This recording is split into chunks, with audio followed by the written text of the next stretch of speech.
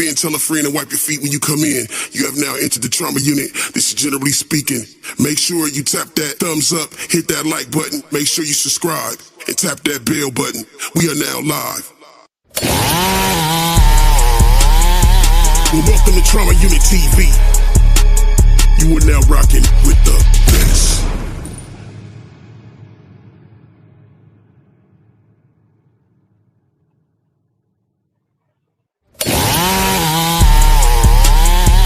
Well, welcome to Trauma Unit TV.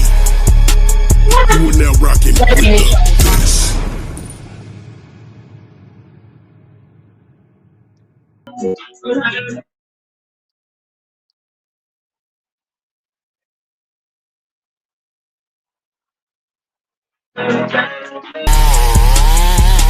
welcome to Trauma Unit TV. You are now rocking with the best. Yeah, man, tap in, man. Look.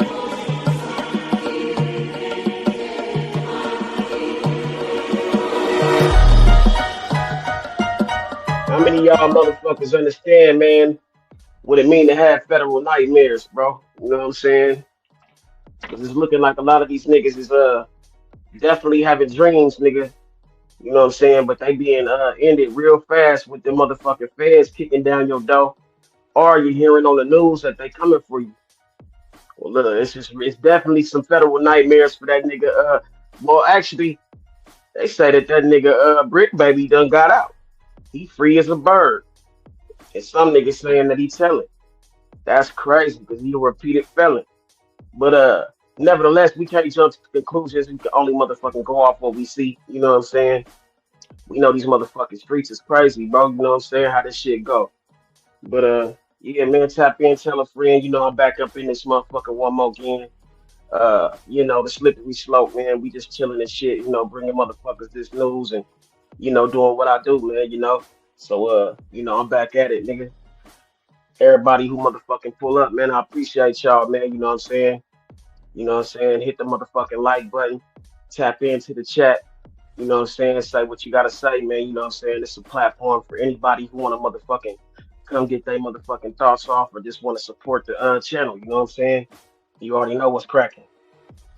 Yeah, man, it's Brick snitching, though. That's the word of the day, man. That's the question of the day. You feel me? I don't know if he is. I don't know if he ain't. All we could do is motherfucking go off what we motherfucking seeing. And a lot of niggas got a lot to say about this shit, man. You know what I'm saying? So, where do we motherfucking begin? You dig? You dig? You dig? I personally, you know what I'm saying? I had some shit to say about this a long time ago, but nobody really motherfucking wanted to really look into it. But now I see that this nigga Big U locked up. Everybody want to motherfucking point the finger and shit like that. But yeah, man. I don't know, man. Y'all motherfuckers tell me, man. You did.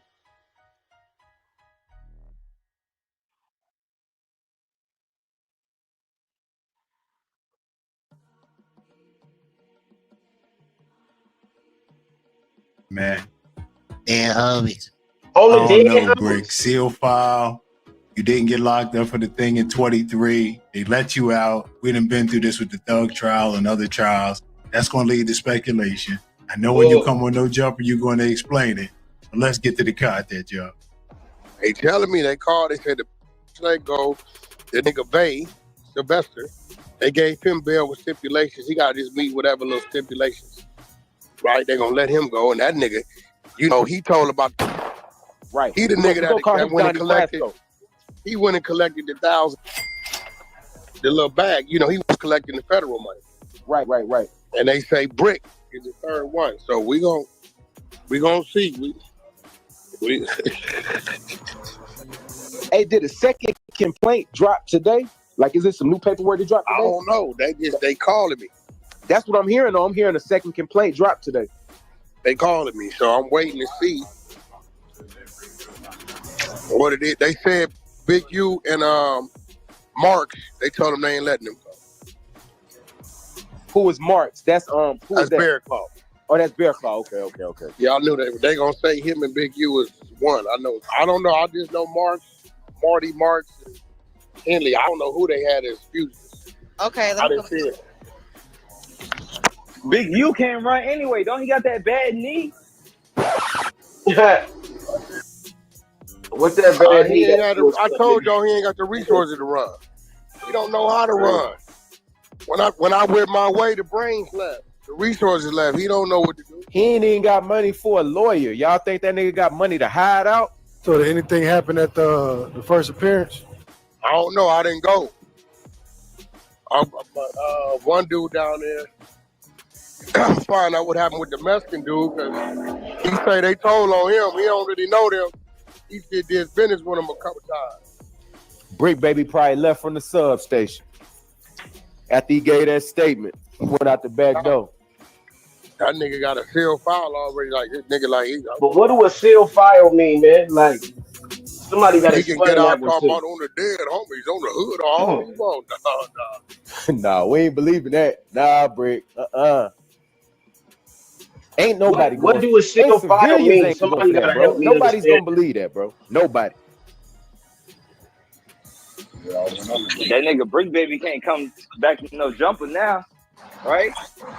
Why he can't? Nigga, that's Adam's a white dude. Nigga, give a oh my God. What you mean? They were in the social media era. Think Adam gonna be stricken because was he told? I don't give a You don't think it's gonna make the spot hot? hot Yeah, how? man. Yeah, what are you talking about, bro? I Hot how? mean, What do you mean if how? he just got picked up on some feds, I don't know. That's not a drug. It's not a dope house. They do podcasting, bro. What That's legal Okay, work. I'm just asking the questions. Okay. I'm saying, what I don't. Spot hot mean you at a spot where you ain't supposed to be doing something. Like the niggas Joe Jumper, like Right, but I was just saying, like, being that he under the microscope, does it don't doesn't make their okay. I heard you. I don't know what he I'm gets just to. asking a question. Nah, he just ain't articulating it right. He just saying basically, I feel like he's saying basically since Brick Baby is part of No Jumper, he feeling like No Jumper is hot now. That's what he's trying to say. It sounds like. Why would it I be mean, no hot jumper when been, they been? nigga, if anything, no jumper been hot, man. If that was the case, because nigga, they been had gang members up there, all types of motherfuckers up there, nigga. So what would this make it any more hot than it's already been? You understand me? Like that was kind of a dumb question, but whatever, nigga. On Brick Baby the last 2-3 years. Right, that doesn't make sense. If it was hot, it already. I mean, Yeah, it definitely ain't make no sense. But I see what he's trying to say. Listen. Yeah, you know, I'm If that was the from case, civil aspect. Like, I don't know how to. look, Nigga, they been if that hot. was the case, they had Brick Baby and Loose Cannon sitting right there live. You think they didn't see it? They could have arrested Shout them out both to the right there in the 12 building. people up in here, man. Y'all They motherfuckers hit definitely was that like watching button, too. man, and say something. Of course they watched. Unless y'all Of all course just they in the were watching. bushes, nigga. Hit that motherfucking Man, the world is hit that changing. Don't chat. nobody Say give a what's it's cracking. just I'm gonna put conversation. this Nobody cares. the link in the chat. Nobody Y'all want to cares, pull bro. up? You know what I'm realizing? A bunch of people Pull up. mad that I wasn't on the indictment. That's crazy. Hey, that's what that really is, bro. Niggas showing their true colors. I'm wondering why though. This nigga's legal. They I ain't want gonna be here locked up with forever Big no U. more That's what they doing that want, bro. shit, You nigga. ain't I'm hear what doing Big U like said? 3 hours, Big 4 U hours. That's Big it. U Fuck basically that. tried to tell on you, bro. In one of those clips, that nigga said, y'all need to pick up whacking 600 too. Yeah, but I'll pick us up for what? Man, that nigga just talking, but you know, like that's basically like that nigga's upset that you're not in jail with him, bro. That's like a nigga, That's what it that's like a sounded nigga like. getting caught and a nigga telling his homie who got away, nah, you need to come in here with me, bro. They caught me, so they catching you too. Yeah, but what I'm saying, Oh yeah, they found us. Yeah. Right, on some they found us type, but you ain't got nothing to do with the This shit. I don't understand. I don't They understand, got us. bro. Nigga, no, they got you. I don't understand this. Why am I not in jail for what? I ain't never did no crime with you, nigga. Ever in life. Right. What he was saying is that where they got Brick and Loose, he was like, I don't put Brick and Loose. You got them. You think they're gonna turn on me? You might as well picked up Whacking 6 if you wanted somebody to turn on me. I don't get. Nah, he said you picking up people that's gonna go against you. I don't know what he meant by that, bro. A lot of shit he said, I don't know what he meant. Just A lot that of he people wanted say you I to didn't know get what he was caught talking with about. him. You don't want to be in there alone. The nigga said 600 was with the feds when they raided his house. I think the nigga was like going through a breakdown. Yeah, he definitely was going through a He breakdown. said, we got the video. As if 600 didn't put the video up. We got the video. Y'all seen 600 was with the Fed? No, we seen 600 drive by your house. It's obvious he's in the street in the car, filming through the passenger side window.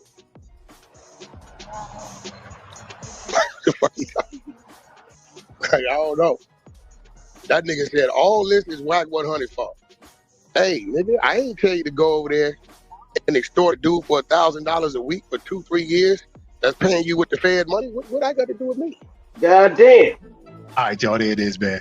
I'm gonna tell you what I think about the Brick Baby thing. Now, ain't that I about said it? this about a year ago, maybe longer. I think he's fully transitioning into the media world. He's a personality. I don't think nobody's going to care about him telling.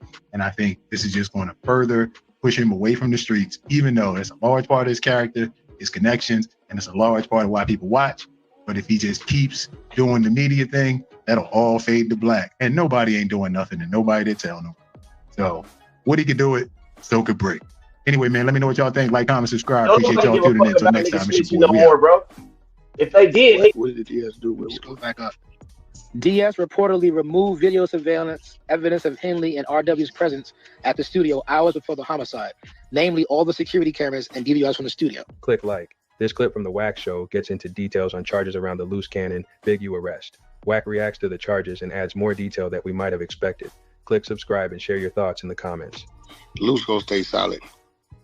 Bear Claw and Hop. 3 out of the 7 gonna stay solid.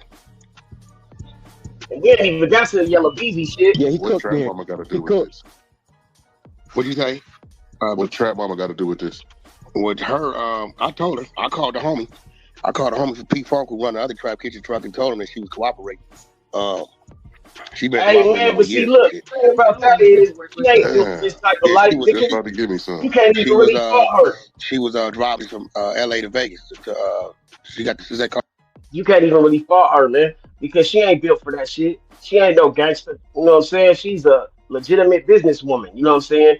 But she just happened to get her hands in some fucked up shit. You know what I'm saying? Like in trap kitchen motherfuckers is really legitimate business. You know what I'm saying? I don't know. I don't know too much about their other dealings, but I know they make some good ass food and they motherfucking do good business. Now, but old girl, nigga, I mean, that's the thing, man. When you got motherfuckers mixed into some gangster shit, you need to keep them all the way out your business because when they get caught, what you think they gonna do? When they get caught up, excuse me, what you think they gonna do? You know what I'm saying? You expect them to motherfucking go to jail and or go, sit down for years and years, nigga, because of some shit that your ass been doing or you been doing? Trafficking. She pregnant too. Yeah, she pregnant. Yeah. You know what I'm saying? Mexican might be on the drug side. Because you remember they found out them fentanyl pills. Yeah, I don't know. That's what I'm saying. I can't tell you. The paperwork is a lot in it. I know it's a lot. He rolling through it. So look, we got everybody in there. How many people we got in this month? All right, we 629 deep. All right, let's keep it rolling. Let's keep it rolling, man. This indictment is a month. But you get a little tired.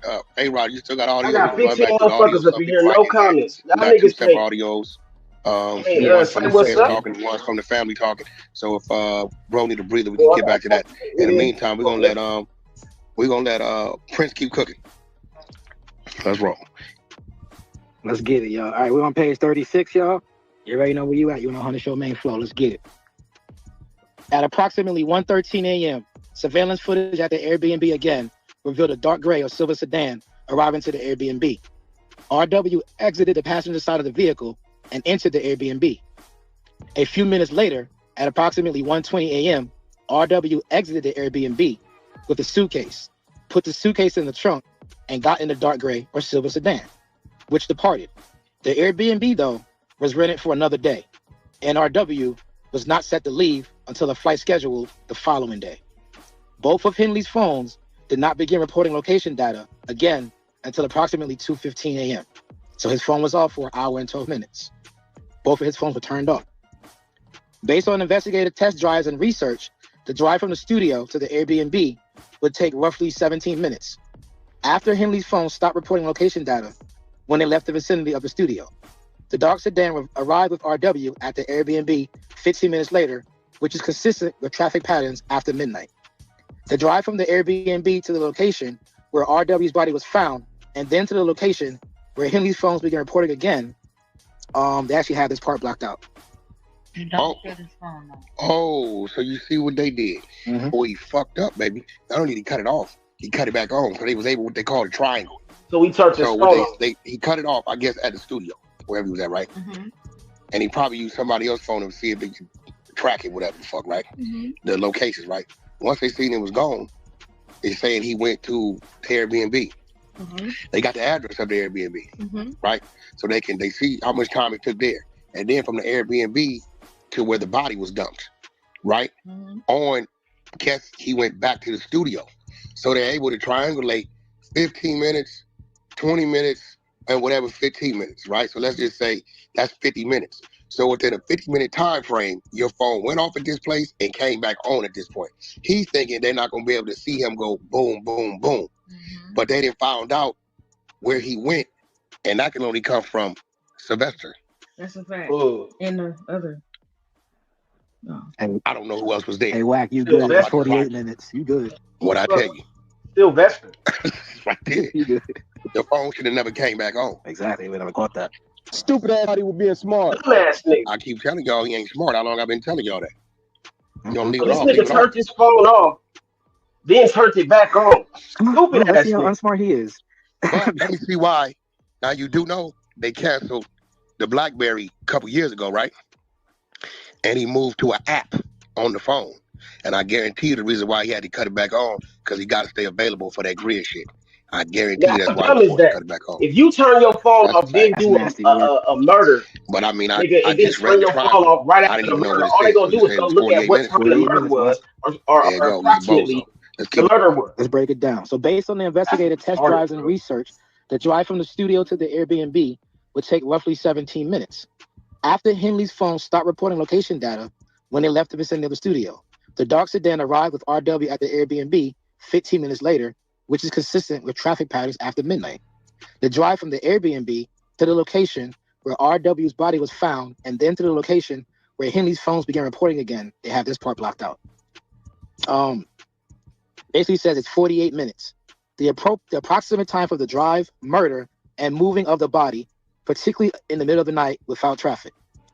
One of Henley's phones then made a call to Robinson, who witness one reported was still at the studio, which is corroborated by Robinson's phone location data.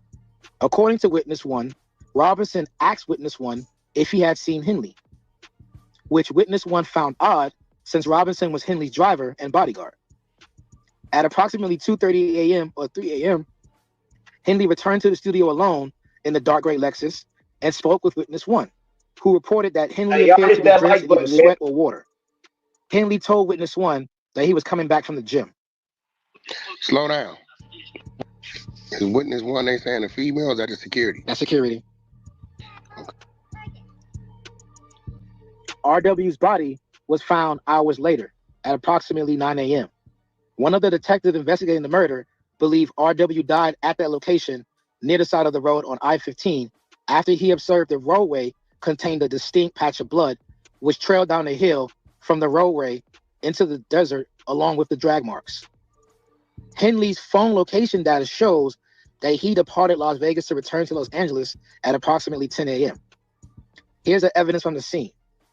Officers and medical professionals responded to the scene of RW's murder, and a subsequent autopsy found that RW died from multiple gunshot wounds. Wow. The responders noted that RW was not dressed for the weather, which was cold and inclement on the night of the murder. DNA was collected from Now, RW's ankle RW sock area, is the football consistent player, with the direction that the little RW young was nigga. dragged into the desert off the highway. The DNA profile obtained was not complete, likely due to the aforementioned inclement weather on the night of the murder. Analysis of Henley's DNA profile was inconclusive, such that he could not be after the murder. Witness 3 went to the studio to fix video cameras that were not working at the studio. After Witness 2 called Witness 3 to fix them, Witness 3 analyzed the equipment and concluded Sloppy the work, DVR bro. system was unplugged or turned off. According to Witness 1, DS then sent him money to purchase new DVR equipment for the studio. I believe that there's probable cause to conclude that footage from the DVR system would have shown an altercation between Henley and RW on the night of January 24th, 2021, and at a minimum, Henley and RW leaving the studio together shortly before RW's murder. Right. Damn, bro. On This is January sloppy work 27, right here, 2021, bro. detectives spoke with RW's family, which was the first time his family learned that RW had died. On January So 28th, detective again spoke with RW's family. Generally, his family confirmed that RW lived in California and worked as a musician. He was recently working with a music producer, Henley, who was also from California, and Henley had booked RW's Airbnb and traveled. RW's family explained that RW was close with Henley and trusted him. Henley coached RW in football since RW was young. RW lived with Henley for a time while in high school. At some point, Henley believed RW had worn a chain that belonged to Henley's son of school without permission, and RW was kicked out of Henley's home. PM, RW's aunt, added that she called Henley on January 27, 2021, after learning RW had been killed. Henley claimed he had not seen or heard from RW and did not know his whereabouts. PM confronted Henley about arranging a trip for RW to record in Las Vegas, and then Henley admitted that he had done so. PM had overheard Henley speaking with someone named KF, whom investigators later interviewed. I don't know who KF is, what? About RW's travel arrangements. In a later interview, during the pendency of this investigation, PM said that Henley would call her on a weekly basis prior to the murder, but after that call on January 27, 2021, PM never called again, never again heard from Henley. Las Vegas PD also learned that a CA, a friend of RW, spent the week in Las Vegas and visited RW's Airbnb.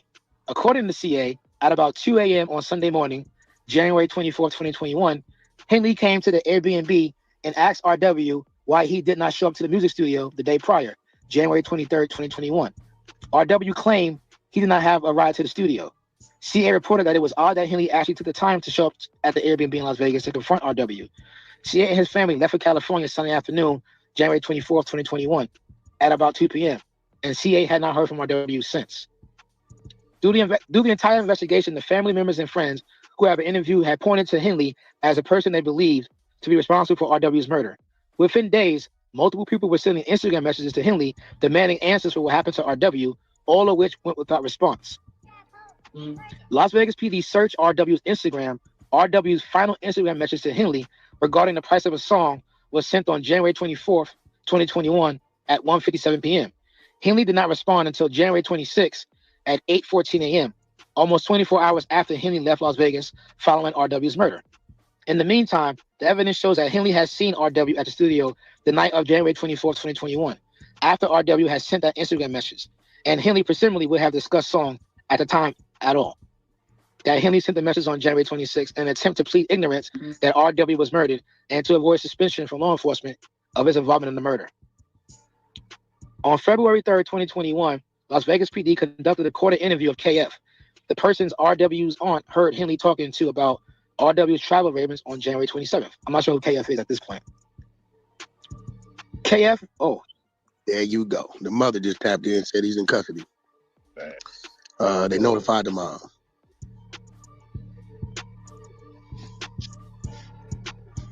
Like I told you on the 100 side of the clubhouse, information rolls through. We get it. We discuss it. It's content. We in the metaverse in it.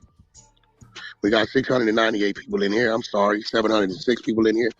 I can't see the chat. We're going to continue to keep the ball rolling. They picked up 2 more people since the room been running. It looked like Big U's the main one they picked up.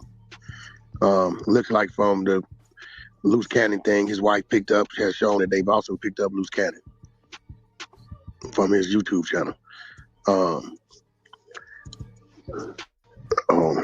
So Brick Baby the only one that's out. They done let Brick Baby out. You know what I'm saying?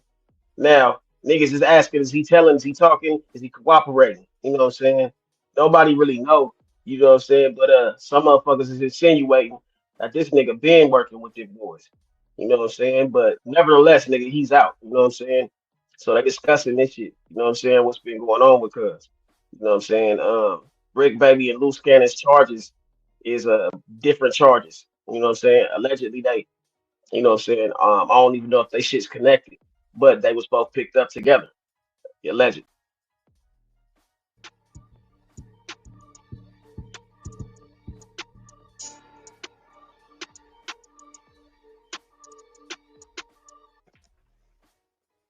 Hey, Queen. SH had not done this before during the entirety of the wiretap. Henley answered, "What's up, Dad?" Further showing the nature of the call. SH then explained that the detectives came by their home and were looking for him and talking to others. Henley asked how many officers, but was otherwise extremely circumspect. In the hundreds of hours of calls captured that the detectives had listened to, Henley's voice was notably and conspicuously different on this call. SH also lied to police, stating that Henley only lived at this one address sometimes. In actuality, the FBI observed on surveillance and in months of cell site location data that Henley was there most nights unless he was traveling. After the call, Henley did not return home for 2 weeks again, something he had not done during the entirety of surveillance or on-site location data received by law enforcement. Moreover, that night, victim 1 paid an extortion fee to Robinson, who was driving Henley's Mercedes. Again, Robinson driving Henley's Mercedes was something that had not occurred before during the course of the investigation. Based upon the agent's training experience, they believe that Henley not returning home for 2 weeks and having one of his associates driving his car were attempts by Henley to avoid law enforcement regarding RW's murder. On or about February 14th, 2023, at approximately 12:05 p.m., Henley called Martin. During an intercepted call, Henley told Martin he wanted to meet with him at Martin's auto shop to discuss the police investigation into RW's murder. The following is a transcript of their conversation. Here we go. Henley, 5 detectives went by my house this morning from Las Vegas, and you said they wanted to talk to me. You hear me? Martin says, yeah. Henley, probably let you know they was asking about RW, and told, it said the static cuts out, 2-year anniversary. It was, they wanted to follow up and talk to everybody who was close. And where were you at? Martin says, I'm at the shop. Henley says, all right, I'm pulling up on you. Martin says, all right. Based on other intercepts, the agent knows that Henley believed the FBI may be intercepting his telephone calls. Therefore, he believed he wanted to meet Martin in person regarding the murder in order to avoid speaking on a telephone line that may be intercepted by law enforcement. Following the call to Martin, Henley immediately placed multiple calls to DS, the person who reportedly removed the video surveillance footage from the studio. The first few calls were not answered. Then Henley told DS he needed to meet with him. The following is a transcription of a portion of the conversation. Henley, where you at? DS, at the house, ready to jump in the shower. What you on? Henley, I need to pull up on you. DS, all right. I'm right here at the house. Henley, all right. I got to pull up on you. DS, how long are you going to be? Henley, you about to go nowhere, are you? Nah. Henley, okay. DS, I'll jump in the shower, though. It's ready, though. Henley, okay. DS, all right, for sure. As discussed above, DS reportedly removed video surveillance evidence of Henley and RW's presence at the studio hours before the homicide, namely all the security cameras and DVRs from the studio. On February 16, 2023, Henley was on the phone with DS. Henley told DS he was traveling to Las Vegas the following day where Witness 2 was located. On February 16, 2023, Henley was on the phone with DS. Henley told DS he was traveling to Las Vegas the following day where Witness 2 was located. Las Vegas PD had begun interviews of witnesses regarding RW's murder. And I believe that Henley may have been going to Las Vegas to confront Witness 2 to see if he had talked to law enforcement. So we know Witness 2 is a he. On February 21st, 2023, Henley received a phone call from his son. Henley's son told Henley that Las Vegas PD called him about RW and suggested that detective had spoken to SH and Henley already. Henley told his son that nobody had spoken to him and that detectives directed him not to talk to anyone anymore about RW. That same day, Henley called SH to tell her that LVPD detectives had called their son about RW and what was said. He called who? Henley called SH to tell her that the detectives had called their son about RW and what was said. Henley told SH to call LD. LD is the mother of KF. So I guess we know who KF is now, right? Henley told SH to call LD. LD is the mother of KF. Henley's employee who booked victims RW's travel arrangements and lied to investigators when questioned. So that's whoever is his manager doing Nick Music is KF. And LD is the mother of KF. Let me keep going. LD's the mother of KF. And KF is an employee who booked the victim's travel. They work for Unique Music as a manager. What? Right? Oh, okay. This shit getting crazy. Oh, we got some shit better get crazy. Let's keep going. We'll figure out who LDKF is in a minute. We got to get to this juicy shit. So it says during the course of the Title III interceptions, the investigator listened to multiple calls in which Henley directed those who wanted to discuss illegal activity to contact him on FaceTime or WhatsApp. I believe that Henley did so because those applications are encrypted, and Henley suspected that his phones were wiretapped at various times. Hold on, slow down. It's a DS in there? It's a DS. And they said DS is what? What did the DS do? Let's go back up. DS reportedly removed video surveillance evidence of Henley and RW's presence at the studio hours before the homicide, namely all the security cameras and DVRs from the studio. It says DS. And this has something to do with the Williams boy? Yeah. So that's the person that went to the studio and removed all the camera footage. And they're saying that the camera footage would have shown them scrapping inside the studio the day prior. The day prior? It's like the murder. It's like 12:01, so they're saying like that night, and then they have to go to the next day, basically. So what time they say the murder happened? They said like 2 a.m. something like that. Wow, and that's the time he turned his phone off. He's hella dumb. But they got him going 2 hours after. Yeah, they got him going back a couple days later, destroying all the footage and taking all the cameras and shit out on the studio. Hey, Wack, look at your phone. No, hold on. You know how? I know. What you talking about, Big U? Bruh. Nah, something else. Look at your phone. Brick Baby involved. Oh, we went that up already. Oh yeah, we know that. We went through it. We already know that. I just want to text you that, Ghost. Ghost, boy, you better stay grounded, Ghost. Stay grounded. Okay, let me. Oh, now this studio is this? Because I remember earlier they said something about a Grammy-nominated studio. Is this another studio? This is the studio. Hold on. This is a studio in Vegas. Did they get the location? Because I remember them saying a Grammy-nominated studio one. Or did he leave that and go to another location? There's two studios, one that they own and one that they don't own that they're talking about. Okay, I know who these people are. Yeah, Let's keep going. All right. Let me go back up. Hold on. He's going to tell too. Who? DS? Yeah, DS going to talk. Oh, wait. He's probably the engineer. He's probably the engineer, bro. And he's probably the one who told Big U that niggas was right, that the nigga wrote the diss song. What you gonna pop up in here somewhere too? The restaurant lady, son. He probably was so shook of Big U, he had to tell him, like, hey, nigga, this nigga made a diss song about you. It says, later that same day.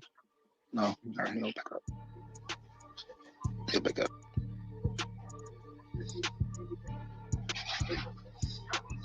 That's all they gotta do is figure out who the engineer was. They're just talking about how Henley's KF is Henley's employee who booked victim RW's travel. Right? They lied to investigators when they were questioned. KF or DS? KF is Henley's employee who booked the travel for the victim. They work for Henley under Unique Music as a manager, and they're responsible for booking all of the travel for his artists. So that's KF. LD is KF's mom. Right? And then DS is the one who went back to the studio and got rid of the evidence. So they're going to arrest DS? Unless he telling already. Oh, he going to tell that to weigh 100 pounds. He telling. Oh.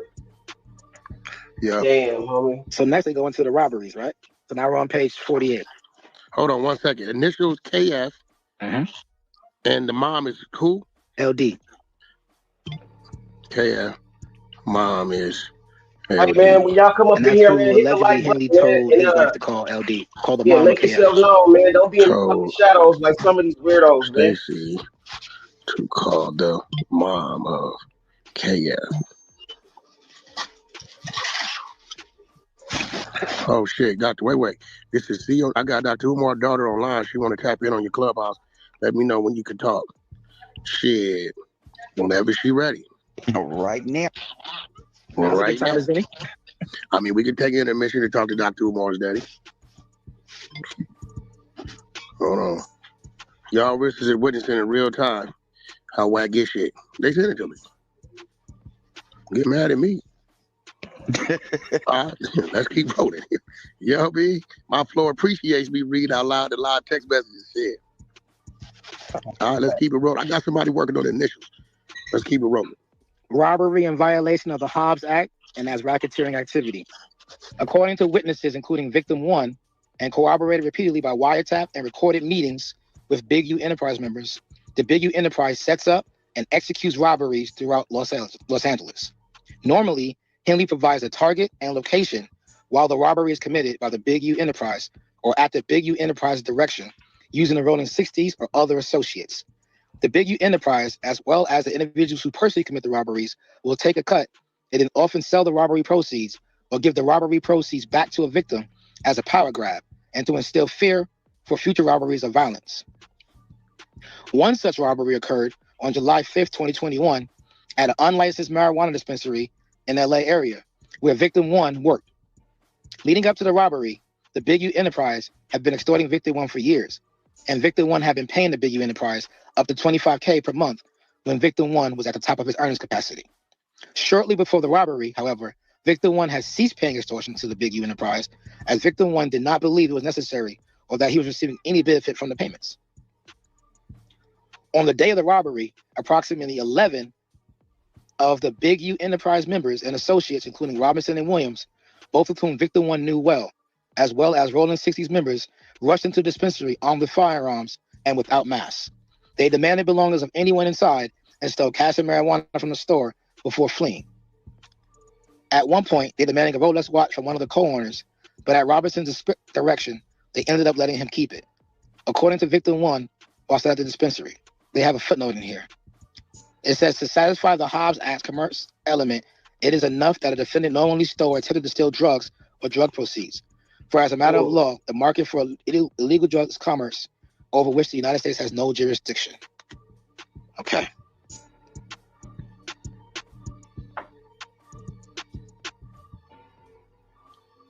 According to victim 1, at one point they demanded a Rolex watch from one of the co-owners, but at Robinson's discretion, they ended up letting him keep it. According to victim 1, while still at the dispensary, the robbers put victim 1 on the phone with Henley, who invited victim 1 to Henley's home. According to victim 1, when victim 1 arrived at Henley's Arlington premises, Robinson, Williams, and other robbers were there, as well the proceeds of the robbery. Inside, Henley told victim 1, "That's how you rob yourself." Henley then demanded $10,000 from victim 1 to ensure other robberies did not occur. Henley also directed victim 1 to identify other businesses or dispensaries that could be similarly robbed and assured victim 1 that the Big U Enterprise would compensate him for identifying any robberies. Henley then provided a portion of the robberies proceeds back to victim 1. I have a footnote here.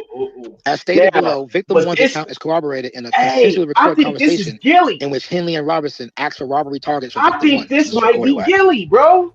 It says this. I think this might be Gilly, bro. If I'm not mistaken, I think this might be Gilly, bro. The nigga from $1 million worth of game, bro. Gilly from Philly, bro.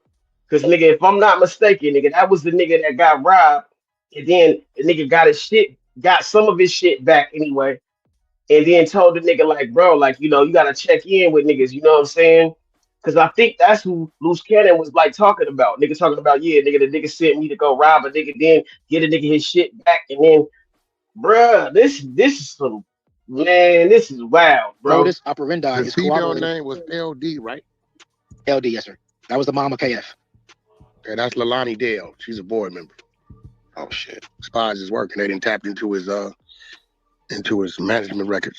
They didn't get. So I don't know who she is, but she's a board member. Lalani Dale. I'm almost 80% sure they got what I'm reading next, guys. Whack is what they have on wiretap, right? Oh yeah, I know. The Queen was just reading some of that shit. This shit finna get crazy. Man, y'all hit the motherfucking like button, boy. Let's go. Oh shit! This is not coming from me. I'm gonna say your name. I got you. Nobody bigger than the guy. I got you. Let's go. I got you, dog. All right. Williams later admitted to this robbery in the aftermath on a podcast. On the No Jumper podcast, after stating that Williams was Henley's right-hand man, Williams explained, so basically, he'll manipulate things. We'll go and do something. And then the same niggas we do it to show up to the house like 10 minutes later as we're trying to count everything. And we'd be like, how the fuck? Williams then said that Henley would state, well, we just going to give him like $40,000 back. Whack 100, who is a rival counterpart of Henley's for the Bloods, I'm was positive also damn on the near that's podcast and Gilly, stated, bro. That's crazy, bro. you know why he wanted to give the dude back to 40, right? Because he was going to get make the 20 dude of lose it. him 20 for getting it back. Williams didn't agree, of course. Wow, this nigga's grimy. He did it to two famous rappers. Williams then detailed demanding $50,000 from the celebrity rapper RR, or they would kill celebrity rapper MM. So we can assume that's Rick Ross and Meek Mill. Man, be Williams good. then Be said good at Rick it. Ross dropped off the $50,000, and Henley stopped answering the phone, and did not share Meek any of the Mill. proceeds with Williams. According to It was further either No Jumper and it was Vlad one of TV them three segments, niggas. Henley then served a cease and desist order on No Jumper, and his podcast episode was removed from the platform, although a recording of the episode remained available elsewhere online. Want me to stop there? Hey, bro, read this shit. Either Millie or Gilly. Williams' recounting of this robbery occurred years after the robbery of Victim 1's dispensary, and years after Victim 1 had already recounted and documented the robbery for the FBI. So Victim 1 already recounted and documented the robbery for the FBI. Victim Lately, 1 Williams already then cooperated. That's what it says, and documented the robbery for the FBI. Okay, what robbery we talking about? Are we talking about the marijuana? Yeah, the dispensary. Dispensary Dispensary, robbery. nigga. That was Dale. Winston That's for Dale, nigga. Name dispensary, out. nigga. Got Dale, that? I'm sorry. You ratting. That's Dale. Go ahead. Let's keep it going. Lately, Williams has claimed in multiple interviews that he is no longer affiliated with Big U, whom he now refers to as Big Useless or Big Uterus. However, Williams can... yo, Big uterus. That's right. Yo, this shit diabolical. Go ahead, bro. God damn, let's go. However, Williams continues to discuss bro. former Big U enterprise businesses, to discuss and threaten violent assaults and robberies, and to actually commit the same. For example, on January 3rd, 2025, outside of the No Jumper podcast filming location in LA, Williams struck the victim in the head multiple times with a firearm and pointed a firearm at the back of his head, while two other suspects removed valuables from the victim, including jewelry, cash, and a cell phone, an excess value of $5,000. The victim lost consciousness during the incident, which was captured on video and posted to social media, apparently to stoke fear and boast of Williams' pen for violence. After the incident, Williams posted a 7-minute video on his YouTube channel discussing the beating, stating that he used to be Big Useless enforcer, and that he loves to fight, and that the incident could have been a lot worse. Williams' post also played a portion of the assault. Similarly, on February 25th, 2025, Williams posted a video on his YouTube channel in which he threatened anyone that is at odds with him to do something bad to you, your mama, your daddy, anybody. In that same video, Williams walked through the checking in process and walked through the fact that he would rob any celebrity who did not check in, including at an Airbnb, a restaurant, a car wash, or anywhere. Williams also said that he was with Henley when rapper Rakim Hashim Allen, aka PNB Rock, was robbed and killed. That they told him to. This part is blacked out. They told him to, and that they would get the jury later. That's wild. Hold on, I've never heard him. What the? Like, nigga, am I a fucking I've never psychic? heard loose cannon. Or do First I of just all, have a good they already know who motherfucking robbed him. intuition? That ain't got nothing to do with Big U on him. So where did that come Yeah, from? man, but I knew they was Where gonna did they pull get up. that? I knew they was gonna bring that up. Back up. Let me read it again. Somehow. Similarly, on February 25th, 2025, Williams posted a video on his YouTube channel in which he threatened anyone that is at odds with him to do something bad to you, your mama, your daddy, anybody. They just trying to tie that in because they assuming that any rapper that came to fucking Cali without checking in, Big U had something to do with it. You know what I'm saying? That's what they doing with that shit. Because I don't even think Big U really had nothing to do with that. But they making it seem like, nigga, I mean, shit. Well, you do have a motherfucking reputation for robbing rappers. You know what I'm saying? So who's to say? You know what I'm saying? These motherfuckers, man, is really, man, this shit crazy, bro. In that same video, Williams walked through the checking in process and walked through the fact that he would rob any celebrity who did not check in, including at an Airbnb, a restaurant, a car wash, or anywhere. Williams also said that he was with Henley when rapper Rakim Hashim Allen, aka PNB Rock, was robbed and killed, that they told him to blank and that they would get the jury later. Okay, that don't make sense. So he said this on his channel? That's what it says. What was the date? February what? February 25th. February 25th. Somebody go get that. That don't make sense because Big U had no involvement. That shit on the east side. Let's get that straight. Yeah, it says walk through the kidnapping. It says also walk through the kidnapping of a famous rapper that Williams and Henley committed together and then discussed several Big U enterprise associates being good in LA because they have checked in. Some of those mentioned were Boosie? Let me see. I don't see where he goes. Boosie, Wiz Khalifa? Who you talking about? Yeah, he ain't had nothing to do with that PNB shit. I don't know. That's wild. Yeah, I'm finding that hard to believe he said that. Like, I mean, shit. Both the people been convicted. The father and son. Yeah, man, that's wild, bro. Well, when It says, according to Williams' statements in the publicly available online video, he kidnapped the victim, put him in the trunk of his car, and drove him to Henley's home. Wow. Okay. He said that on a video? Yeah, it says, according to Williams' statements in the publicly available online video, he kidnapped the victim, put him in the trunk of his car, and drove him to Henley's home. So that's what he's talking about. He kidnapped a famous rapper that Williams and Henley committed together, and then discussed several Big U associates being good in the lake. They did check in. Well, he didn't put no name on it. He put no name on it. Doesn't look like.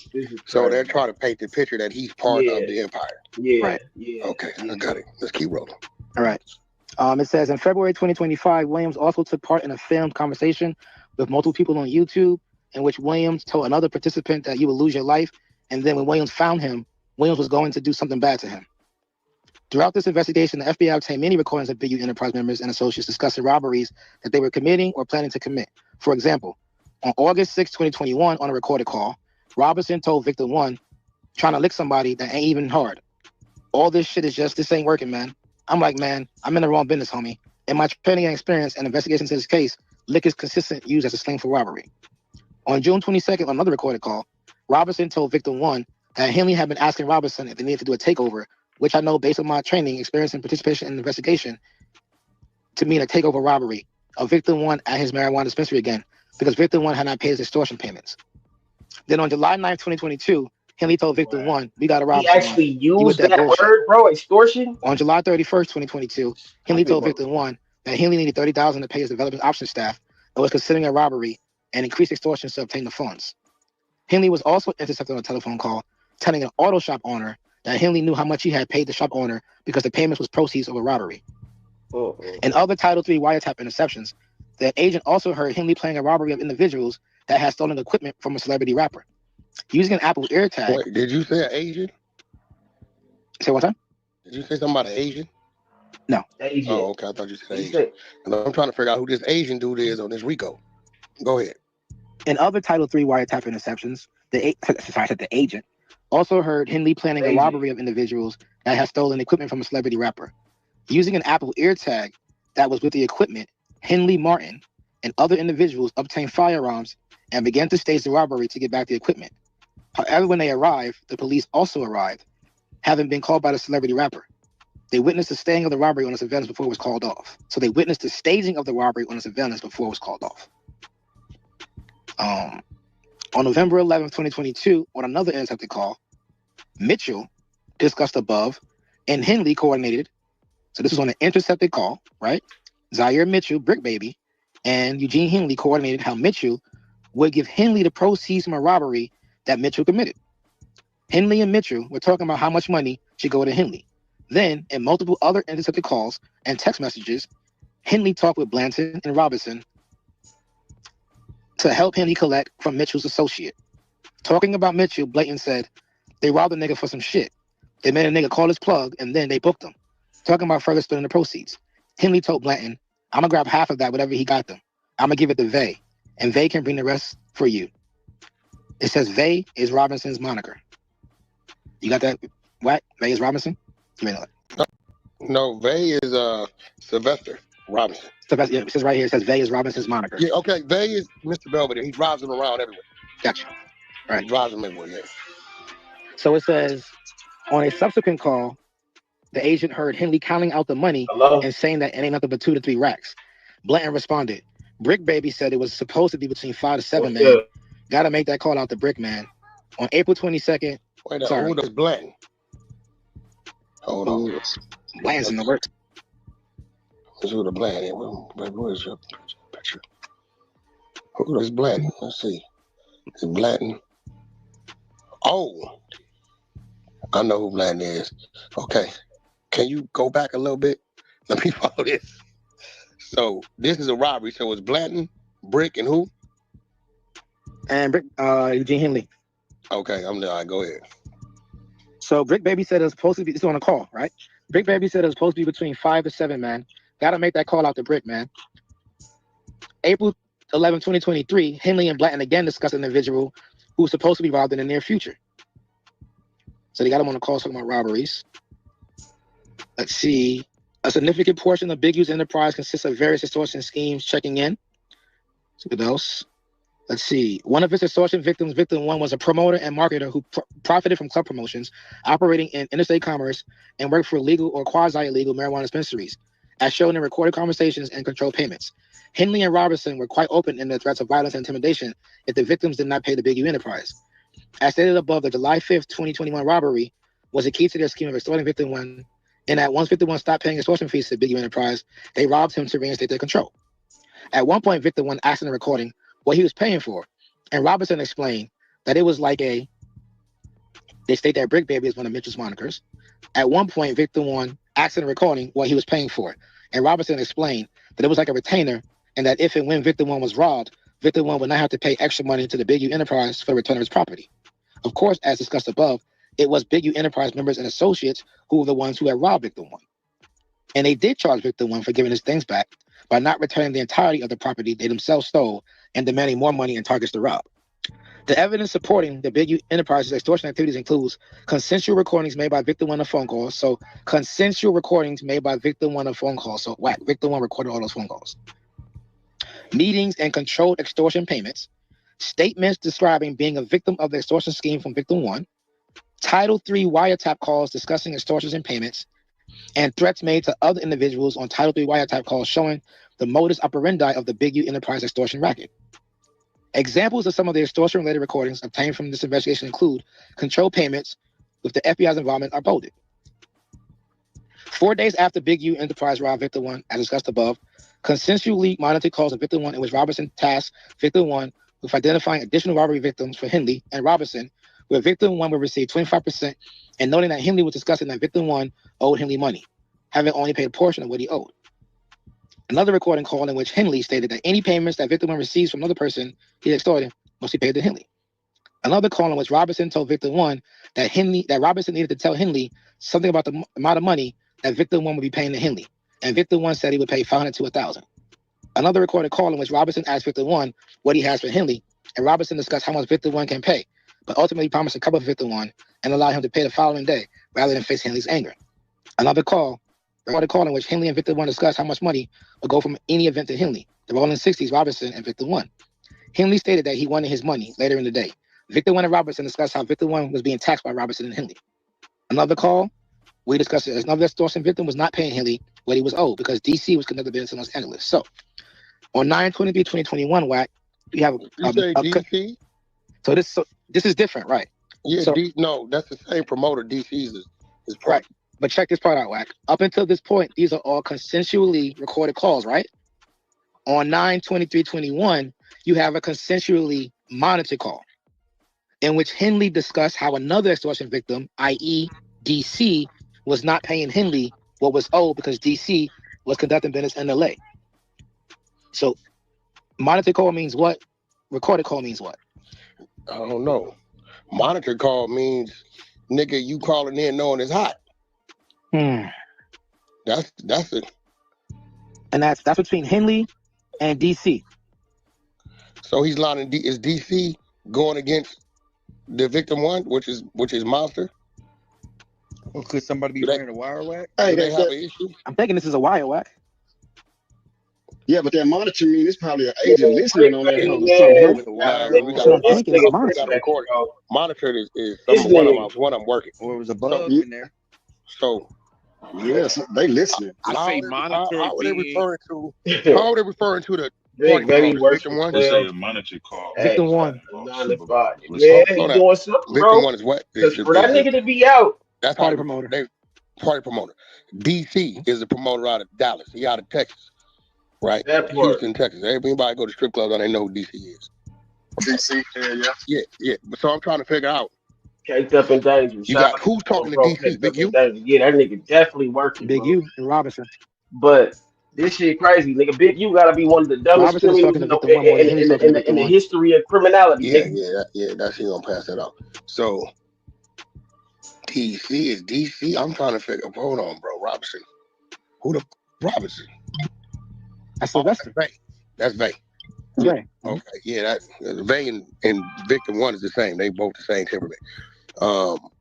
DC. So who's talking to DC? Big U? So right now we have a consensually monitored call in which Henley discussed how another extortion victim was not paying Henley what he was owed. So this has to be a wire somewhere. DC wire. What in the fuck? Is he talking to DC? Let me see. DC monitor call in which Henley discussed how another extortion victim. This gotta go on says, America's i.e. Dumbest DC Criminals. was not. He's talking about i.e. the victim is DC. Doesn't say he's talking directly to DC. Let me keep going. DC was not conducted in this. So the next one is a recorded call in which Henley stated that he was just taking over the account, referring to DC, and that he would be taking every fifth table that is sold at DC's club. The fans ain't gotta do shit. That's a Just recorded call. listen to podcasts all Every fifth day. table that DC's club is These taking over. stupid ass niggas. So he's telling somebody this. He ain't telling DC this. No, it's a recorded call. Okay. But the only recorded calls are coming from Victim One. Right. Victim One. That's Dale. Dale already, huh? What'd you say? I said loose lips? I said juicy lips. Oh, you talking about your lips? Yeah. I know they are. I told you that. Okay, Dale, which is Monster. Dale and Monster, same person. He's a party promoter. That's Victim One. He already working. We know he working. We got him. Go ahead. So Big U's talking to somebody else about the play he's gonna run on DC is what his paperwork saying. We got it. So that means whoever Big U talking to is wired. He wired with it. So that went to the Queen, asking about that Title III communication. All right, let's keep it. We trying to figure out what he's talking to. Okay, here we go. We got some more.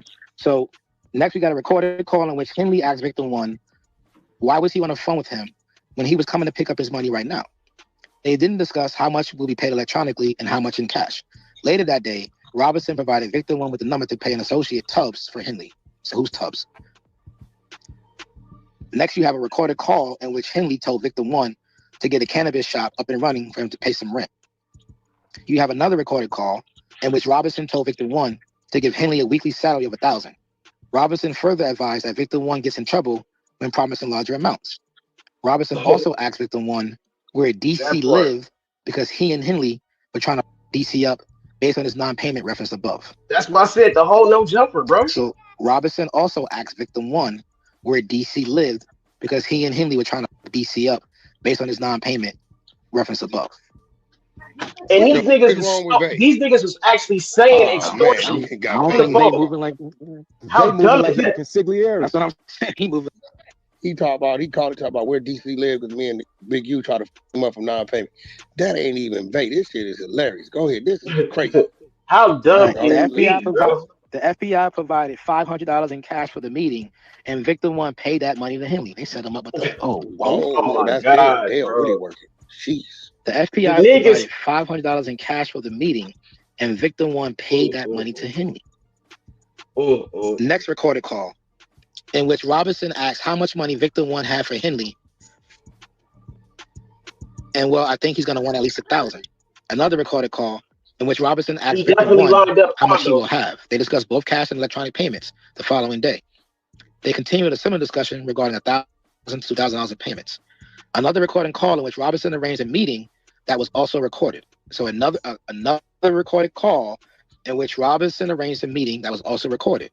The FBI provided $1,000 in cash that Victim One paid to Robinson for Henley. Whoa, this nigga Dale was all the way out there. That's crazy work, bro. And Robinson in the discussion.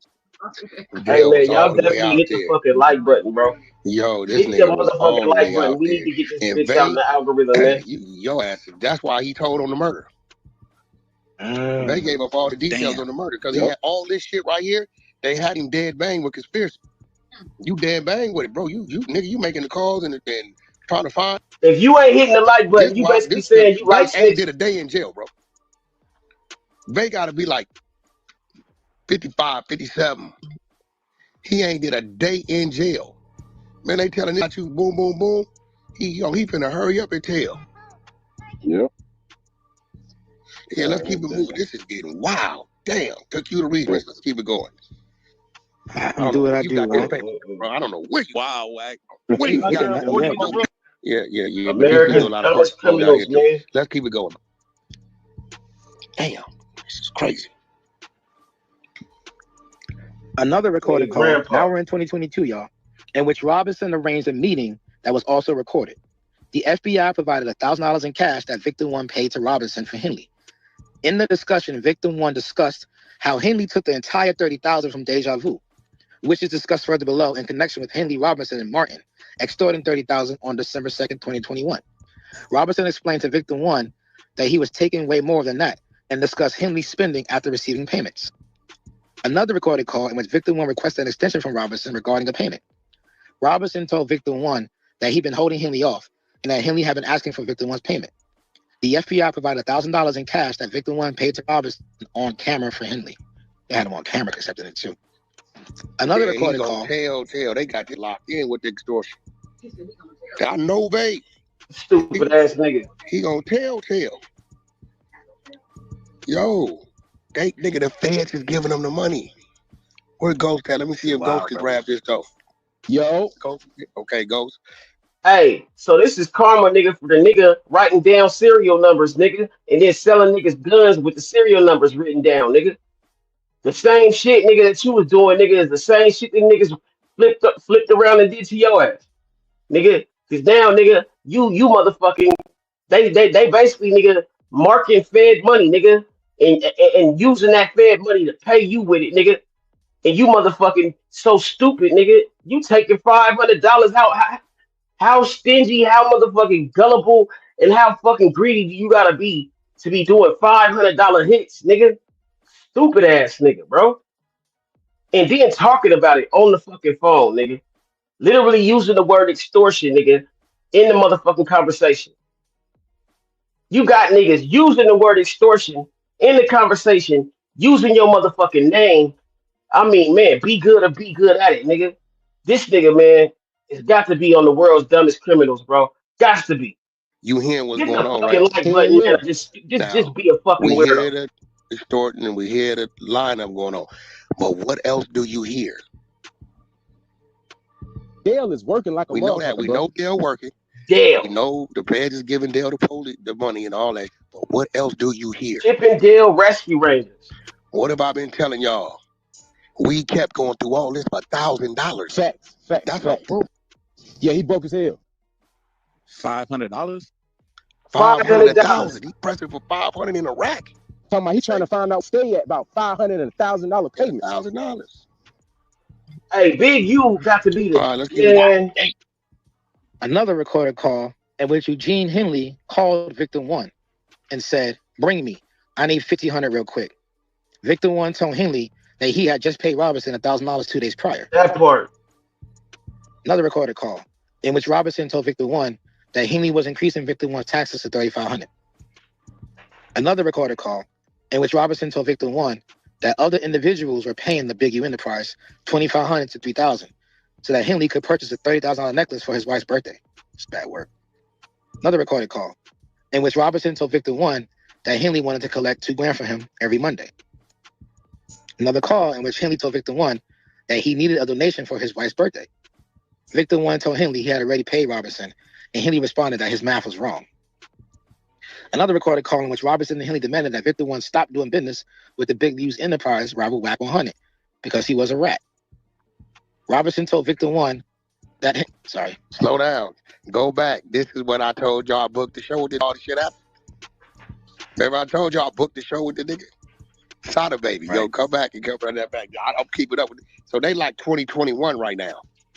It's got to be 2021-ish. It's COVID is happening right now. 2021, 2022. Let's keep it moving. Yeah, let's run that. So now it says, Rashad, Robinson told Victim 1 that Henley had been asking for money from Victim 1 and that Henley asked if they needed to do a takeover of Victim 1 as they had with the previous armed robbery of Victim 1's marijuana dispensary. Another recorded call in which Robinson told Victim 1 that Henley was angry and needed 2 racks for him. Another recorded call in which Henley demanded money from Victim 1 Henley told victim 1 that he needed the money for taxes and EDD. Huh? Now we're in July 2022. Another recorded call in which Henley told victim 1 that he needed $30,000 in the next couple of weeks to pay his developing options staff and was considering a robbery and increased extortion payments to obtain the funds. Big U specifically said he did not care if they had to rob Peter to pay Paul. They need to get down, which is the slang for robbery. Victim 1 then paid $1,500 of his own money on camera. Henley said we bumped the weekly down to $1,500. Victim 1 paid Robertson $1,500 from the FBI on camera. Robertson and Victim 1 discussed the history of payments Victim 1 had made to Henley, and that Robertson, according to Robertson, did all the work. Henley then arrived at the location. Another recorded call in which Robertson told Victim 1 he needed money, followed by Robertson consulting on Victim 1's anxiety and fear of Henley, how Victim 1 can get more time to make the payment, and how to calm Henley down by paying a portion of what he is owed. Another recorded call in which Robertson asked what time Victim 1 would meet for money. Victim 1 then paid Robertson $2,000 of FBI-provided funds on camera. During the conversation, Victim 1 asked what he was paying for. Robertson said, if anybody come rob you, you ain't gonna pay extra money to get your shit back. Robertson described it as a street shield. Victim 1, though, has told agents that only Robertson and Henley have robbed him. Damn. In the same meeting, Robertson told Victim 1 that Henley was a buffer and that Henley was only OG, so actively killing people. Now we're in September 2022. Another recorded call in which Robertson asked Victim 1 for his location so they could get the payment out of the way. Victim 1 then paid Robertson $1,000 of his own money on camera. Another recorded call in which Robertson arranged to meet Victim 1 for payment. Victim 1 then paid Robertson $2,000 of his own money on camera. Another recorded call in which Robertson told Victim 1 that if he was not in the middle of Victim 1 and Henley, it would be very, very, very, very bad. Robertson also stated that there are 2 people that owe the Big U Enterprise $200,000, and Robertson had yet to threaten them. Another recorded call in which Robertson wanted to pick up payment for Henley. Victim 1 then paid Robertson $2,000 FBI provided on camera. That's a lot of money being paid on camera, y'all. Another recorded call in which Henley chastised Victim 1 because someone associated with Victim 1 stated that he was working with Henley. Henley told Victim 1 that Victim 1 had to pay Henley for Victim 1's associate using his name. Victim 1 told Henley that he had nothing to do with it and questioned how to get the money from him. Henley repeatedly said to tie him up if that was necessary, but that Henley would not get involved. In the same call, Henley said that if Victim 1 paid his rent, he would let him off for the weekly tax payment.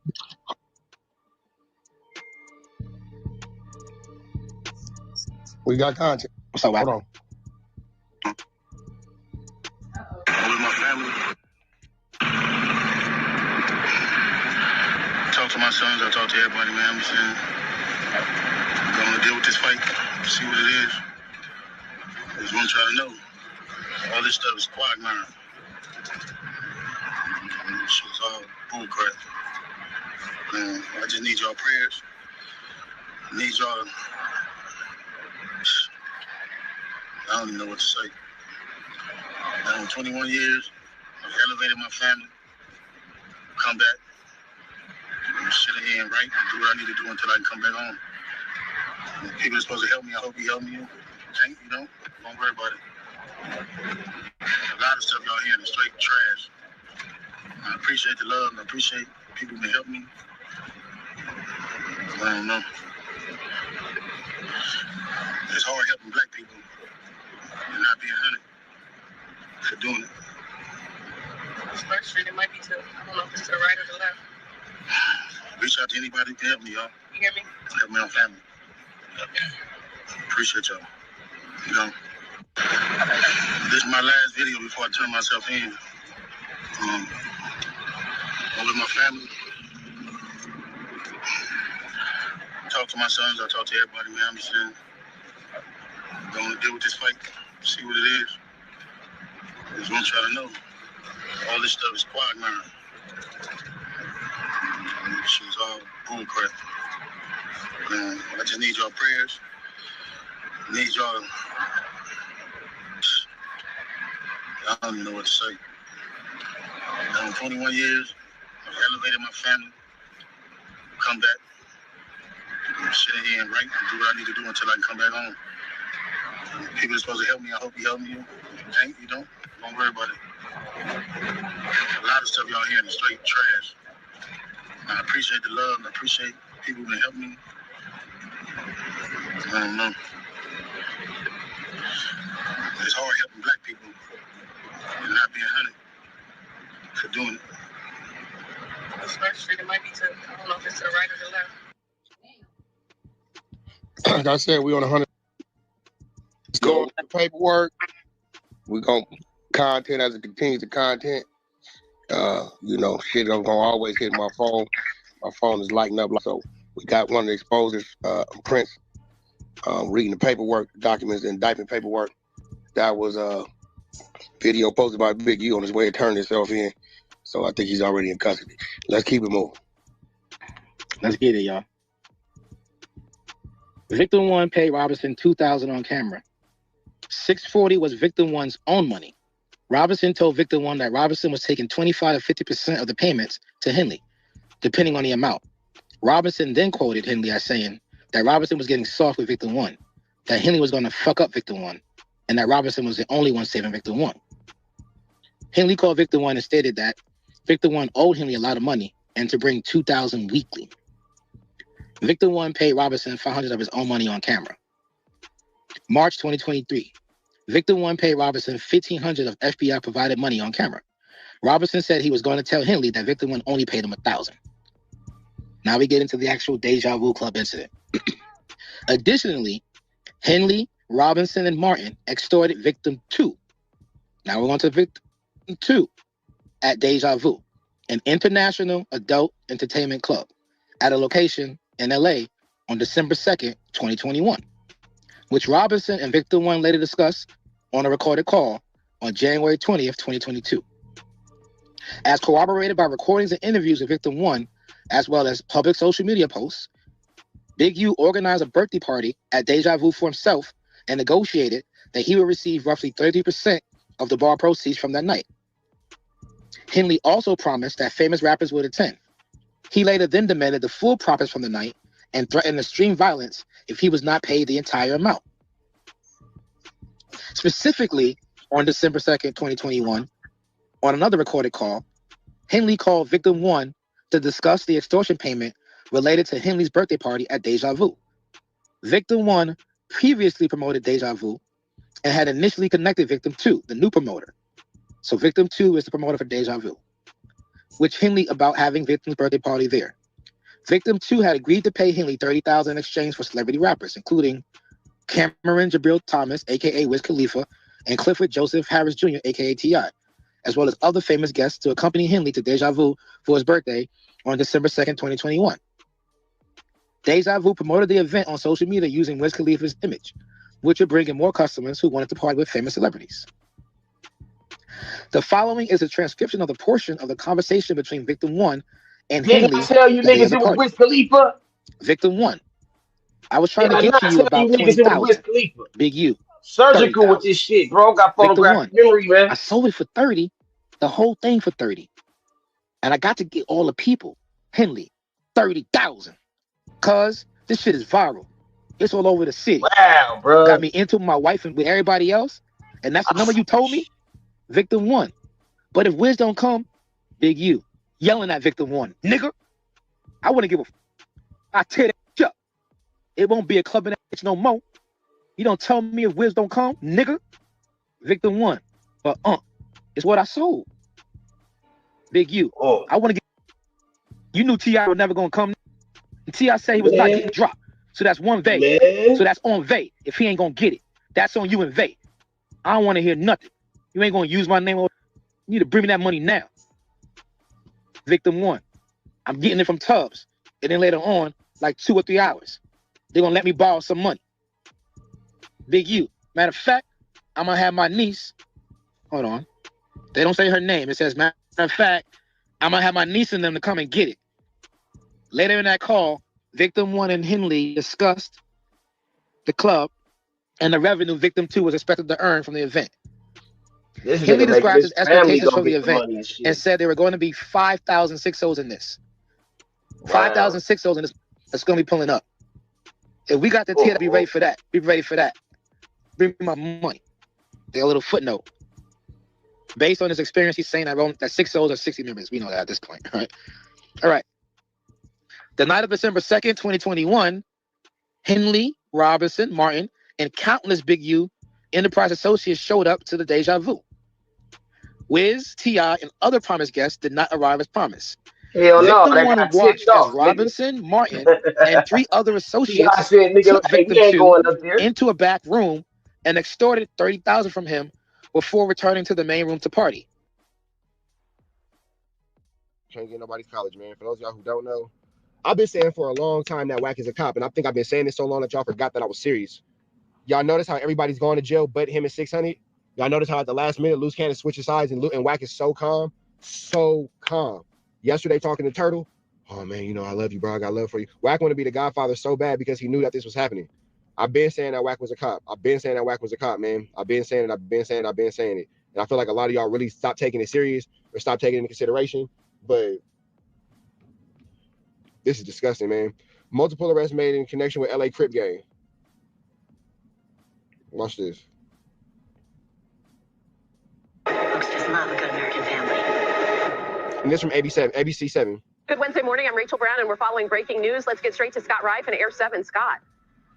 Rachel, we're in West LA, right behind the Federal Building off Wilshire Boulevard in the 405, where we have a multi-agency investigation. The FBI, the LAPD, and U.S. Marshals. According to the FBI, early this morning, they raided the Rolling 60s neighborhood Crip. Now, we've seen at least a dozen gang members that have been detained and arrested here. Exactly where that raid was conducted is unclear, but we understand more suspects are en route to be booked here. Rachel? All right, Scott, thank you. Hold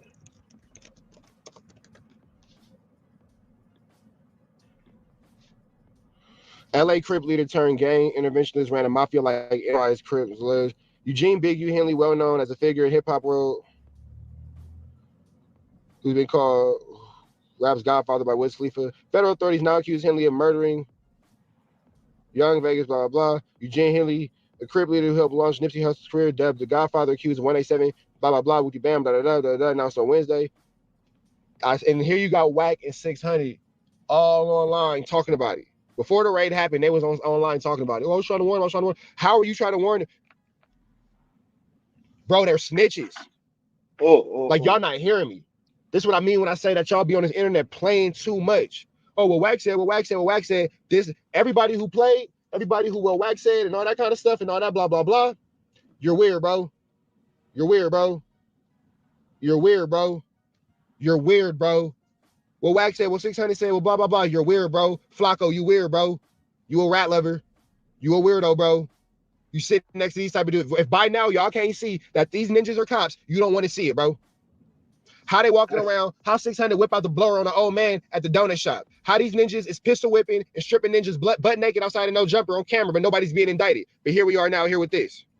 As a part of Henley's pressure to grip on Los Angeles, his alleged victims were required to check in with Henley before arriving to the city to obtain protection. According to a 107-page federal complaint unveiled Wednesday, amongst those Henley extorted were professional athletes, musicians, whose business interests are legitimate. Federal authorities said blah blah enterprise mafia-like organization relied on a stature, long-standing association with the Rolling 60 Crips and other street gangs to intimidate business individuals in Los Angeles. Authorities, well, in LA, authorities at Wednesday's press conference said that Henley is a fugitive. More than a dozen are custody tied to the raid sprawling criminal case. Henley has to maintain the image of an entertainment industry entrepreneur running a music label and as somebody who gives back to the community. This is crazy. The facts allege that the complaint paint a very different picture. One is of a 1-7er, a thief, a liar, a cheat, a criminal that enables him. You got all Wack statements. Everything Wack's been saying for years. Boy, Cash Jones, you a snitch. FBI, let me see. Arrest put an effort to make the community safer. Blah, Henley, widely known leader within the Rolling 60s. He might smoke something. Following years of FBI investigation, federal authorities have accused Henley of snatching up and fatally 187 in a rapper face, leaving his body in Vegas. If that was me, deceived, I'd disrespect, still be blah, blah, there. blah. Unlicensed It's marijuana hard not to dispensary. connect the And start dots. making Real extortion shit. payments. I don't know what Shaq has to do with any of this. Henley also alleged defrauded the company's donors, athletes, celebrities, including professional basketball players Draymond Green, former NBA and MVP, Shaquille O'Neal. Okay, that's what Shaq has to do with Shaq it. shot on 20 racks. So did My phone is Draymond. going crazy right now. My phone is going crazy right now. We got 18 people in here, man. Nobody motherfucking want to hit the like. We got hit that like Charities, button, my man. bad. Draymond Green, This shit's Shaquille O'Neal crazy. persuaded him to donate to charities and later transferred money to his own personal bank accounts. Authorities also have accused Henley of fraudulently obtaining funding from gang reduction youth development programs. So y'all been saying this whole time, Big U a snitch, Big U. So clearly he wasn't telling nobody. And here's the word we were looking for right here. Henley previously served 13 years in jail trying to rob and undercut a sheriff 30 pounds of coke in 1991. His son's a linebacker for the Chargers. Henley, his alleged right-hand man, Mr. Robinson, trusted lieutenant, blah, blah, blah, accused him for blah, the RICO. They also have Tremaine Williams, a.k.a. Loose Cannon. Transportation of individuals engaged in prostitution, blah, blah, blah. This is so much. An affidavit with the criminal complaint of Andrew Rosa said that members associated with Big U Enterprise and Henley Group history control Los Angeles through violence, fear, and intimidation. Simultaneously. I mean, I'm mumbling through certain words because I don't want to get flagged by YouTube. So that's, whatever. I can read out loud. Rosa wrote, the Las Vegas, blah, blah, blah. A few days after killing Ray Sean, blah, blah, blah, recorded a diss song. The affidavit, Rosa said that his diss song was about Henley, whose individual record label Unique Music was representing 21-year-old artist. It's unclear whether was a diss prior to the diss song. Williams referred to Henley as bro that makes some money. Rosa wrote Williams rapped himself that he got blah, blah, blah in the face for thinking Ish is funny. He mentioned the 38 revolver with no trace. Las Vegas police found his body in a blah, blah, blah landfill on January 23rd. He had been blah, blah, blah with a revolver that left no shell casing. Identified only by initial complaints at times through Las Vegas, blah, blah, blah. Unique Music played to fly Williams from California to Las Vegas and put him up in an Airbnb according to the complaint. The family said that he had coached a young rapper in football since he was young. It's so much. Man, so much. This shit wild, bro. I'm starting to feel like my numbers being manipulated or something, bro. Cause nigga, I don't understand how I can't never get over my likes always stay around like this. Operation Drawdown. That shit's weird, bro. Fucking break. Fuck her. Allegedly. This nigga break.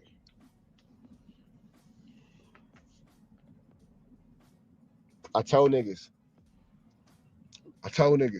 Said I'm gonna be the last one left. Wax a snitch and a rat.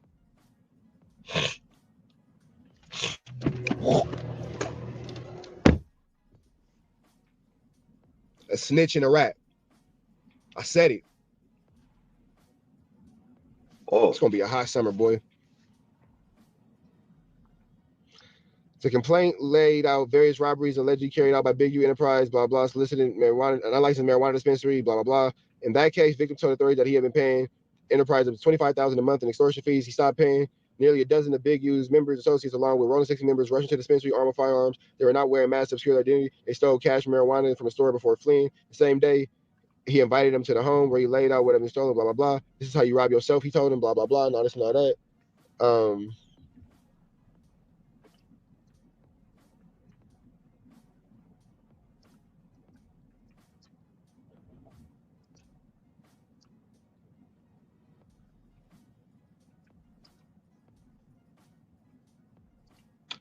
Up to 20 years for this RICO.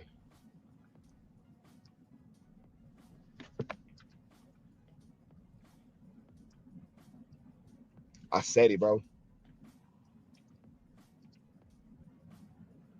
How do you only get 20 years for RICO? I said it. Up to 20 years. Free Avenue Angel until he's free, man. I gotta go.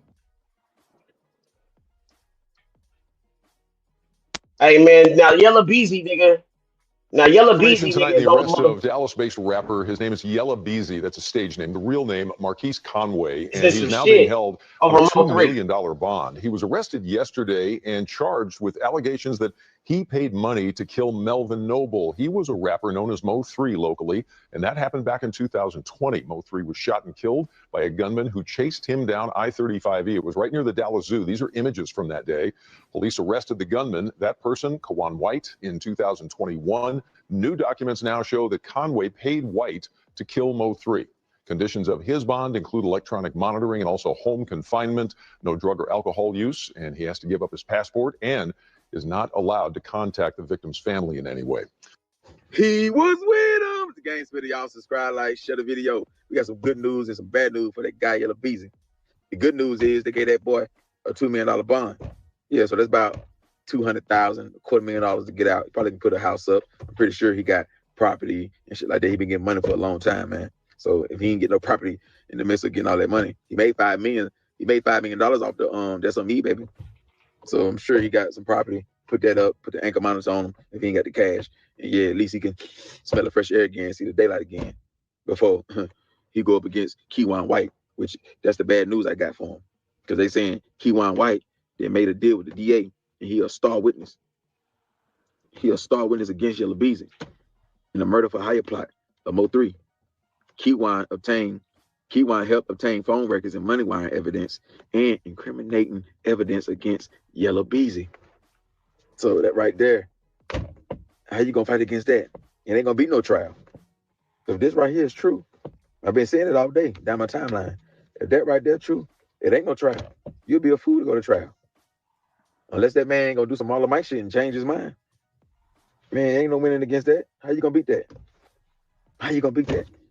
And what can make Keywan White be a star witness against the person who paid him? Allegedly, right? Yeah, the person who paid him. But he gave them folks phone recordings, money wiring evidence. So you wired some money to this man? You really trust Keywan that much, Yellow Beezy? You wired some money to him. Instead of having somebody pull up on him, giving that shit in cash. Like, how long that been your boy? How long that been your partner? How many other hats he done put in? He didn't did for you. Yeah, like you put your whole empire, your whole freedom on the line. You put all that in him. Damn, homie, like, see, he was this why with you him. can kind of look at Mo 3's situation and look at him like Mo 3 was kind of smart, doing everything himself. Hell yeah. Trap Boy Freddy. Hey, that nigga was a real. He was a real slider though. Hitting the other dude, made his brain go dead. Just like Vaughn, nigga. He wanted you hit. He ain't gonna do it himself. Nah, they say Mo 3 got like 2 shooters that's locked up. Yeah, he said he got like 2 steppers that's locked up during time, or they facing time, or whatever. But pretty much he was doing everything by himself. Now, he still lost at the end because he ain't hit no more. So I'd much rather be Yellow Beezy fighting for my life, facing life, than be Mo 3 in the ground. Mama and them still can come see you. Your kids and them still can come see you in jail. So that ain't the correct answer. They ain't like do everything by yourself. Yeah, it is the correct answer, doing everything by yourself, if you don't end up deleted. If you don't end up deleted, but if you're in a position like Mo 3 and you got a legit business and you got a talent, I don't know. Having a team, you know, you may can see better results, but having a team, you also can be like what Yellow Beezy going through. You have a star witness. Everybody don't make it out them jams like Boosie, and the nigga changed his mind. He already done gave up everything and changed his mind. The only difference is Marlon Mike never gave the police or the feds or whoever, he didn't give them no phone recordings, no money wiring evidence. Boosie probably ain't never wired that man no money. You see what I'm saying? That was a big mistake right there. One thing that had the phone records, there's another that had a money wiring. Like, what you wiring him money for? He ain't no artist, so you can't push it off on that. He don't work for you. Like, you trust a fun boy? A dude who like fun boys? This the dude that Yellow Beezy put all his trust in. Phone conversations, money wiring. Damn, homie. And what's the reason y'all think that man did all that against Yellow Beezy? What's the reason? Cause he's scared of him. Yeah, what Baby Drill say? Cause he's scared of him. Yeah, but probably when he got locked up for the situation with Mo 3. Yellow Beezy ain't probably give him no lawyer, ain't been looking out for his family, ain't been sending money to him through third parties. So while Keywan was doing that Fed time, he probably thought Yellow Beezy said, fuck him. Like, you leaving me for dead? Like, you come on, man. I got all this on you. You let me fight this shit by myself? You ain't giving me no money. My kids need, if you got kids or mama and them need something, I need something. Come on, like, you can't do me like this. I got your life in my hand.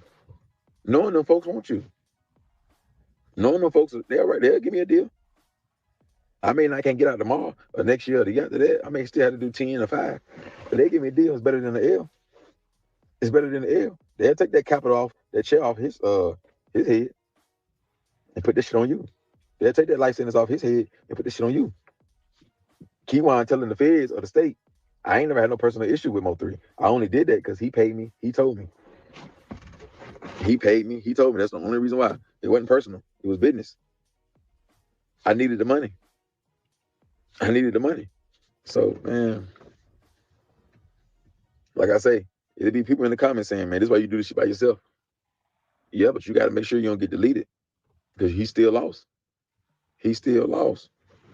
We ain't seen Right, that's what I'm saying. It's had a fucking team, free. and they still free. Thank you. They beat a death penalty case. They beat the state or whoever picked up that Boosie case. We ain't seen it. You know, but it's still kind of hard to do everything by yourself when you famous. But Mo3 was doing that shit, but he didn't do it good enough because he was doing shit by himself. But he wasn't catching the hats. He was catching stripes, but not the hats, because the problem still came back on him. The problem still came back on him. Yeah, he did catch hats and all that stuff. He did, but it wasn't the right ones. It wasn't the shot callers. It wasn't the ones with the money that fund the steppers. He wasn't cutting off the head of the snake. He wasn't. He was just hitting the soldiers. Folks that's in the way. And yeah, you do get the hat, you do get the strike, but you don't solve the problem. You don't solve the problem. You don't win the war. Now, you got a team doing shit. They're gonna keep applying pressure, or you'll have multiple steppers blowing them. So like when he fired that, they say a Trap Boy Freddy Sprinter van. If you got 3 or 4 guys firing at him, maybe you hit him. If you'd have had 2 or 3 guys firing at Yellow Beezy, I forgot how many hitters. Yellow Beezy nigga should have had his 3 or strap, 4 guys on him, but he couldn't get to it. You know, like if he had guys always Rainwater riding around looking for told Trap the Boy, nigga maybe he wouldn't be here no more. to Because not he be ride tough with as that hell, so bitch. they're gonna be popping out outside, moving around in their hood, going to the mall, going to this place, that spot, that restaurant. So yeah, nigga could be seen, he could be hit, he could be killed. You know, so man, Beezy got some shit on his hand, man. If this right here true, man. Yeah, no, we So what don't y'all feel trust. about that, man? What y'all think on that, man? Like, this dude, that's somebody who be with Fun Boys. He picked this Fun dude Boys to be the stepper.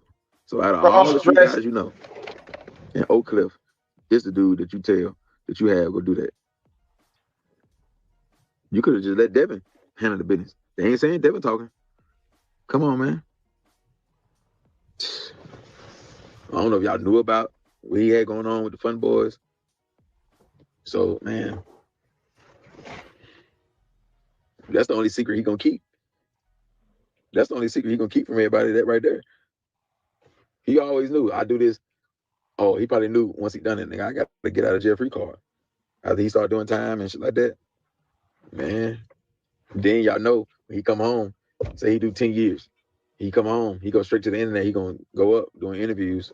They want to know why, how, when, how did it go about? Because he gonna be able to speak on it, probably. So you know all the bloggers and the podcasters, they gonna have him on the show. So he gonna make some money. Here it is, you'll be doing live or facing the chair. Probably gonna tell on Trap Boy Freddy too. Once he figured out that they really want the shot callers more than him, oh yeah. And then he seen Yellow Bees ain't showing him no love, ain't giving him no money, ain't doing none of that stuff. So every man for themselves, I bet. I ain't got nothing to lose. They already saying I'm a fun boy. So you might as well go ahead and put the rat jacket on now. Fuck it. You might as well. Like, niggas still ain't gonna respect me. People already don't like me because of the Mo3 situation. So I ain't got nothing to lose. They know I'm a fun boy. They don't like me because of Mo3. I might as well be a rat too.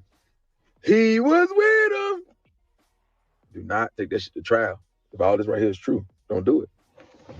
It's on you though. But looking at Dallas rap scene, everybody lost. I don't really see no winners in this shit right here, man.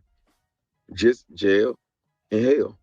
Jail and hell. Mo3 gone. Heck gone. Lil Ronnie gone. Baby girl, his daughter gone. Roy Lee gone. Yayo prison. Yellow locked up. Earl Spence career over with. 2 steppers of Mo3 locked up. The 2 steppers of Lil Ronnie, yeah, they locked up.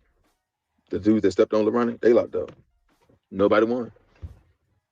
Nobody won. Everybody else who's still out on the street, they scratching their head, nervous, sweating, because the feds can kick their dough in, or the state from a RICO. Because if the ops locked up, if y'all ops locked up and they beefing with y'all, how the DA and the feds not looking at y'all or the state? Because you got to think, if you had beef with Go Yayo or Lil Ronnie, and the feds and the state or whoever all over them, and you know you got a baby who lost their life, you got other people that's around Go Yayo that lost their life or got hit. Yayo, he locked up. You got all these documentaries on the internet. Yeah, you got all these YouTubers speaking on the situation. You don't think they looking at Casino and everybody else with Casino? So right now ain't the time to be dissing the dead and talking heavy, you know, sending little slick disses and shit like that. Now's ain't the time. Now ain't the time, man. I'm telling you. Because they gonna come. If they come, they come either way, whether y'all do it or you don't. But it don't help adding on. It don't help. Motherfuckers who standing tall right now, they ain't got nothing to do with the situation. They up and coming. Big extra plug and stuff like that. Besides all that, man, yeah, nobody won. So what's y'all take on that, man? What y'all feel about that? Y'all drop them comments, man. Y'all hit that like button. Y'all share this video. Y'all follow me on IG, _. Deliberately provoke or antagonize someone, especially someone more powerful than oneself. Come to these rappers and everything, like anybody. If y'all see yelling into something, you know, they did it first. 100 times out of 100, they started. Now just don't start nothing. You know what I'm saying? But I'll be the one finish it. You get what I'm saying? Like, we take stuff to a whole nother different level. You get what I'm saying? So that's why I stay out of stuff. Yella Beezy back with them quotables we see. Yeah. So in the last video, I made the statement that Mo3 was poking the bear. Some of you cats in the comments lost your mind. Now, let's understand something. Y'all heard the diss songs. Y'all seen the videos. Y'all seen the interviews. But for those who need to be reminded as to where this actually started, it actually didn't start in the streets of Dallas. It started in the streets of Fort Worth. Check it out.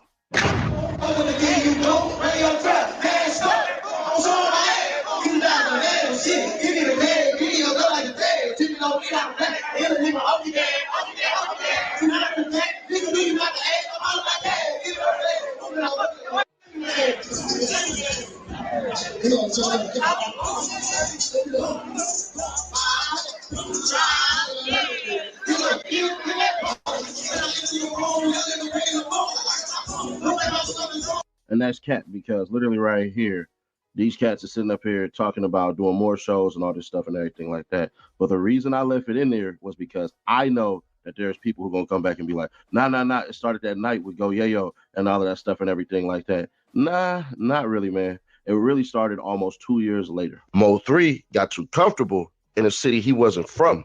And from that, everybody kept to the code and didn't speak. Because what happened down the line later on is somebody that's cool, aka Lil Heck, would Go Yayo's crew, who eventually gets killed. Now the internet goes crazy, and the internet says Mo3 did it, Mo3 did it, Mo3 did it. Because what? Mo3's an outsider. When you had them outsiders, it's not hard to point them out and say this to say that.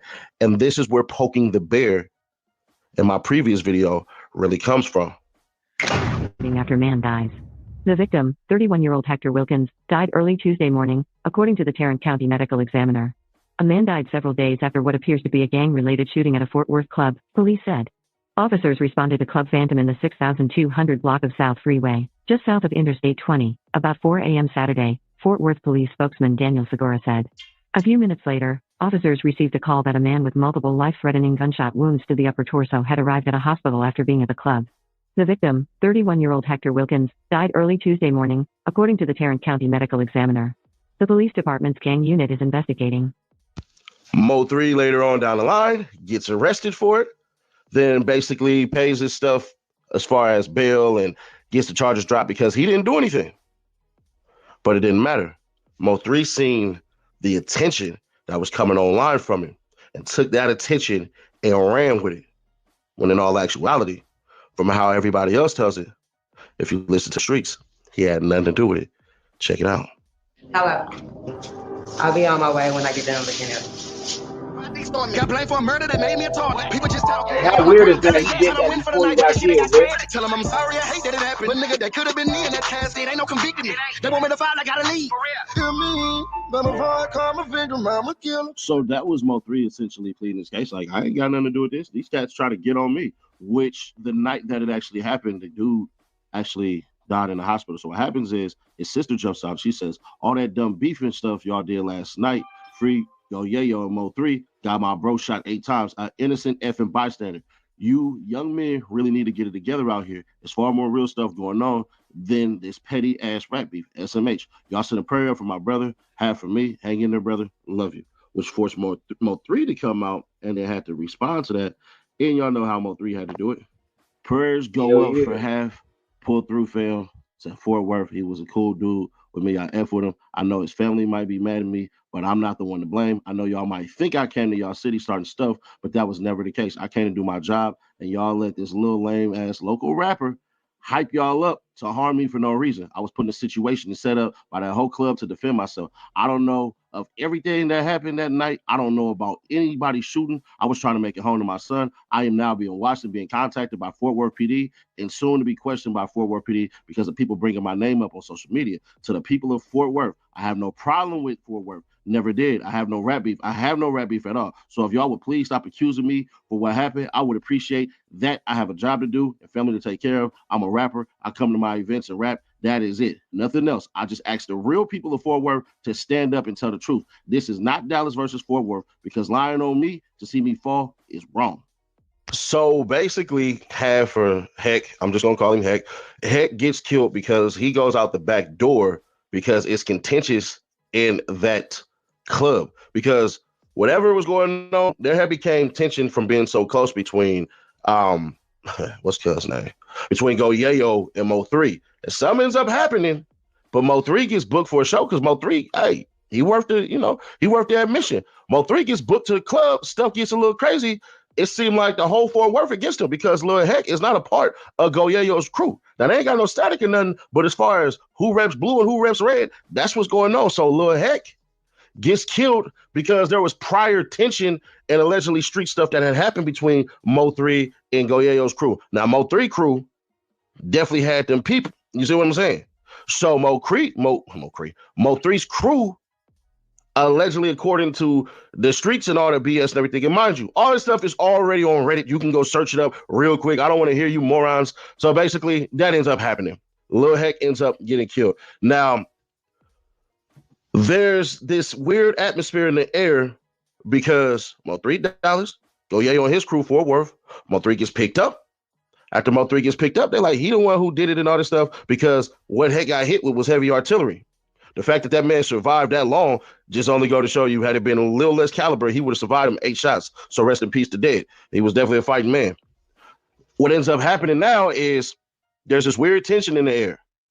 But the Dallas Cats go to Fort Worth and get bread because they make money in Fort Worth, come to Dallas and get bread. But the Dallas Cats are on the rise. Now, what ends up happening?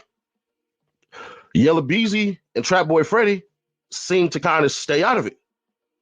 They're not really in on nothing. They not, you know what I'm saying? Mind you, Yella Beezy from Oak Cliff, and then Mo3's from North Dallas, like he say, yeah. And then Trap Boy Freddy from his clique and all that stuff and everything like that. But this fool, Roy Lee, and I'm not saying like he's a dummy or nothing. Fool is just a word that I say in California. It means guy, dude, you know what I'm saying? This man and everything like that, like Capron, you feel me? So Roy Lee basically, off the liquor, decides to get into it. And I'm not saying he hit nobody, but get into it with Yella Beezy, essentially about the support of his homie Mo3 because Mo3 lost his deal in the midst of all this BS going on.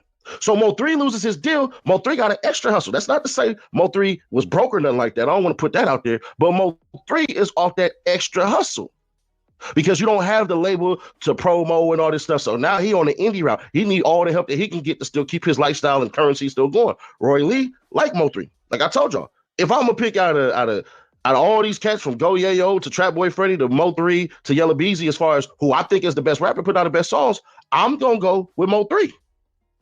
Personally, I don't care how it looks. I don't care what nobody claim, no anything. I don't care about nothing anyways. And plus, he said he from Bounty Hunters. So if you know, you know. I'm not on him anyways. So then this man gets into it with Yella Beezy. And next thing you know, and the man I'm talking about is Roy Lee. You used to my nephews. I love. Allegedly, you were being real aggressive in the club. Uncharacteristic of Roy Lee. And I see him start going at the mouth. All right, who you be with? You with Yella Beezy? That's his exact word. He just tripping. He drunk. This is what he do. We drink. So I'm watching him. He said, you be with Yella Beezy? And don't look like he ain't got nothing to do with that. Confused. He don't know what's going on. Say, I ain't got nothing to do with that. What you and Yella Beezy got going, I ain't got nothing to do with that. And Roy, they still asked him again. No, I'm saying though, do you be with Yella Beezy? I ain't say do you got nothing to do with that. That's around the time that same dude he asking for was walking around. So allegedly he got hit with a one piece. Who? Mr. Lee. Mr. Roy Lee. Allegedly, he got hit with Yeah, a when the other dude he was looking for came, because at first he was like, "Yo, what you be with Yellow Beezy?" Who led the escape? Like when it was time to get up out of there? When Like, it was time to get up out of there, Rolly was on the ground, my boy, because they was all after him. Yeah. It was about like 18 though. At least about 9 of them. You got a point right there. You got a point right there. So then you got Roy Lee gives this infamous interview on real life street stars and everything like that. And it starts to basically make Roy Lee talk a whole lot of mess. And it's all in support of non-support from Yella Beezy and Trap Boy Freddy. And it seems Dallas as a whole, but it's not really Dallas as a whole. It's just the people who are in music positions and knowing, well, I don't know who knew, but basically, man, Mo3 is an independent artist. Y'all got these deals and all this stuff, and I'm one of the faces. Like he's saying, I'm the hottest comedian in Dallas and everything. So Mo3 shows got Roy Lee in there, and Roy Lee got Mo3 with him and all this and everything like that. So now the bond is there. So since the bond is there, they basically like this, man. Hey, it is what it is. Now, there's still underlying tension. Let me straighten this out for some. There's still underlying tension from Yella Beezy because his ego like this. Mo3 ego like this. So it's all gonna come out that, hey, bro, y'all hitting the same hoes. Y'all hitting the same women, bro. So now the women is pillow talking to y'all, and y'all probably on some, all right, because now it's a little contentious. But then after Roy Lee punches, well, doesn't punch nobody, but gets overly aggressive while off that liquor, man, he get into it with cats and basically force the hand. Where Yella Beezy and Trap Boy Freddy are staying out of this, but because you with Mo3, everybody that's believing what they believe in is going to believe you speaking on behalf of Mo3. And so what ends up happening, they drop the Pick 6 song. And when they drop the Pick 6 song, man, all hell went loose after that. You can't get mad at me. I'm the comedian. And they tell me, no, I don't want to fight. Now you want to see your shooters. You can get ugly like that. I can screenshot mamas and grannies and hey, you talking about? They ain't got nothing from here. I'm talking about from here. I ain't talking about from here. That's easy. Yeah, I just got out of jail from seeing locked up, finna go do shit. Call my gangster partner, man. This nigga here so much of a gangster. Yeah, man. I'm doing all right, though. Yeah, I had to call the laws, man. I got shot in the leg. I couldn't drive. Man, the laws was done before you would have came. You would have got lost or any goddamn thing, man. Man, you don't fuck with the, I fuck with the law. They calling them up at the donut shop and shit, man. Why, man? They talking about fuck the police, man. I'm not gonna get into it with that. I couldn't drive. If I would have called him, it would have took him 20, 30 minutes. Hell no, I mean, ambulance, police, all that firefight shit, that's in the same bucket. All of them coming. It was an emergency. They took me to the emergency. They talking about, I know this nigga too much of a thug, man. Talking about what they doing, what they don't do. Police seeking clues in death of Dallas comedian Roy Lee Pate. Pate died Saturday of complications from his injury, police said. Police are searching for information in the death of a comedian who died weeks after he was shot in North Dallas. Roy Lee Pate was wounded in the shooting about 7:50 p.m. September 25th while sitting in the parking lot of Preston Valley Shopping Center in the 12,800 block of Preston Road, near LBJ Freeway, police said. Pate was taken to a local hospital for treatment. In videos posted to social media, Pate said he had been shot in the leg. He was scheduled to perform Friday at a stand-up comedy show in Paris, Texas, according to social media. Pate died Saturday of complications from his injury, police said. Anyone with information. Then, after Roy Lee gets killed, the beef is all the way up. I want to play the music first, and then I'll give y'all the news clip. Seems fair? All right, cool. Somebody got found, slumped over in the car, body stretched out on the ground. Yeah, I'm finna get even. My guy got hit, I got a slide with this. Hit up that rapper, then hit up that thriller. I know all about they hideout. Yeah. I hit up that rapper, you made him famous. He barely made it, but we're not again. All I see is yellow, taping around my head. So his shooter gon' end up in debt, for real. How you gon' pay for a body?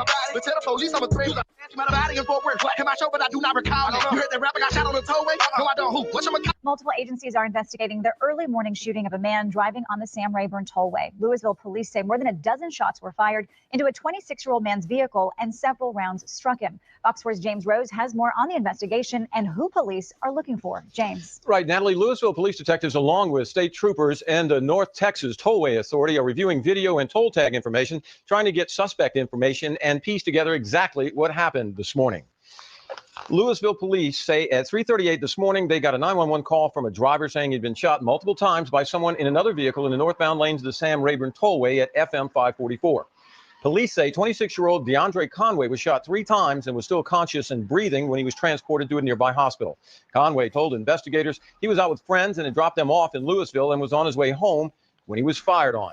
Police say more than a dozen rounds were fired into Conway's vehicle. Investigators are hoping businesses and/or tollway cameras will lead them to the suspects. Investigators say it's unclear if Conway knew who fired the shots or if the attack was random. We're uncertain of the motive of the shooting.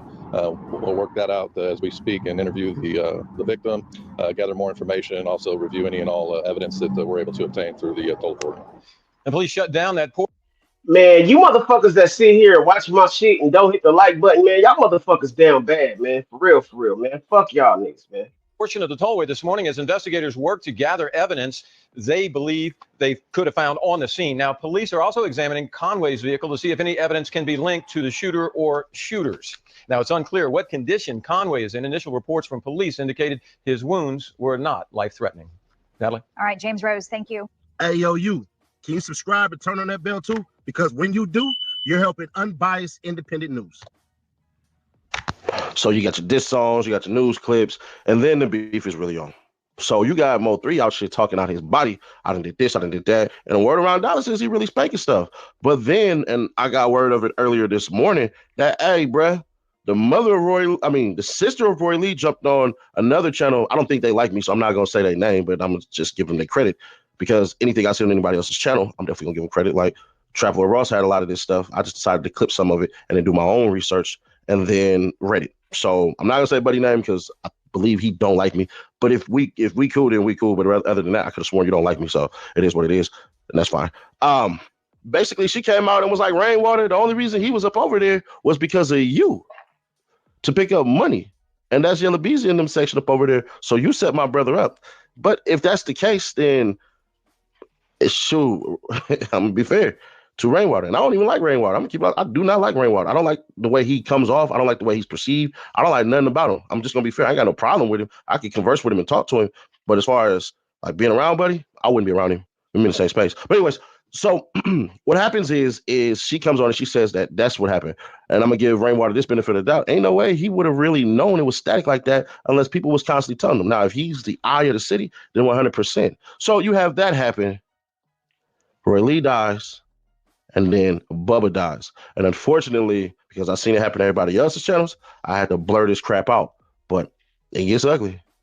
And it's all caught on cellular cinema. Dallas police asked for public's help to identify 2 suspects in a 2019 homicide.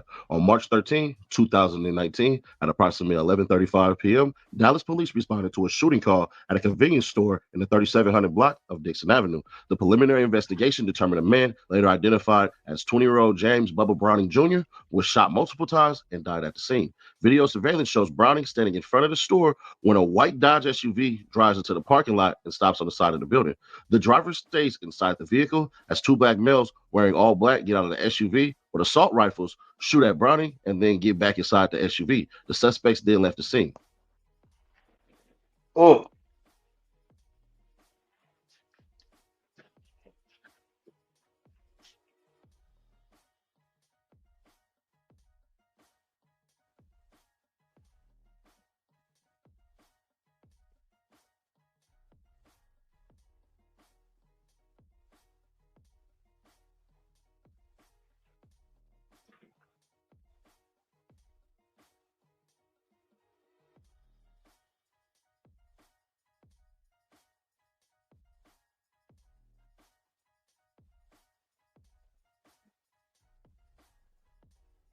Or riddled with bullet holes. Tonight, neighbors worry about crime after a man was shot and killed outside a southern Dallas grocery store. The gunfire erupted late last night in the neighborhood around Elsie Faye Higgins and Highway 352. News 8's Damon Fernandez is live at Dallas Police Headquarters. Damon, what are the police saying about this? You know, Chris, right now, investigators back here are being very calculated about the information they release about this murder case. It has some neighbors around Dixon Avenue telling me they are very concerned about safety right now. They were hanging out here. Just packed up here. It's crazy. It was right here outside Dixon Grocery in South Dallas where neighbors say the chaos happened. I'll leave bullet holes. This grocery store now covered with bullet holes. 16, 17. This is all them bullets. It's like 20 bullets, man. After police say some unidentified gunmen shot and killed 20-year-old James Browning Jr. late Wednesday night. Just sad. Sad. I knew That's Bubba crazy, real bro. good. Word about the murder is quickly spreading across this area. Who would come there and do that? It's just crazy. Browning, who neighbors say is popularly known as Bubba, was in the parking lot. Police say 2 gunmen drove up in a white SUV and began firing shots at him. What's going through your mind? I'm scared. Tamia Hall lives nearby. She's among neighbors feeling on edge, knowing Browning's killers haven't been caught. You know, just walking, catching the bus is kind of scary because it can happen in the daytime. Police say they don't know what motivated the shooting. Right now, they're combing through the store surveillance video, but detectives say that's not enough. We're asking for the public's assistance in providing us with any video that they may have. I was out here and I had just split like 2-3 minutes before. Some neighbors say Dixon Grocery has been a nuisance, though signage outside says no loitering. Some homeowners say it happens all the time. I'm playing the game on my phone. I just feel the walls rattling. Damn. Antonio Adams says he could hear the gunfire from his home blocks away. I was like, golly, like it's not even so much of frustration. It's just like sort of getting to the point of being overwhelmed. It's just like, damn, man, another one. And homicide detectives are urging anyone with tips or leads on this murder case to give Dallas police or Crime Stoppers a call. At DPD headquarters, I'm Damon Fernandez. All right, thank you, Damon. So then Trap Boy Freddy gets shot at V Live, and Mo3, for whatever reason, basically goes through and says a bunch of stuff online. Rainwater gets his hip broke from getting jumped by Yella Beezy. Mo3 comes out and says Rainwater is not a street dude. Rainwater is essentially a college dude, went to high school. He's a business dude. He don't do none of that BS and everything like that. And then subsequently afterwards, whatever happens, Mo3 dies. Now, in the indictment, Trap Boy Freddy's name is not on there. It's only Yella Beezy. Could another one fall through? Possibly. At the recording of this, Yella Beezy is given a bond of $2 million. And there's going to be some people who are going to forget that the killers, or alleged killers, but I'm going to say they're the killers, of Chucky, a.k.a. Hood Fame Lil Ronnie, or Get Money Lil Ronnie, and his daughter, these cats got bond as well. So what do we take from this? That everybody once upon a time was cool. When you already have quote unquote ops in the streets, you already knowing how to operate. And it's amazing how a lot of this stuff that happens, it's always from somebody who knew somebody or did business with them before. Majority of these rappers, when they are into it with other rappers and subsequently somebody dies behind it, you always find out behind the scenes they actually was cool. It is rare that you see op on op stuff and the ops get them out the way. Chicago, a lot of backdooring. California, a lot of backdooring. I should say Illinois as a whole, because you still got East St. Louis too. It's rough out there. So Illinois backdooring, California backdooring. Hell, I'm thinking we about to get the trouble stuff going on. The DA just backdoored everybody, you know what I'm saying? But I think that goes more into dwelling and so much other stuff. That's all gonna be on the Reloaded channel. I'll probably just put that stuff out tomorrow.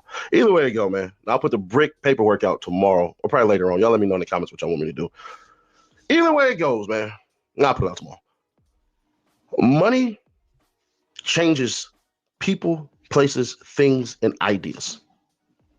End of the day, it's gonna boil down to people's egos, which the black male's ego is one of the most fragile egos in America from how a lot of these cats operate, from perception, and as far as the impoverished individuals, and women,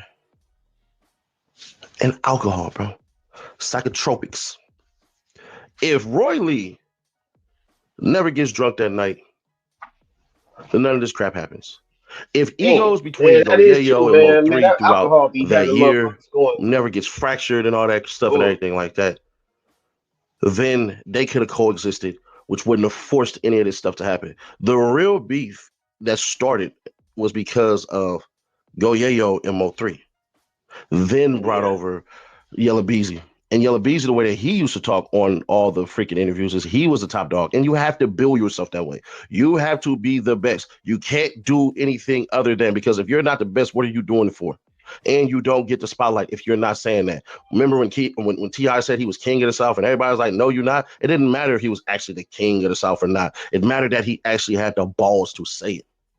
It is a lot of stupidity and a lot of death that goes behind a lot of this stuff. But when it boils down to it, Mo3 is not blameless. This is really not going to be justice because of how he was talking. We don't know if the murder of Roy Lee actually had anything to do with what Yella Beezy had going on. Somebody could have, rock with Yella Beezy and seen him and then got on his top, or Yella Beezy could have did it himself, and Yella Beezy is just that mentally more savvy to get cats out the way, which that doesn't really make sense. But either way it go, all of this stuff could have been avoided, but because of ego and because of all of this stuff, it's never gonna happen. Hell, we even seen CJ Casino and Hood Fam Lil Ronnie go yayo on everybody all together at one point in time. But it's that idea part that I told y'all. That's where it Love gets really changes. crazy. A thug changes. Now, this video is and going to best be yellow friends for a become little while, so if strangers. you want to, donate all that crap, because somebody was like, man, drop your cash app or something like that, bro, you can. $, Seti Nash, one word, if you want to. I mean, that's cool. Right. You know, you can't say they go to Mo 3 and be like, look at this 219. Happy birthday, bro. I didn't say he did. I just think he's probably a little smarter than to just totally switch himself up. Man, take did it. Now look at him. I say Mo 3. I tough for Mo 3 and I tough for Yella Beezy, but I'm not trying to see these two out here incriminating themselves over something stupid. Hello. I got one more body to look at and then I'll be on my way home. I don't know. I think it's some rapper. He got shot heading home in his own city. I'll be on my way when I get done looking at him. All right, so yesterday I made a video talking about Yella Beezy being arrested for the murder of Mo 3, right? He's been charged with capital murder. They're basically saying that he put a bag on Mo 3's head and paid the shooter, Kevon White, to make it Capital murder is bad because, nigga, you killed can get back the in death penalty with that shit. 2020. And after making that video yesterday, I'm realizing that a lot of people aren't familiar with the Mo 3 story and the whole Yella Beezy situation. Now, I made a documentary back when I first started YouTube, Mo 3, the whole story. In this video, I go over the entire history of Mo 3. And one of the most important parts of this documentary that I made was towards the end when I was explaining the beef between Mo 3 and everybody else that was from the DFW area. And there was beef, a lot of it. In fact, I will play a small portion of like the disses between Mo 3, Yella Beezy, and Trap Boy Freddy. Trap Boy Freddy is Yella Beezy's homie. For those of y'all who don't know, he was heavily involved with this beef as well, right? But I'll play some little back and forth that they had on wax so that you guys can understand how serious this situation was. If the music don't play, it's because it got copyrighted and YouTube wouldn't let me get away with it. But I'm gonna try to play it for y'all.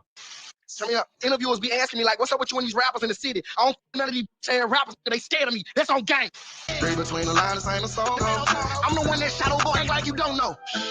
Internet beef, I decline it. But in person pull up, then I walk them down. First we hit up that rapper, then hit up that sprinter. I know all about they little hideout. Yeah. The Heavenly Father, I know that I sing. In the city, they talking, they know what I did. For real, hit up that rapper, you made him famous. Yeah, he barely made it, but we're not again. All I see is yellow, tape and Beretta. Outside, I ain't lacking, don't think that I'm in. Yeah, split up. Yeah, bro, split up. What? They had to click up. After I hit up on boy on my mama, we got my dick sucked. Gang. I got the window with that beef on flip. Nigga, that nigga Mo 3 is doing the hardest, nigga. They put money on my head like they paying for hits. Well, it's free when I jump out, so I ain't paying for shit. I know some shit that they don't know, I never told, man. The last nigga that we smoked, it wasn't no name. Read the news and think about what you just read and ask yourself, do you really want that? I am the truth. Y'all asking about a body in Fort Worth. What? In my show, but I do not recall it. You heard that rapper got shot on the tollway? No, I don't. Who? What's I'ma call it? Then it murder. What? Murder.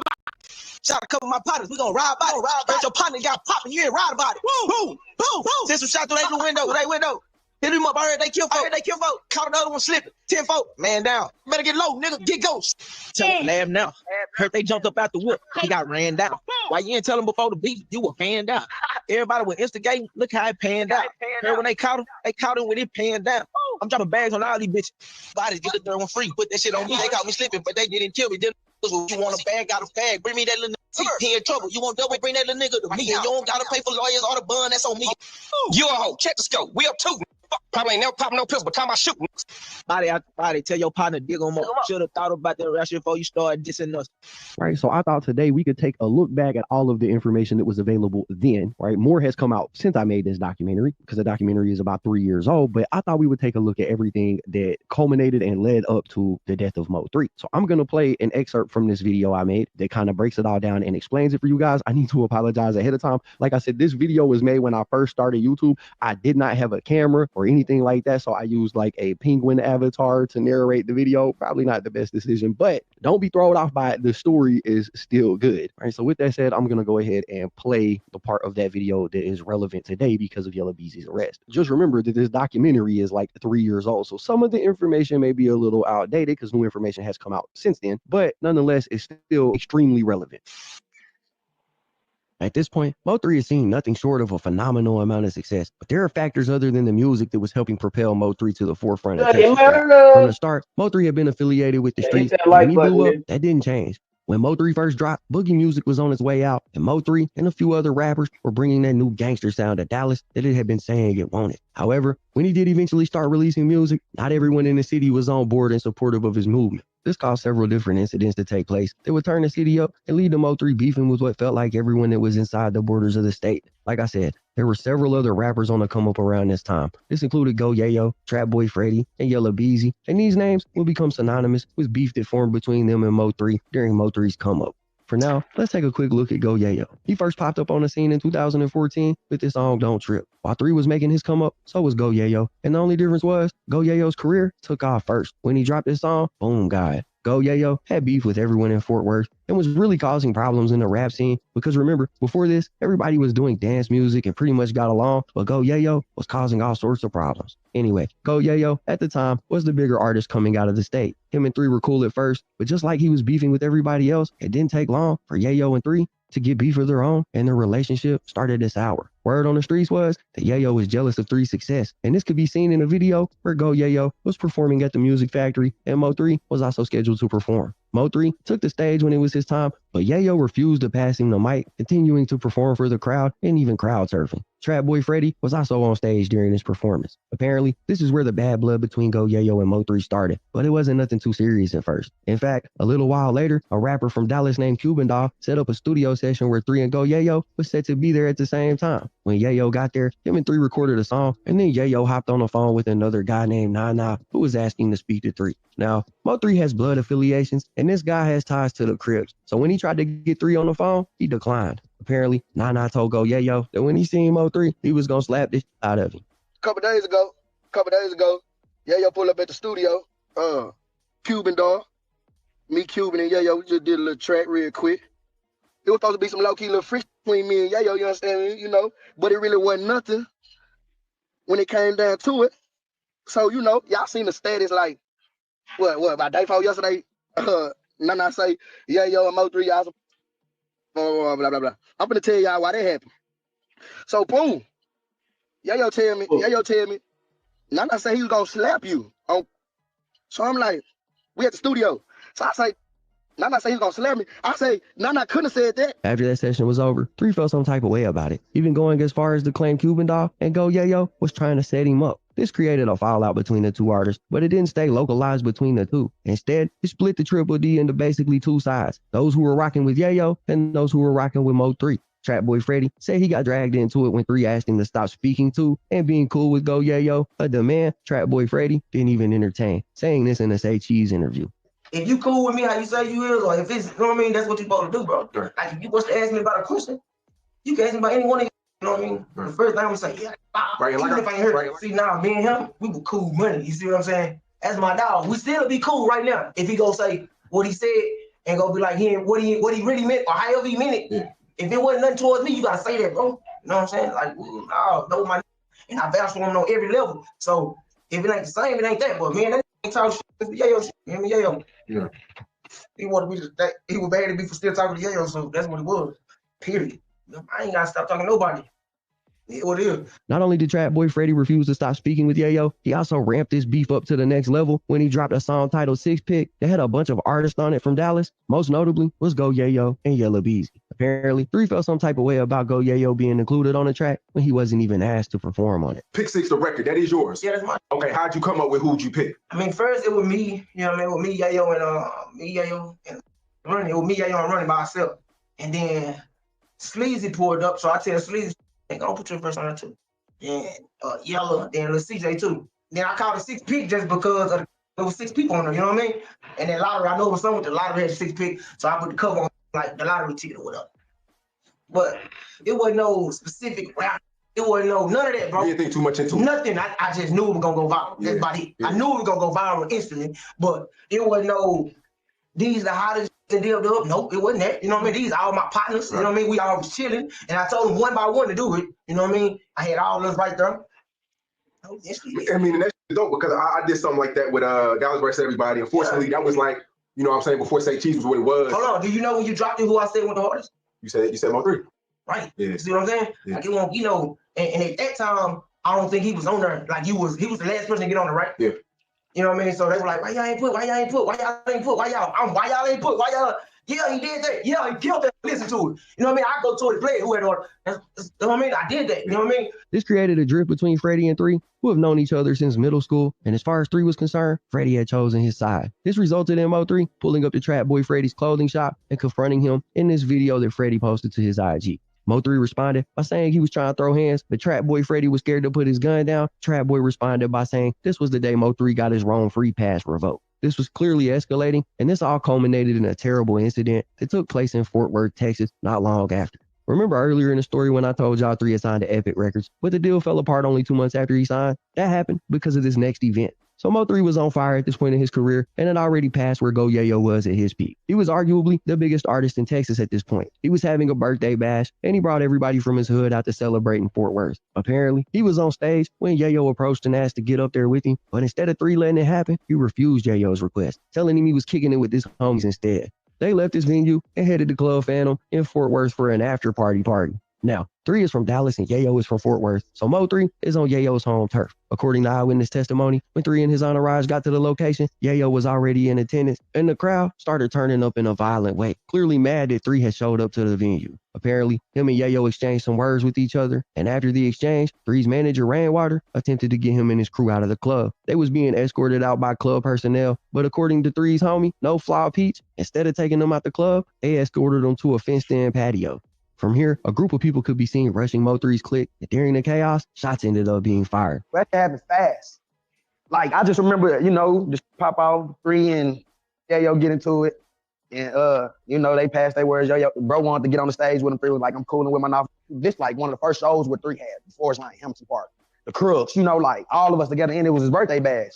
So he tell him like, you know, I'm chilling with my hood, you know, I'm them today or whatever with the Woo. So 3 do one show at one club, we go to another club. Next thing, you know, the whole Fort Worth standing up in there on tables, you know, they cracking, talking, they with the Wooster, but 3 playing it calm, you know what I'm saying? But he really trying to think the situation through. You know what I'm saying? We outnumber, we in a city, you know what I'm saying? So, you know, we boom, boom, boom, you know. Ryan come back like, come on, we finna go. Or whatever. So we walk into the door and I'm telling them like, nah, bro, this the wrong door. We supposed to be going that way. Yeah. And they walk into like a big patio with like 12-foot fence. Next thing you just see a whole bunch of rushing the door then. I don't know, I'm hitting the gate by this time, you know what I'm saying? So this was a setup for sure. For sure. No Flaw Peach claims they were being set up, but that still remains unknown. This incident resulted in one man losing his life. Nobody was arrested for it at first, but 1 month later, after meeting with his parole officer, Mo3 was booked on suspicion of being involved. He wasn't booked at the parole office though. Instead, they raided his house at 10 o'clock in the morning and took him into custody. He was promptly released after he posted a $100,000 bail. This is where the beef with Mo3 really started at, but after the first shooting that took place at this club, it opened the window for even more violence to occur. And while 3 was making this come up that we covered earlier, he started to endure some serious losses. While all of the rappers in the area might have despised Mo3, he was able to make friends in other sectors of entertainment. One of his good friends was a man named Roy Lee. Roy Lee was a comedian out of Dallas who gained a following posting short comedy clips to various social media sites. Mo3 used to watch his clips, and one day he reached out to him in the DMs, and the 2 men met up and instantly hit it off, becoming good friends, hanging out all the time, and kicking it. However, Roy Lee would find himself being wrapped up in the drama and unintentionally propelling Mo3's beef forward by about 10 years. This started after Roy Lee started posting clips of him making fun of Yella Beezy, and it went on for a while. It came to a head at the King of Diamonds Club when Beezy spotted Roy Lee and sucker punched him in the face. Roy Lee responded to it all in this video where he challenges Yella Beezy to a boxing match.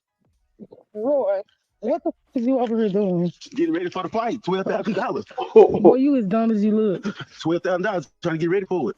What fight you getting ready for, boy? For the fight, trying to get this. Ain't nobody gonna fight. That nigga probably would have put hands on Yella Beezy. He's a grown man. He ain't gonna step up to the I don't plate. know about none of that. I just know he haven't responded. That nigga one of them long, lanky It's not a fight, you childish. with the long arms. That nigga probably would have put hands on Beezy. Boy, come on. I'm ready to knock some. What did you knock you now? I'm ready to knock him out. I'm ready to win. The winner, Roy Lee, the comedian. Knocked out a rapper. Boy. Why I can't do that? Why I gotta squash something? And they the ones jump me. Why I gotta do that? Why? Okay, they jump you, let it go. Why I gotta let something go? Why they saving him like they walked him to church last week? Why? Why that nigga sliding to the side like that, though? That nigga Clearly, stupid. Roy Lee was having threes back in this situation. And like with most of these stories, it didn't take long for the online antics to translate into real life problems. On Tuesday, September 25th, 2018, Roy Lee was sitting in the parking lot of the Preston Valley Shopping Center when a gunman approached him and opened fire. He hit Roy Lee in the leg or the foot, and then he fled the scene. Roy Lee contacted emergency services and was transported to the local hospital. He made some IG live videos talking about what happened, and it seemed that everything was okay. Man, that nigga hit that Did nigga not with a make it through poisonous recovery. bullet, 2 nigga. weeks after the incident, a blood clot formed as a result, and he passed away after having a massive heart attack. The death of Roy Lee escalated this beef to the point of no return. Yella Beezy had been beefing with Roy Lee over Mo3, and when Roy Lee passed away on October 13, 2018, the very next day, October 14, 2018, Yella Beezy would find himself in a crucial situation as well. He was on the highway in his Sprinter van when a car pulled alongside him and let off over a dozen shots. Beezy was hit 3 times and hospitalized over the incident. When asked if he could ever forgive the person who did it, he said this. If the guys that did it apologize to you, they came in. Apologizing. There ain't no apologize. We done went too far. Ain't no apologize. I can't see now and shot me. Point blank period. I don't give a f. That's just me. You not finna come and try to say I'm the that shot you and think you finna walk away. I'm gonna get my lick back. Ain't no walking away. Nah, ain't no shaking my hand. It's too far gone. I'm gonna shoot at you or you gonna shoot at me on God, on my son. That's it. Like I done ran into like that I had the history with. You get what I'm saying? And when none of us hit, you get what I'm saying? So I can shake it. That's cool. Like ain't on it no more. Actually, pop, that's a whole deal. Trust me, like it's consequence for everything you do. Like whatever life you live in, just know like you gotta be ready for everything. Like if I'm into it with anybody, like they started that first, so it's gonna be they karma when it come from me. You get what I'm saying? Like Clearly, this was past the point of no return. This was further fueled when Mo3 dropped a song titled 219, where he addressed the beef directly and basically admits to shooting Yella Beezy on a record. He didn't stop with this track though, because a month later, he dropped another diss song titled 221, where he addresses the beef again and made his intentions very clear. The bad news is this energy was met with a terrible response because less than 10 days later, after he dropped 221, 3 would endure another loss. Mo3 was close to another man in Dallas named James Browning, also known as Bubba.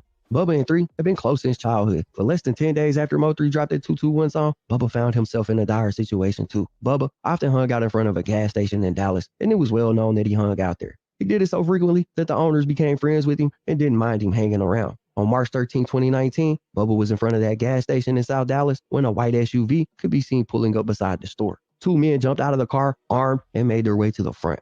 Bubba notices the men and tries to run, but the men open fire with automatic rifles. Bubba made it inside the store and all the way to the back, but he was hit and he would fall over and die only moments later.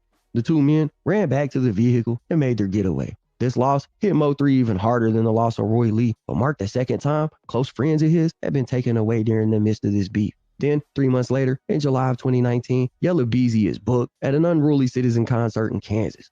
Mo3 apparently contacted the promoter of this show and was able to get himself on a ticket. However, after the promoter realized that Mo3 and Beezy had beef, they contacted 3 and tried to cancel on him.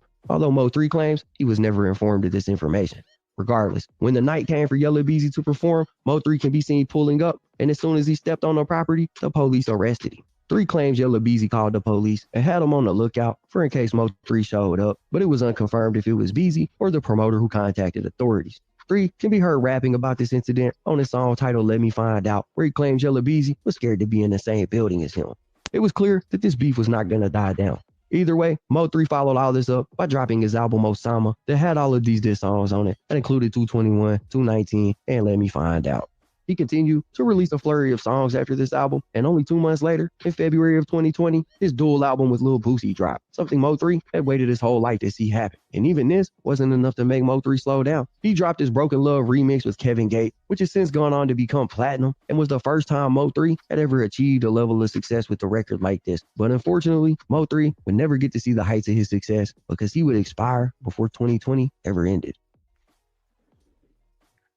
On November the 11th, 2020, Mo3 was in his car on Interstate 35, headed back towards his house after a night with one of his lady friends. Mo3 got on the phone with his manager, Rainwater, and said he felt like there was a dark-colored Chevy Camaro following him while he was still in the neighborhood, which is what prompted him to get onto the interstate. Once on the interstate, he became increasingly paranoid of the car, and according to Rainwater, after a long pause, he heard Mo3 tell him that the car was shooting at him. He brought his car to a complete stop and hopped out. Now what happens next is up to speculation, but the rumor was that 3 stopped the car and got out so he could get to the other side and get in a stash box that stored a gun he had. Mo 3 was a felon, so he couldn't legally own a gun, which makes sense as to why he would have one in a stash box. Unfortunately, if that's what he was aiming to do, he was unsuccessful. He ended up running down the highway as a man got out of the black Chevy Camaro chasing him with an automatic rifle in hand and opened fire. 3 was hit multiple times and died on the scene. There's footage of it, but out of respect, and I'd like to get monetized on this, I won't show it here, but you can look it up. He was transported to the hospital where he was officially pronounced dead. One of his biggest ops, Trap Boy Freddy, can be seen going live within minutes of the incident and addressing what happened, seemingly dropping hints that he knew exactly what was going on. Man, whoever got the freeway blocked out need to get y'all together, dog. God, can't get on the freeway. And Lord got the freeway blocked off all the way on Polk, dog. The they got going? Or to pop some bottles. It's bottle popping time. House party time. Button time. Yeah. After Mo 3 passed away, they had a vigil and a public balloon release party planned for him that went off without a hitch. But even though Mo 3 was gone, his beef was still very much alive. Lil Boosie was in attendance for the event, and afterwards, he went to the Redbird Mall in Oak Cliff to do some shopping. While standing outside, somebody pulled up and opened fire on him, hitting him in the leg and leaving him in a wheelchair for months on end. Another 20 shootings took place in the area the weekend after Mo 3 passed away. Trap Boy Freddy even dropped a diss song called Laugh Now after it all went down, and it said he isn't going to stop dissing Mo 3 just because he's dead.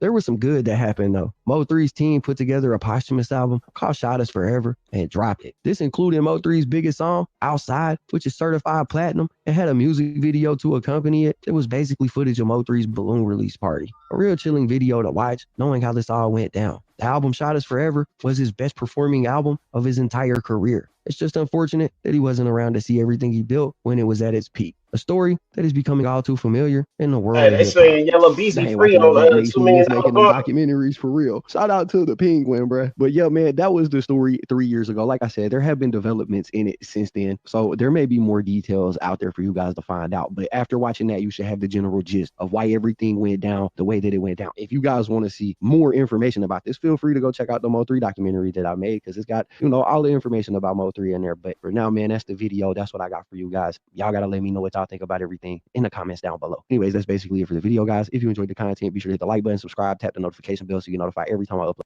Welcome back to another episode of No Jumper News. Today is reality show. Like this essentially what's been going on these shows. No, so there was like a famous reality TV network who was interested around like 2022 ish. Yeah, I don't know, right? You could say it doesn't matter. Like, bro, I can tell you you about hella different shows I had in development with different. It's not like a because we rejected it and it'll look bad. No, but I brought it to the Jumper and said, yo, we should do this. I mean, bro, they bring cameras in and follows. No Jumper, like thought process was, I mean, we'll be giving away content that we could just keep for ourselves. But the content we could have gotten, we never got it. So you're saying like the house phone like crash out moment. If that that's like way before then, but yeah. No, but I'm saying, like, well, it's really not way before then because that's like 2024. Oh, you said 2022. Yeah. Right. Yeah.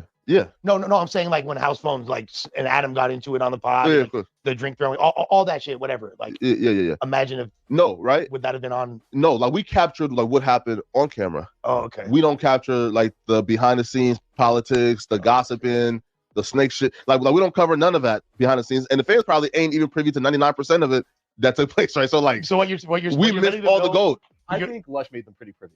Okay. At some point, right? No, I think literally like this is like a lot worse than, you know what I mean? It's a lot worse than anything. Like Loco voice, this is bad. Yo, because really, it's just a bunch of gossip. I'll be real. It started off as a meme where people is saying, "Oh, this is," but now it's catching on, and and I'm seeing people asking for, "Yo, where's the this is bad caption?"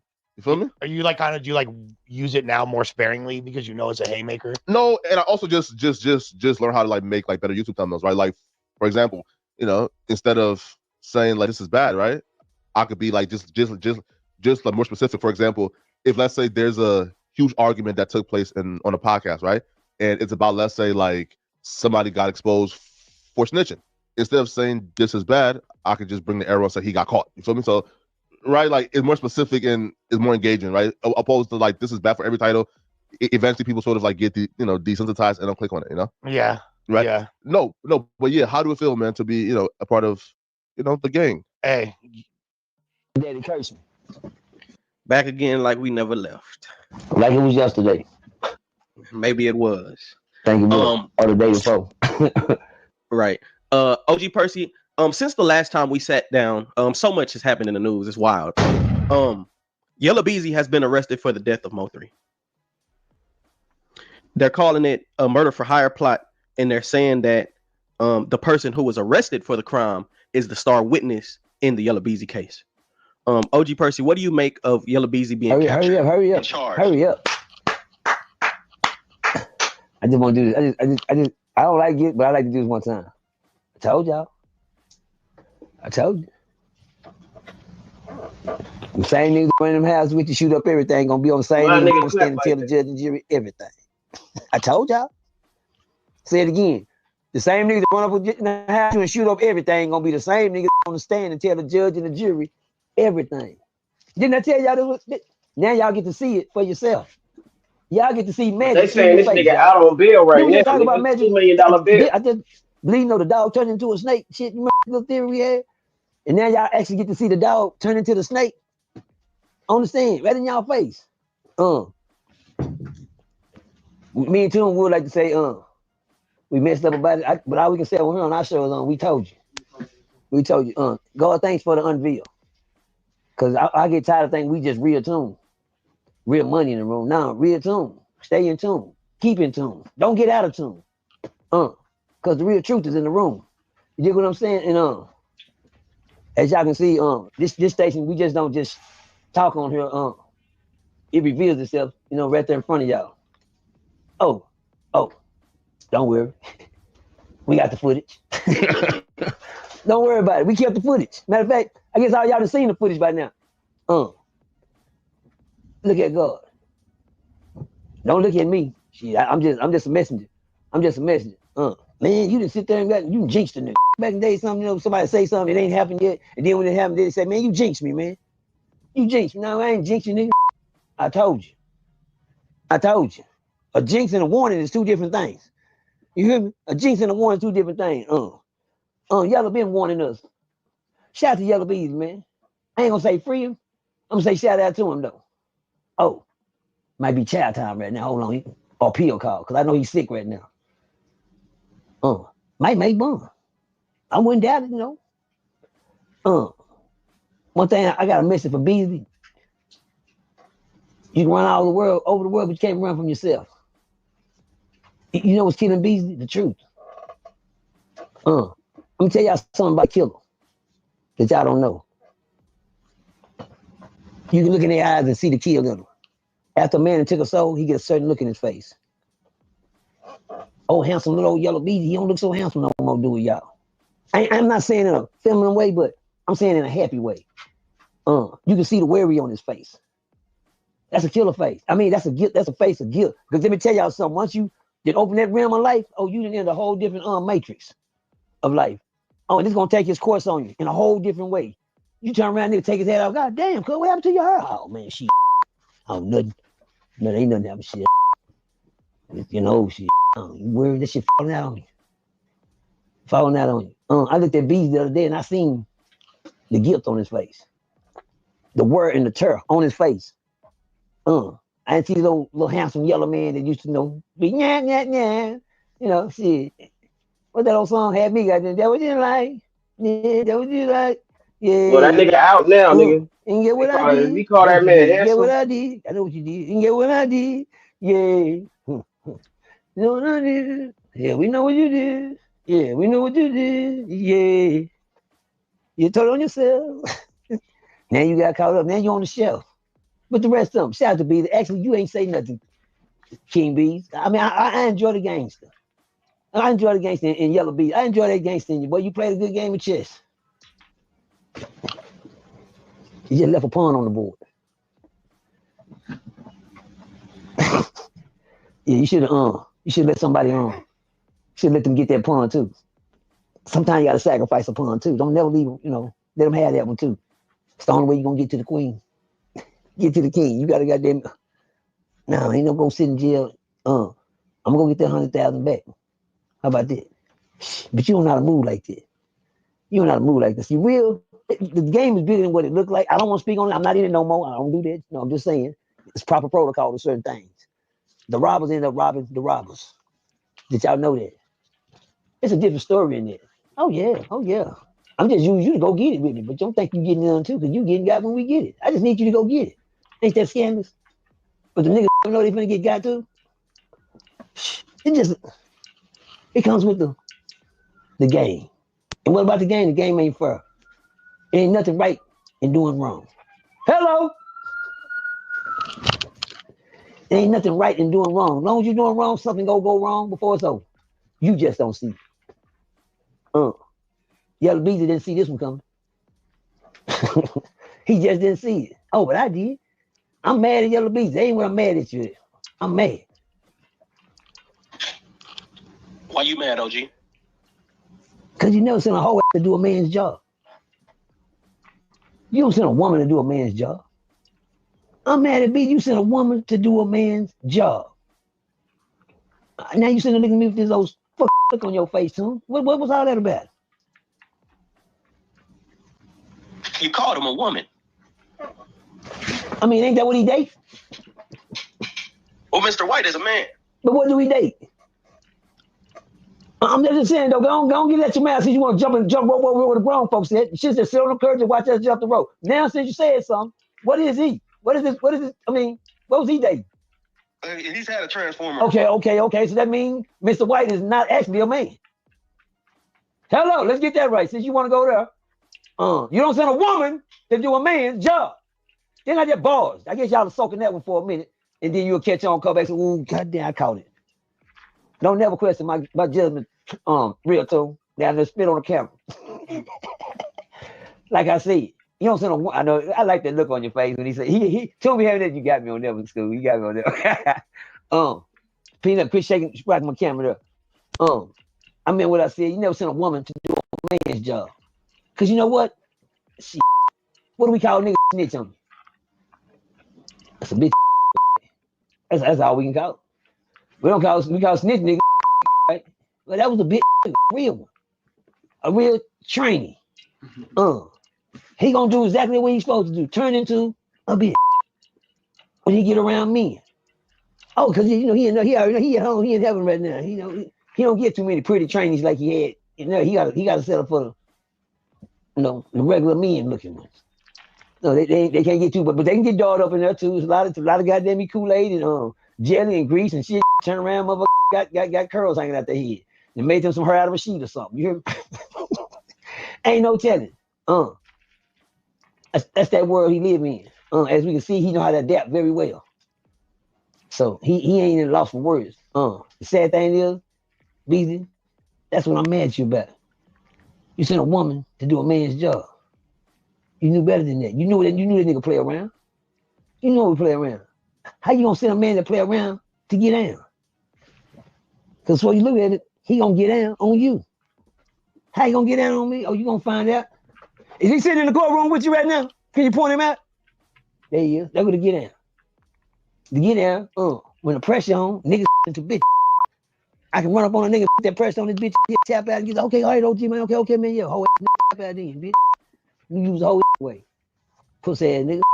Well, guess what? We knew White was a hoe anyway. He been fucking pussy ass, nigga. Let y'all soaking that one for a minute. It's just a little bar had to get out. He been doing that, so we knew when it came, the pressure got on, he was gonna turn into a pussy ass. Yeah. Yeah. We already knew you gonna turn into a pussy ass, you know? You do that. You just did that. Well, it ain't nothing expected because we know if you mess with one, you gonna turn into one. So we already know you can't hold water when the pressure comes. You gonna break just like that punk broke that you be fucking. You gonna break. You gonna break. Guess what? In a matter of time, he can keep your chest out so long, act like he a man. Until they got them balls get to sinking in on them balls sinking in, guess what? He gets to sinking down in that chair and he gets to thinking about it. How long it's been now? Since Mo been dead? Almost 5 years going on. God damn, Mo time passed fast, man. You seem like just yesterday, big homie. It always seemed like last year to me. I'm not gonna even lie to you. My brother was dead for 2 years here, and I thought it was like last year. Well, y'all, in my ace voice, game over. 2 bricks with 1 stone. That's what they got this week. 2 bricks with 1 stone. Tell y'all the sad thing about I would free yellow beasley, but I ain't gonna get in there cause you too yellow for me. Yeah, you too yellow for me. I hate to see you have to go through that, black man. You know what I am, Beasley? I'm not fucking about the situation. The transition you finna have to go through. Oh, you finna be real. See, you already know what time it is, so get ready for it. You already know what time it is. You know what it feel like sitting in a jail cell. You know, and if you don't, you will learn today, nigga. Sad thing I am, Beasley. It's cold blooded how you need to go pass out all them kids, school supplies and coats and shit and poor folks, and then you pass out money to have another nigga. It ain't that serious. The sad thing is, y'all, capital murder is a serious goddamn offense, y'all. Please look at the big picture. The big picture is, y'all, Beasley, you only got away with that so long until your gun shell went boom on you. That nigga fuck on you, Beasley. That hurt. I know it hurt you. It hurt me to see my own partner walk in the courtroom. I looked at that nigga like, damn, what that nigga? I said, nigga. I swear to God, when I seen my homeboy come through the door, y'all, I thought the nigga was coming to support me in court. My right hand to God, y'all. When I turned around, I said to myself, oh, there's my homeboy Lathan right there. And I said, then he walked up on the stand on me. I said, what the fuck? Well, man, I couldn't have been so done. How dumb could I be, man? To think that nigga, I'm thinking a man sitting back there for me. He sitting back there waiting to testify on me. That shit up, y'all. Well, B, I can say I done been in them shoes you in. You should have known you can only take care of that nigga so long in that jail, he gonna break.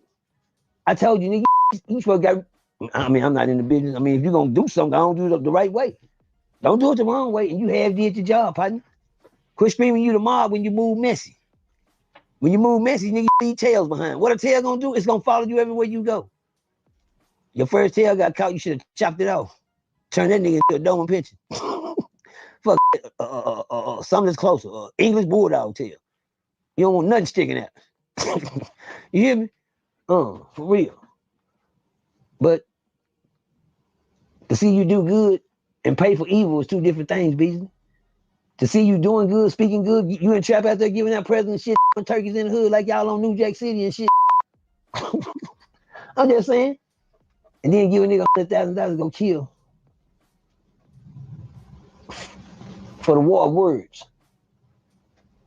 Cause that's all it was. For the war of words, big homie. I'm disappointed in you, Yellow, but right now, Yellow, hold on. Not I, but Christ.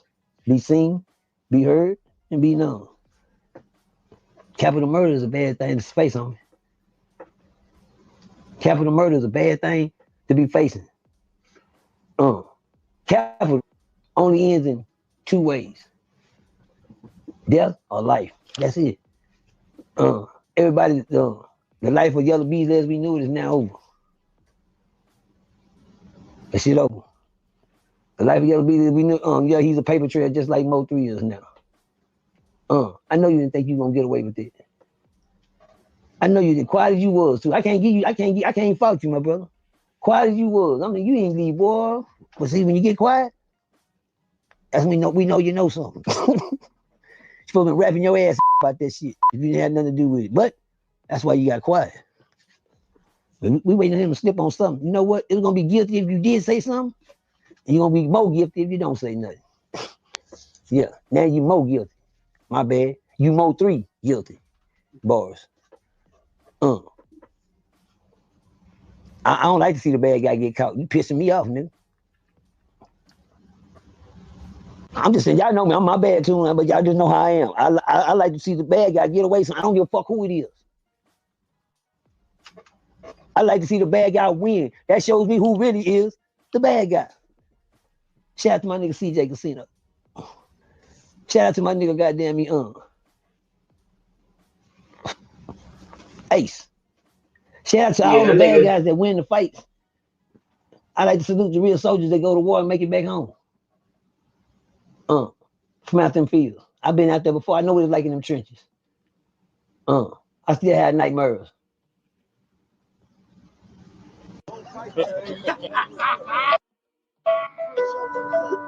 So this is gonna probably be my last video. I'm gonna go turn myself in. So they just raided all my houses. Begin with breaking news. This just in. The FBI says that South LA crime boss Eugene Big U Henley is now in custody. Okay, Big U has turned himself in, but let's refresh our memory about the trouble he may be in. That opening clip was him on an old live stream with him and someone else laughing at him when someone said justice for Nip. That always struck people as pretty damn strange. Now, here's a story. There's a guy, Little Rat. Okay, so let's refresh our memory here. Loose Cannon and Brick Baby are both in custody.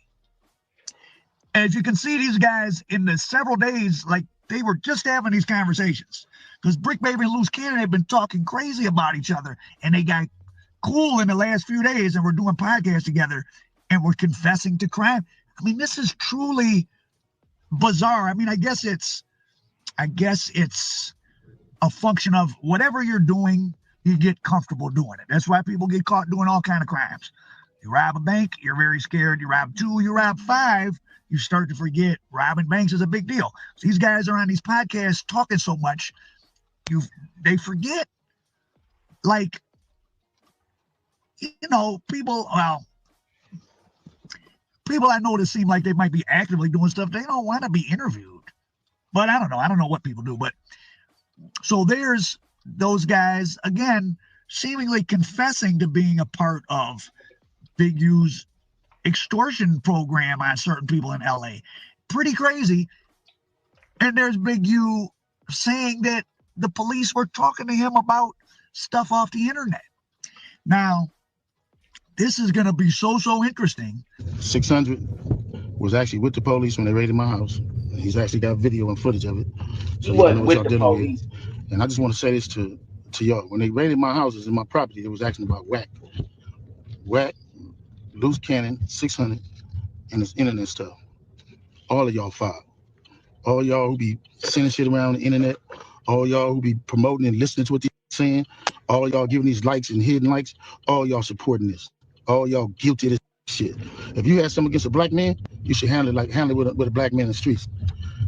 Wack said 100 times he was gonna take my contracts. He working with the FBI. The FBI went to the city 3 days in a row and told the city they didn't want nobody to give me no more money.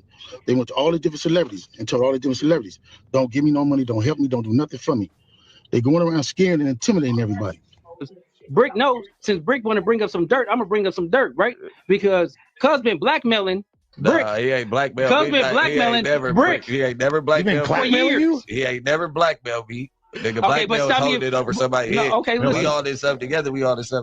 I'm looking at this video as I come in to turn myself in, and I'm disheartened by the fact that they trying to say that I stole something from Developing Option. I used Developing Option for some front. Developing Option paid my bills. They paid my house note.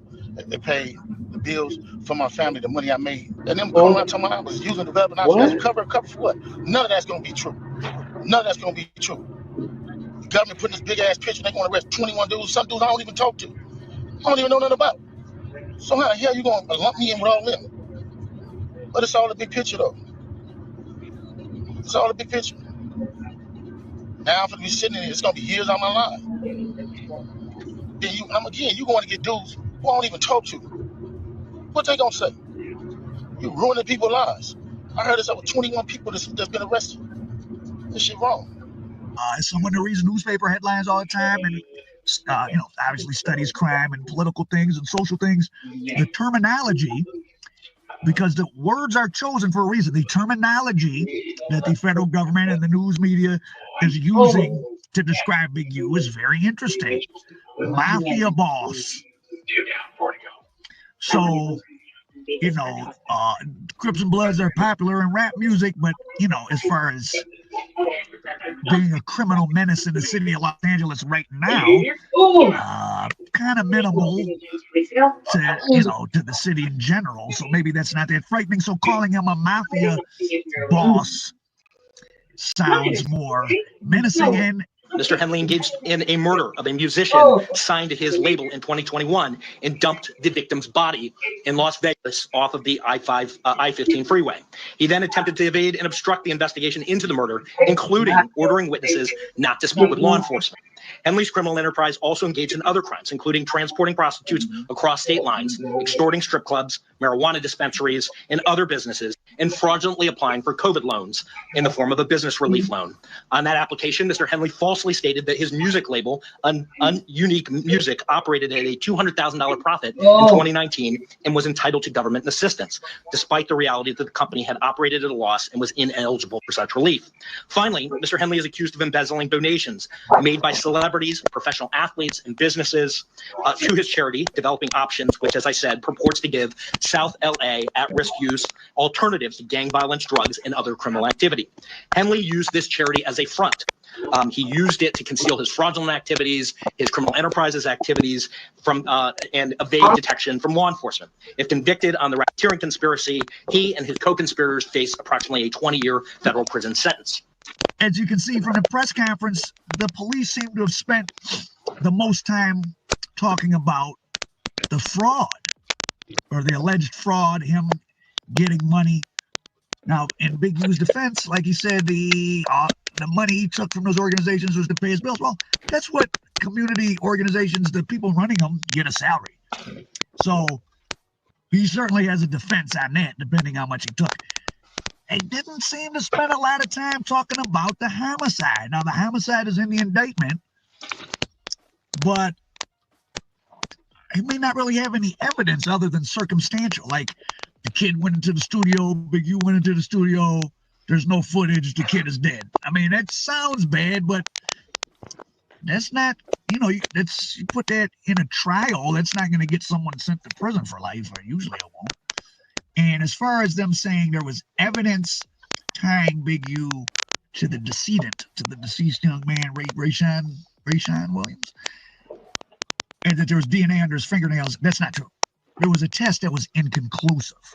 It didn't, I think that the material wasn't good enough. It did not rule Big U out, but it's not any proof that it was Big U. So, and they have to prove exactly what a homicide is, right? Like, if Al Prophet and his friend, if Al Prophet's with his friend, and Al Prophet starts arguing with the guy, and the guy hits Al Prophet, and Al Prophet's friend jumps up to defend him and hits the guy, and the guy dies, and then Al Prophet and his friend go and get rid of the body, that's a crime. But the only crime I might be guilty of is accessory after the fact or disinterment of a corpse. And my friend might just be guilty of involuntary manslaughter. That's a totally different crime than Al Prophet and his buddy lure someone somewhere to take him out and then dump the body. Well, that's first-degree murder. So the exact circumstances of something obviously are very, very important. Well, they don't seem to have the exact circumstances. If Big U went to that studio to check that kid about wasting his money in the studio time, and the kid got brolic with him and they had a fight and the young guy passed, again, that might be some type of crime, but it might be something that's like a 3 to 5 year sentence. Lots of people, I mean, a lot of homicides end up being like that, right? If it's a fight and an argument, depending on the circumstances, the fraud part is interesting, but what's so interesting is Brick Baby and Loose Cannon. I mean, Sweetie! He'll be like, he'll manipulate things. Like, we'll go and do something, and the same niggas we do it to show up to the house like 10 minutes later when we trying to, counting everything, right? And we be like, how the fuck they get that? Oh, well, we're gonna just give them like $40,000 back and stuff like that. But because it's actually putting us in paperwork, right? Maybe Loose Cannon knew he knew this was coming and he's going down to ship, so he figures why hide it, and he wanted to drag as many people down as he could. I don't know. Brick Baby, man, you definitely were, whether maybe you don't like that style of podcasting, but as far as what it was, I mean, he was good at it. He definitely had a big personality. I could see Brick Baby possibly being in the entertainment industry for a while, but that old arrest of him with the gun So if he had an 847 in his house, like they say, though, who knows if that's even true? Who knows what's true? We're getting this information off the internet. But something's true because these guys have been indicted. Loose Cannon was out in Las Vegas because they booked him into Henderson jail, which is a big suburb next to Vegas. So a lot of these people that are talking about all this gang stuff in Chicago and in LA, they're all in Vegas. So, now here's a clip of Little Rod Zay. That dude, he a red rag, and he bringing red rags to the hood. And plus, I heard you made a diss record about me. What's up? Was it about me? Man, I love Nip. You gotta love this skinny guy, man. Feel like Bruce Lee or somebody skinny. Flyway. Hell yeah, it's about you, Big U. And Big U launched the water bottle at his face. What'd he do that for? In the words of Nip. Big homie, you gotta come on outside and see me. Big U went out there like he was about to mail in the victory. He just knew he had that one. Dead homies. Bro, went out there stretching on that old MMA, mixed martial arts stuff. But that shit only work in the mirror.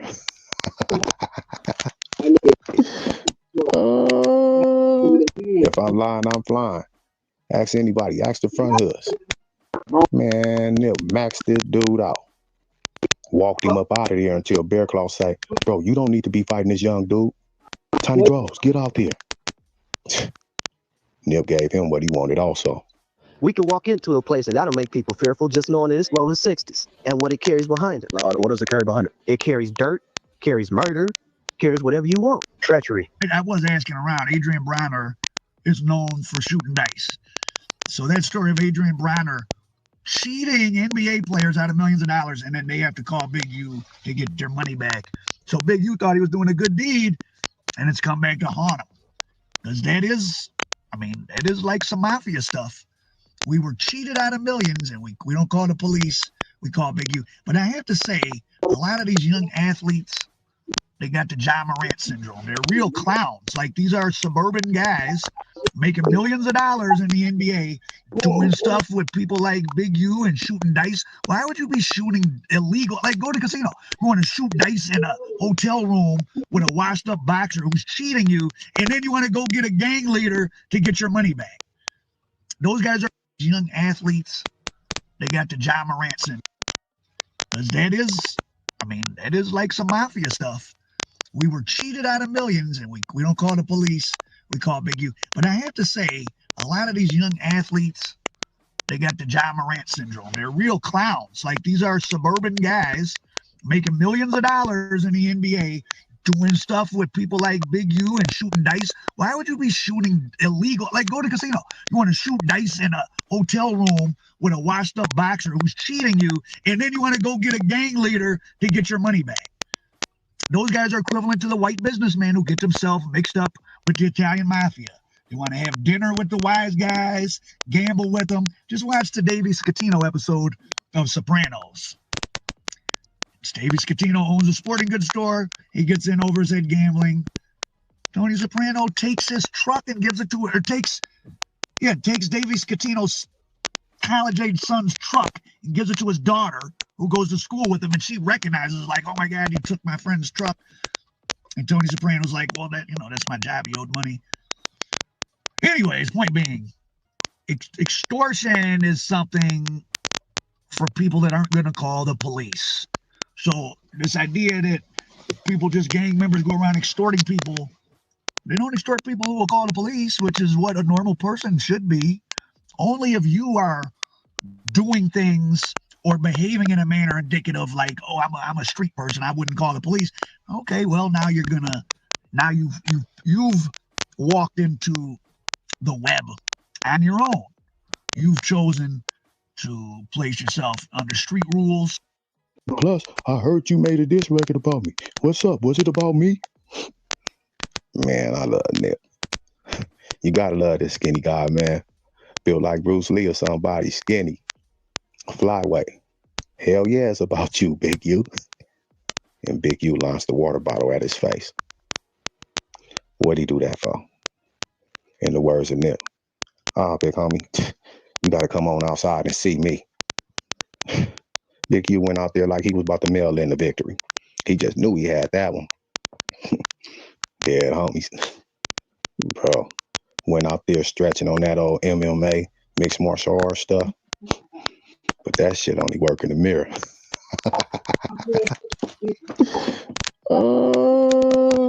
If I'm lying, I'm flying. Ask anybody. Ask the front hoods. Man, Nip maxed this dude out. Walked him up out of there until Bear Claw say, bro, you don't need to be fighting this young dude. Six credible people that I've heard say Nick gave that nigga big through the hole. Now, Nick brought up the something, that's what happened. Nigga. Nick gave that nigga, nigga. And big nigga. And nigga Nick. Nah, you can't heart, nigga. Ask anybody. Ask the front hoods. Bro, went out there stretching on that old MMA, mixed martial arts stuff. But that shit only went in the mirror.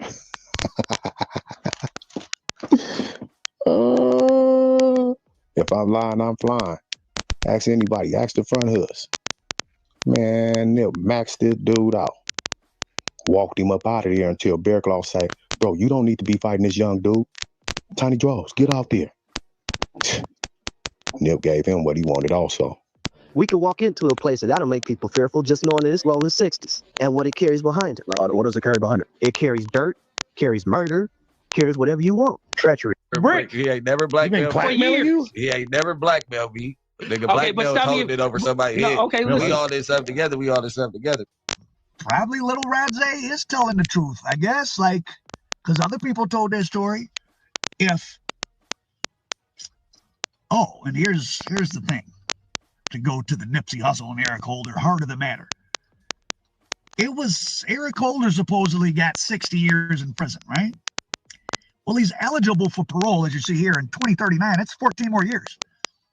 Like, Eric Holder could see the light at the end of the tunnel already.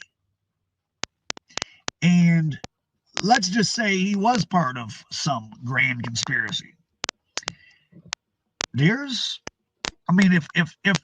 Big U is orchestrating, or him and others are orchestrating, or orchestrated the Nipsey thing and used Eric Holder, etc., well, then that means they have contingents of people in prison that are going to look out for Eric Holder. Eric Holder's not really going to be any worse off in prison than anybody else, which is to say it's probably not going to be too fun, but same thing for everybody there. And for those of you obsessed with celebrity culture that think, oh, well, he killed Nipsey and he can't be in there, and everyone that's doing a long time did some foul crime that might have been in the newspaper. People are there for taking out police, go on a drive-by, accidentally hit an 8-year-old. Look at the little Ronnie thing in Texas. Like, a lot of people are convicted of foul crimes. That's how you get long prison terms.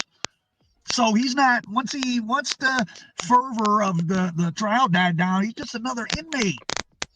And he probably has a contingent of supporters in there, So that's what was making me think, like, no, they couldn't possibly be a conspiracy, because I was thinking Eric Holder got all that time. Why wouldn't he tell? Because when it boils down to it, when you look at who tells and who doesn't, it's really, do you get an amount of time that you think you can handle, that you can do, and what sort of support are you going to get? Eric Holder's parole date is 2039. I don't know what all his 60 years is or how the California parole thing works, but that guy has a very, very doable amount of time. Could Big U and others have convinced him to redeem himself, that he could be back in the hood, he could be good? Because that guy, there's people that are, LA has some guys that are gangbang crazy, like their whole life is just a gang. So if Eric Holder had been kicked out of the Rolling 60s neighborhood for inappropriate events at an earlier time, and he was told he could come back around if he did this, hey, 15 years, he's been in you probably do a third of your time maybe, because he's already been in, when was that crime, 2018, 19? So he's been in 5-6 years. He's got 19, he's a quarter of the way down. He's not really in the home stretch, but I mean, So it'll be interesting, obviously, to see what happens. What do you guys think that what's the percentage chance that something to do with Nipsey Hussle gets brought into this? Is it greater than 50%? Also, what do you guys think about Little Rod's story of the day Nipsey and Big U supposedly had a big fight? Does that sound believable? Do you think that happened? Now, there was also the story about, what is it, Fats, who got bumped off at the dispensary. Now, there is a dispensary extortion charge in the indictment. So I'm just trying to piece things from the indictment to what we've heard being said on social media, because the social media stuff has been showing itself to be real. These guys have been telling real stories, which is mind-boggling. Wow. Brick and Loose were on No Jumper and were at just the hours before the indictment. But he's blackmailing you. No, that's not blackmail. We did stuff together. And as you heard Big U say, the police were asking him about just the case was built. Case was built off two things: that young man's parents in Vegas and social media. Now, if Big U killed a young guy who used to live with him just because they got into an argument about studio time, that's foul. And lock him up, throw away the key. Who knows what happened? Like I said, there's other scenarios. There could have just been a fight. I mean, it definitely looks bad for Big U. Don't get me. Justice for Dip. Whack 100. I'm not going to call him a law enforcement officer. I don't have any proof of that. But watching how him gives you the same feeling that a lot of people have. Like he sure seems to know everything. Of course, if he was getting it from the police, why would he have to put it out there? Why would the police use it? I don't know. I'll make sure y'all. Wax does know a lot. It could be, though, just people telling stuff. That millions of dollars that was going to Big U and his crew, someone else is going to get it now, because that's money that the federal government and the state gives, and it's for community building. You have to have community people, right? You can't have gang violence intervention people and it's all outsiders. You're going to have people from the neighborhood. So if Big U's organization's gotten $2.3 million in the last 5 years or whatever it is, well, that means someone else is going to get $2.5 million in the next couple of years. And the Olympics are coming up in 2028. They don't want any problems over there. That Crenshaw neighborhood in Slauson is very nice. It's been cleaned up, rebuilt. You'd be shocked when over there. It's I don't mean it's like nice for a hood area. Like it's just a really nice area. Now, I'm sure there's I'm not super familiar with every nook and cranny or side street, and I'm sure there's some blocks you don't want to turn down, I guess, probably over there. Maybe not anymore. I really don't know. But as far as on the main streets over there, big businesses, chain restaurants, gourmet stuff, expensive apartments, new subway line. LA is like New York. It's so expensive that any little neighborhood that's marginal that they can claw back and make it upscale is worth tens of millions, hundreds of millions of dollars. So Big U gave them enough rope to hang him, possibly. Again, if he did that homicide, that's pretty foul. Go check out my nigga There's boss certainly channel, circumstantial evidence that makes you think he could be involved with Nipsey, but innuendo, gossip, with something seems like now we're getting dangerously close into judging people on, oh, well, he looks like a killer. Well, you can't say that. You got to prove what somebody did. What do you guys think about Eric Holder, Shitty Cuz? Did he do this on behalf of, did he knock off Nipsey on behalf of Big U?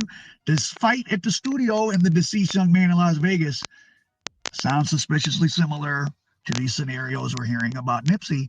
Fight over studio equipment, over studio time. Those that do not know history are doomed to repeat it. If y'all haven't hit these, that be integrated at the end of the day, the algorithm to as many people as possible, and it just helps.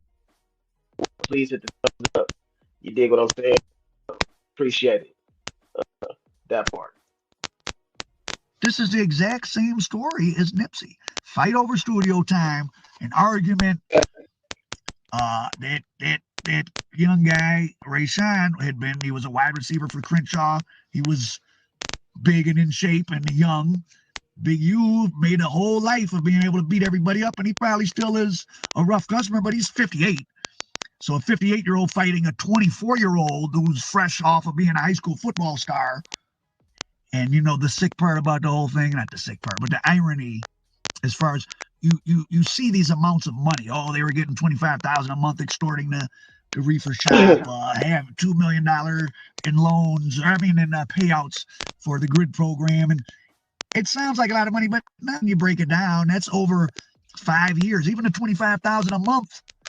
Well, if you got 10, 15 goons on the payroll, you hear what Loose Cannon said, we're breaking up.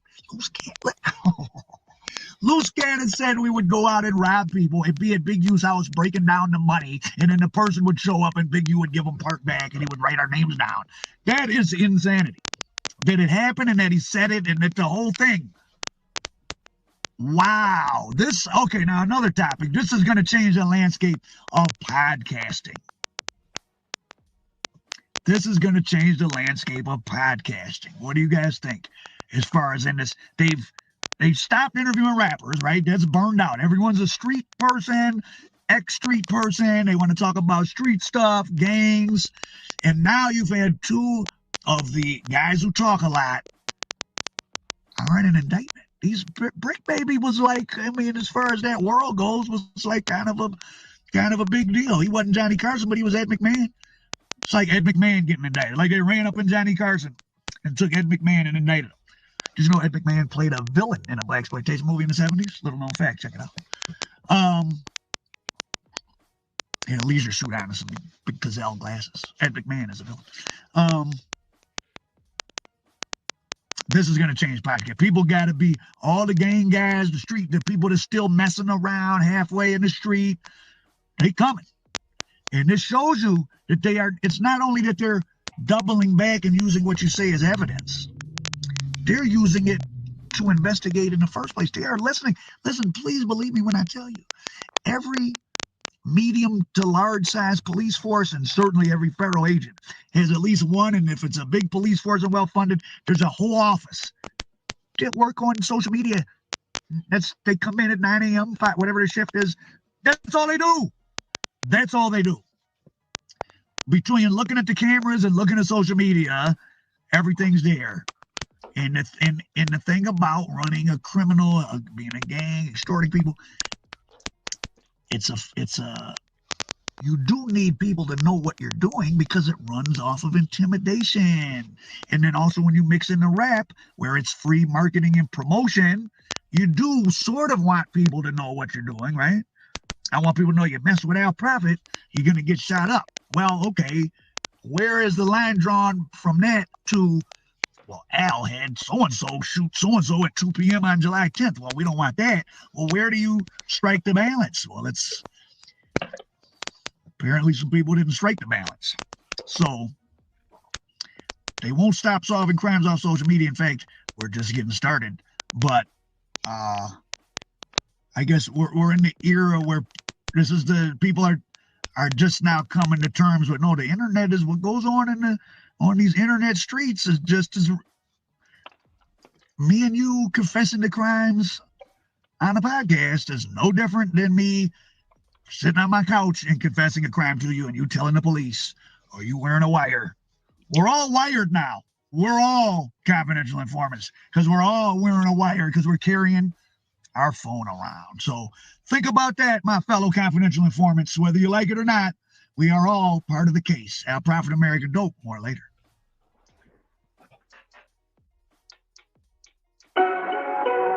You already know we live from Detroit. $1 million for the game. Cinco Ave, baby. Let's go. They gon' get money, baby. Money. We out here, you see we had to pull up. We had to pull up on our brother payroll, man. Listen, he's not just a Detroit player. Some days he's the mayor.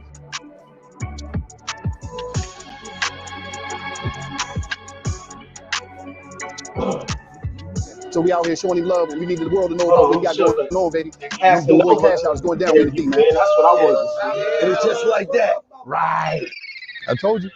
I told you we was coming, man. I had to come. Follow. Had to come get a real Detroit player. Come on, bro. How you be? What's up, family? How you be, brother? What's up, baby? How you be, brother? What's up, baby? How y'all be, man? How you feeling, bro? How you be? What's going on, family? You be. You're now tuned into me. Bro, Eddie Cat.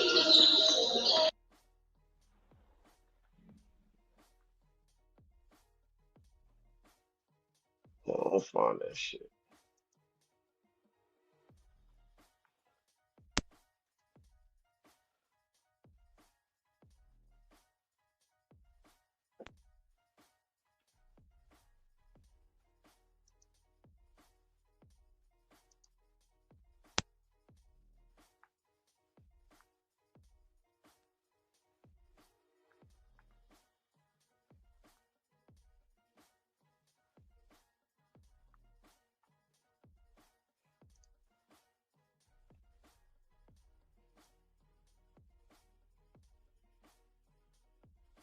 Straight up on the rocks, juice, soda, or you could just make a New Amsterdam Mule, the classic. But it's up to you. But just know, when you out and about at your local liquor store. I want to come home. I miss my family. I miss my kids.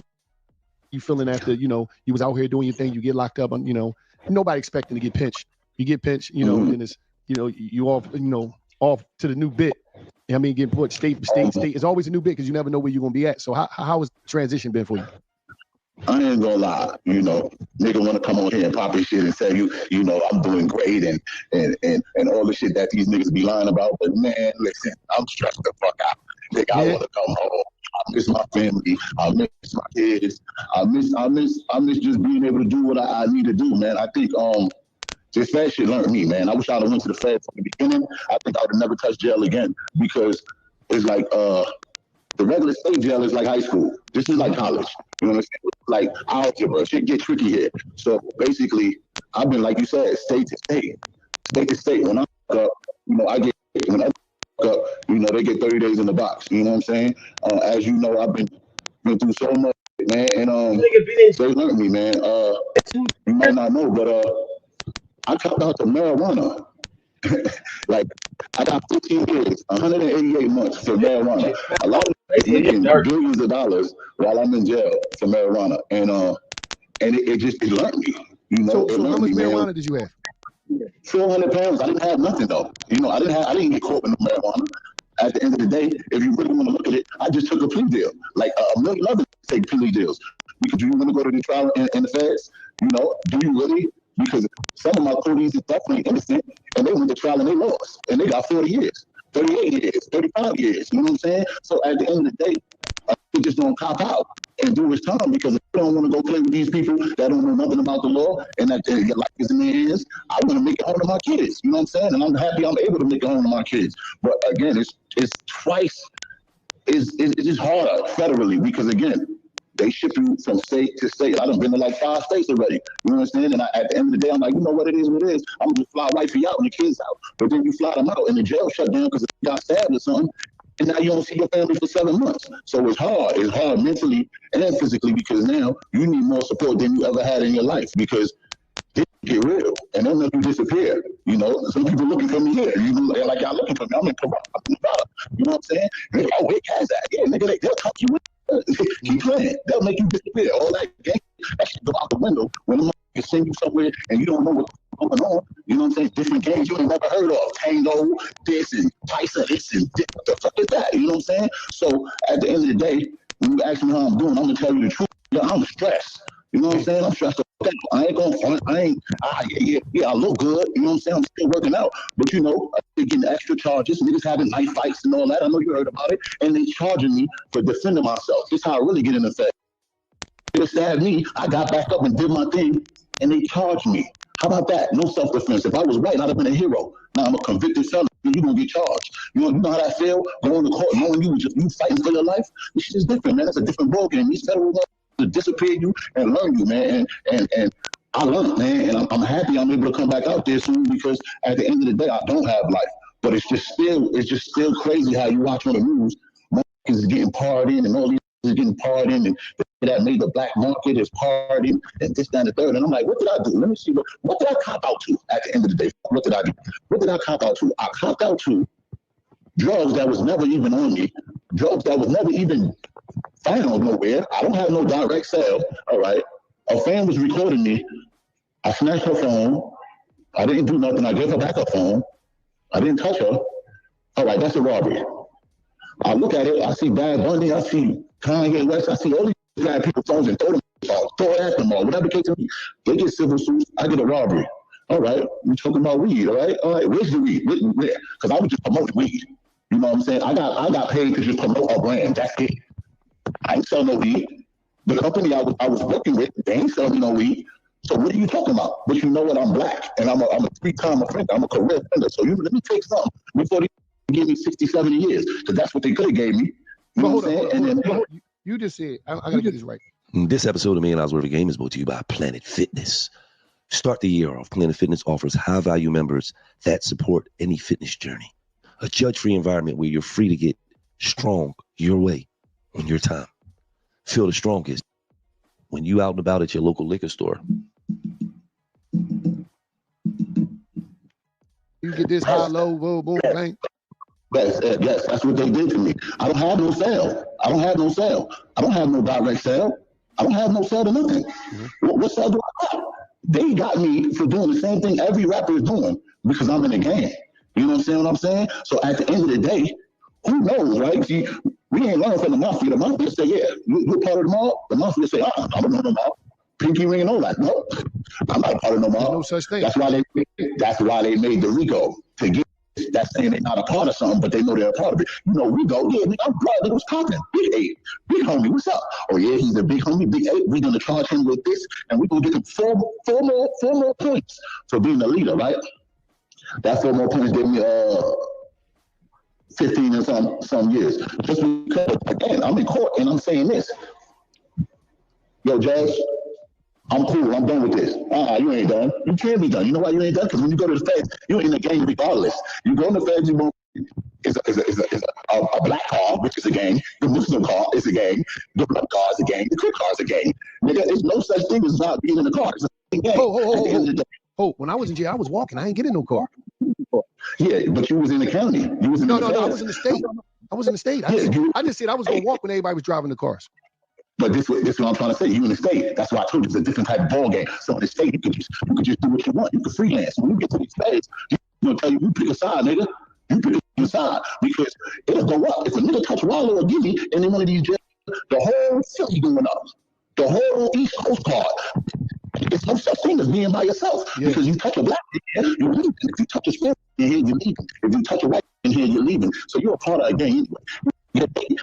It's days that sometimes I go and I think about like, damn, I might not come home.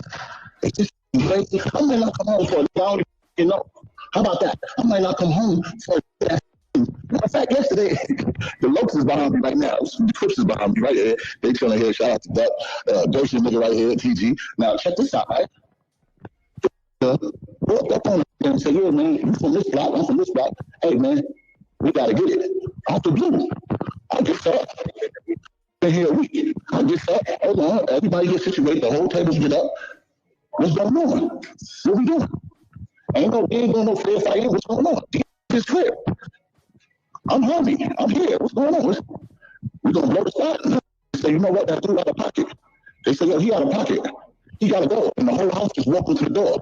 I said, just to say this, at the end of the day, you don't know when you can leave. I'll be good. Yeah, baby. Yeah, but that don't matter. Your whole sentence up. You know what I'm saying? And you can't get no good time back from this. At the end of the day, I look at it like they put me here because of marijuana, and I was doing good. I was telling the kids don't come here. You know what I'm saying? I was telling them gang life ain't good. You know what I'm saying? You know what the judge told me? Yeah, Mr. Senior. Yeah, you did a lot of good, but we're not here for the good. We're here for the bad. And all that made me realize is no matter how much good you do, if you do something bad or alleged to think you did something bad, all that is erased. If we don't have nobody fighting for us, niggas ain't fighting for me. You know what I'm saying? I'll hit y'all right back. This episode of $1 Million Worth of Game is brought to you by Body Armor Flash IV. It's time to reach for real hydration with Body Armor Flash IV, packed with electrolytes, zinc for added immune boost, and no artificial sweeteners, flavors, or dyes. With Kaz. I'm talking about hard body people be with you like that. So, like, since you've been to jail, like, has it been the same? I say this, right? For the most part, I'll have to run out names, man, but it's been doing that job for me. I'm blessed and highly favored. Like, I'm definitely getting the love I deserve. Because they deserve to get the love. Like who? We gonna go from. I'm gonna go from, because I don't want to forget nobody. So let's see. I'm gonna go from Chris Brown. I'm gonna go to Tory Lanez. I'm gonna go to Cordair. I'm gonna go to Ferdo Bang. I'm gonna go to True Life. I'm gonna go to Bobby Shmurda. I'm gonna go to Rowdy Rebel. I'm gonna go to Trey Songz. I'm gonna go to French Montana. I'm gonna go to Fat Joe. I'm gonna go to Tank Davis. I'm gonna go to Fabio. I'm gonna go down the line. It's just like I've been getting love. I ain't gonna front, and I needed Dave Eats. You know, like everybody fabulous. Like everybody been tapping in, and it's good because it's 4.5 years. I wasn't no platinum selling artist. Like these front all you want. I was outside. They talking about don't shoot no videos. I'm like, oh, I got to get paid. Yeah. You know what I'm saying? And the good part about it is, yeah, the money. You know, the money is cool, right? But the conversations I'll be having keep me alive. Like Tory, man, like especially him being locked up. The conversations I had with that man be sending chills through my body. Like that nigga be like, don't worry about your age, cat. You come home. I'm telling you to come home. And that give me motivation on it. Sometimes you need that. Like it should be like it be like at 90% of like, what the fuck? I don't even give a fuck. When I come out this selling, I'm putting knife in this. And then you get a mail. I wake up and check my messages and I see Tory like, don't slack. Don't slack. You pray today? You all right? And that shit bring me down to 70. Then I go get a visit from baby girl. Boom, boom, boom. Then that shit bring me down to 50. You know what I'm saying? Then I hit my assistant like, yo, T, what we doing? She's like, yo, we gonna just send you money.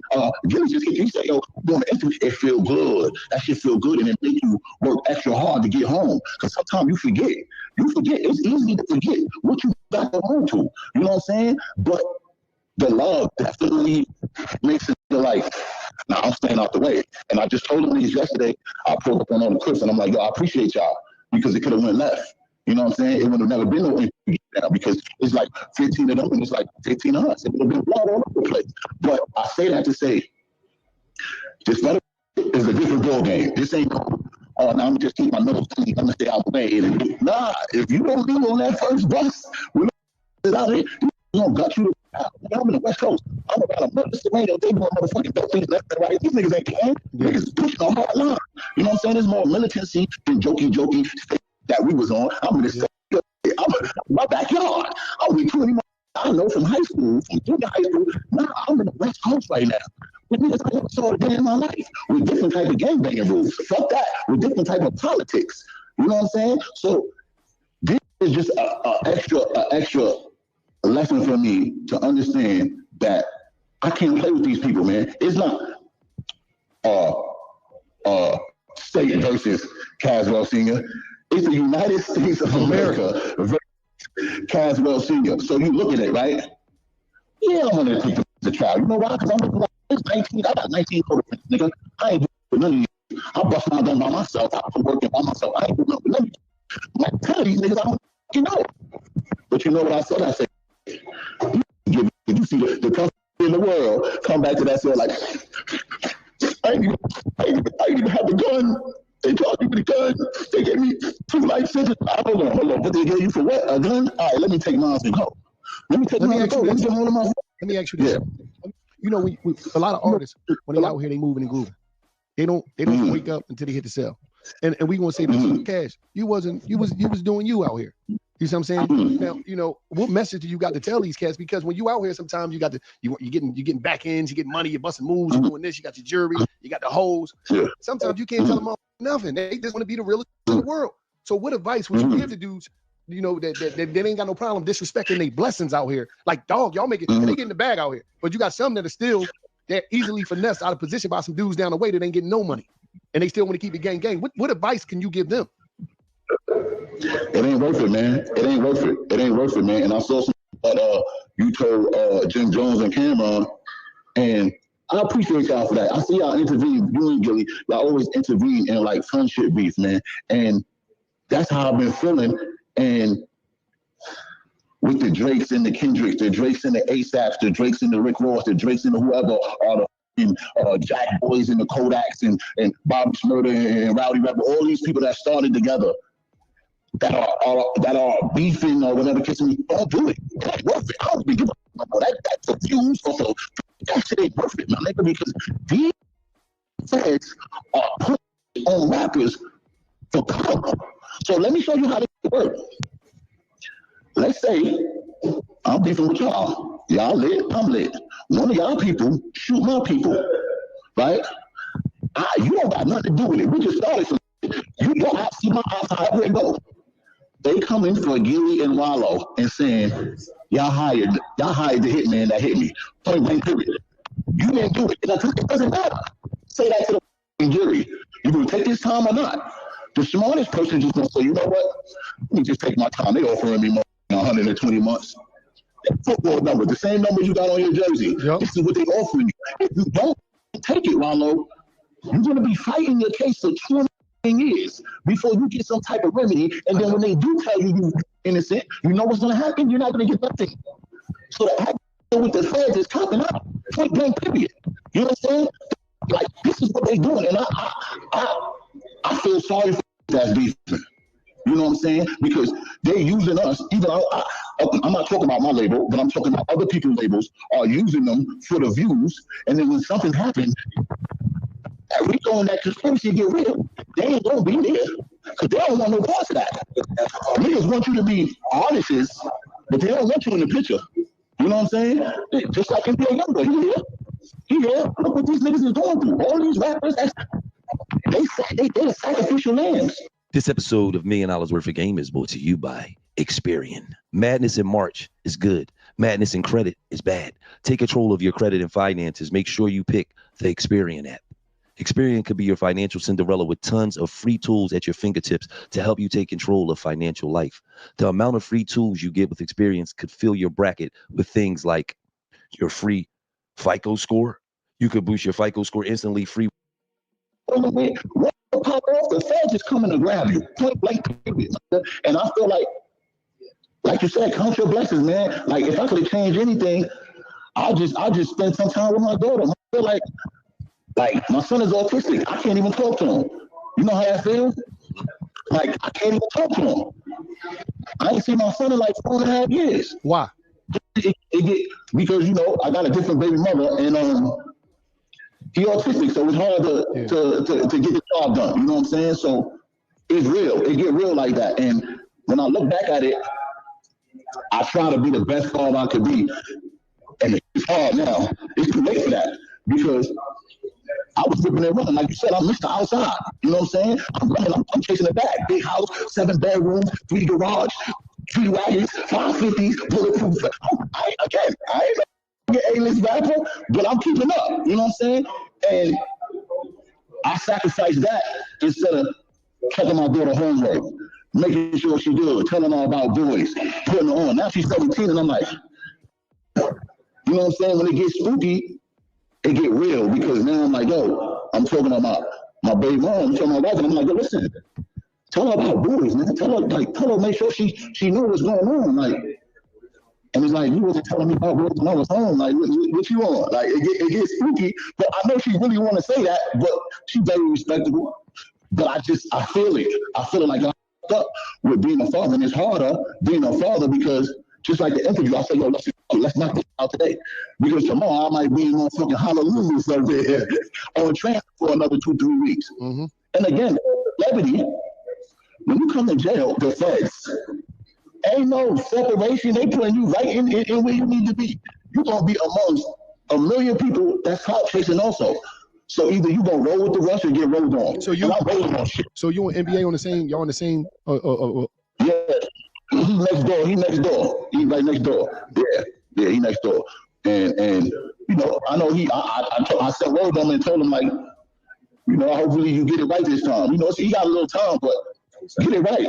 He got 27 months. Yeah, 27 months. So hopefully you get it right, man. And I'm all for reform, man. I've been telling these kids like, my nigga, like this ain't it. But now I think I gotta step on it a little harder when I get home because we don't know. We don't know how much times I walked up on my home like gun check. You strapped? No, I got mine, nigga. What's up? Let me go check. All right, cool. Federal law, right? Just to see a firearm, let's say an informant is between anybody. That's 7 years. Constructive possession of a firearm. Nigga, fuck that. Force to get loud. We all did it. Watch guns in the air. You got a new drug, you busting it.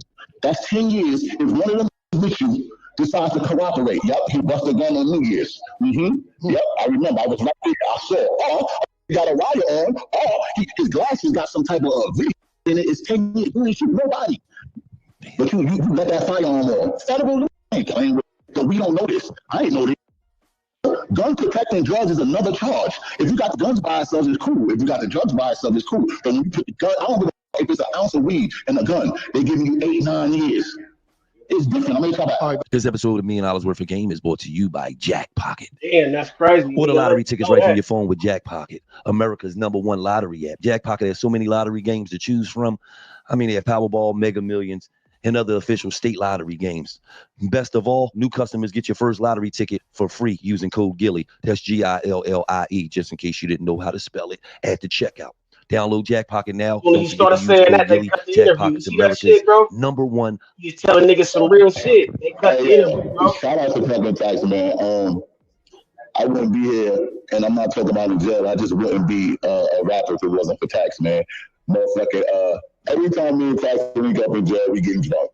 We getting drunk. We just twisted, man. That's my heart, man.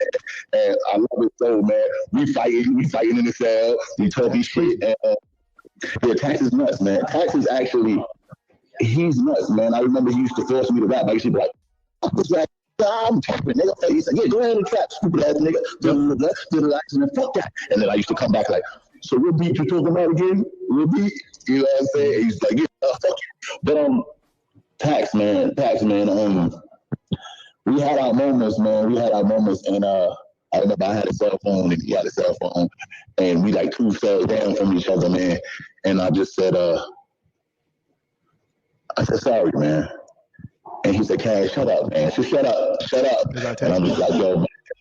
I said, I'm sorry, man.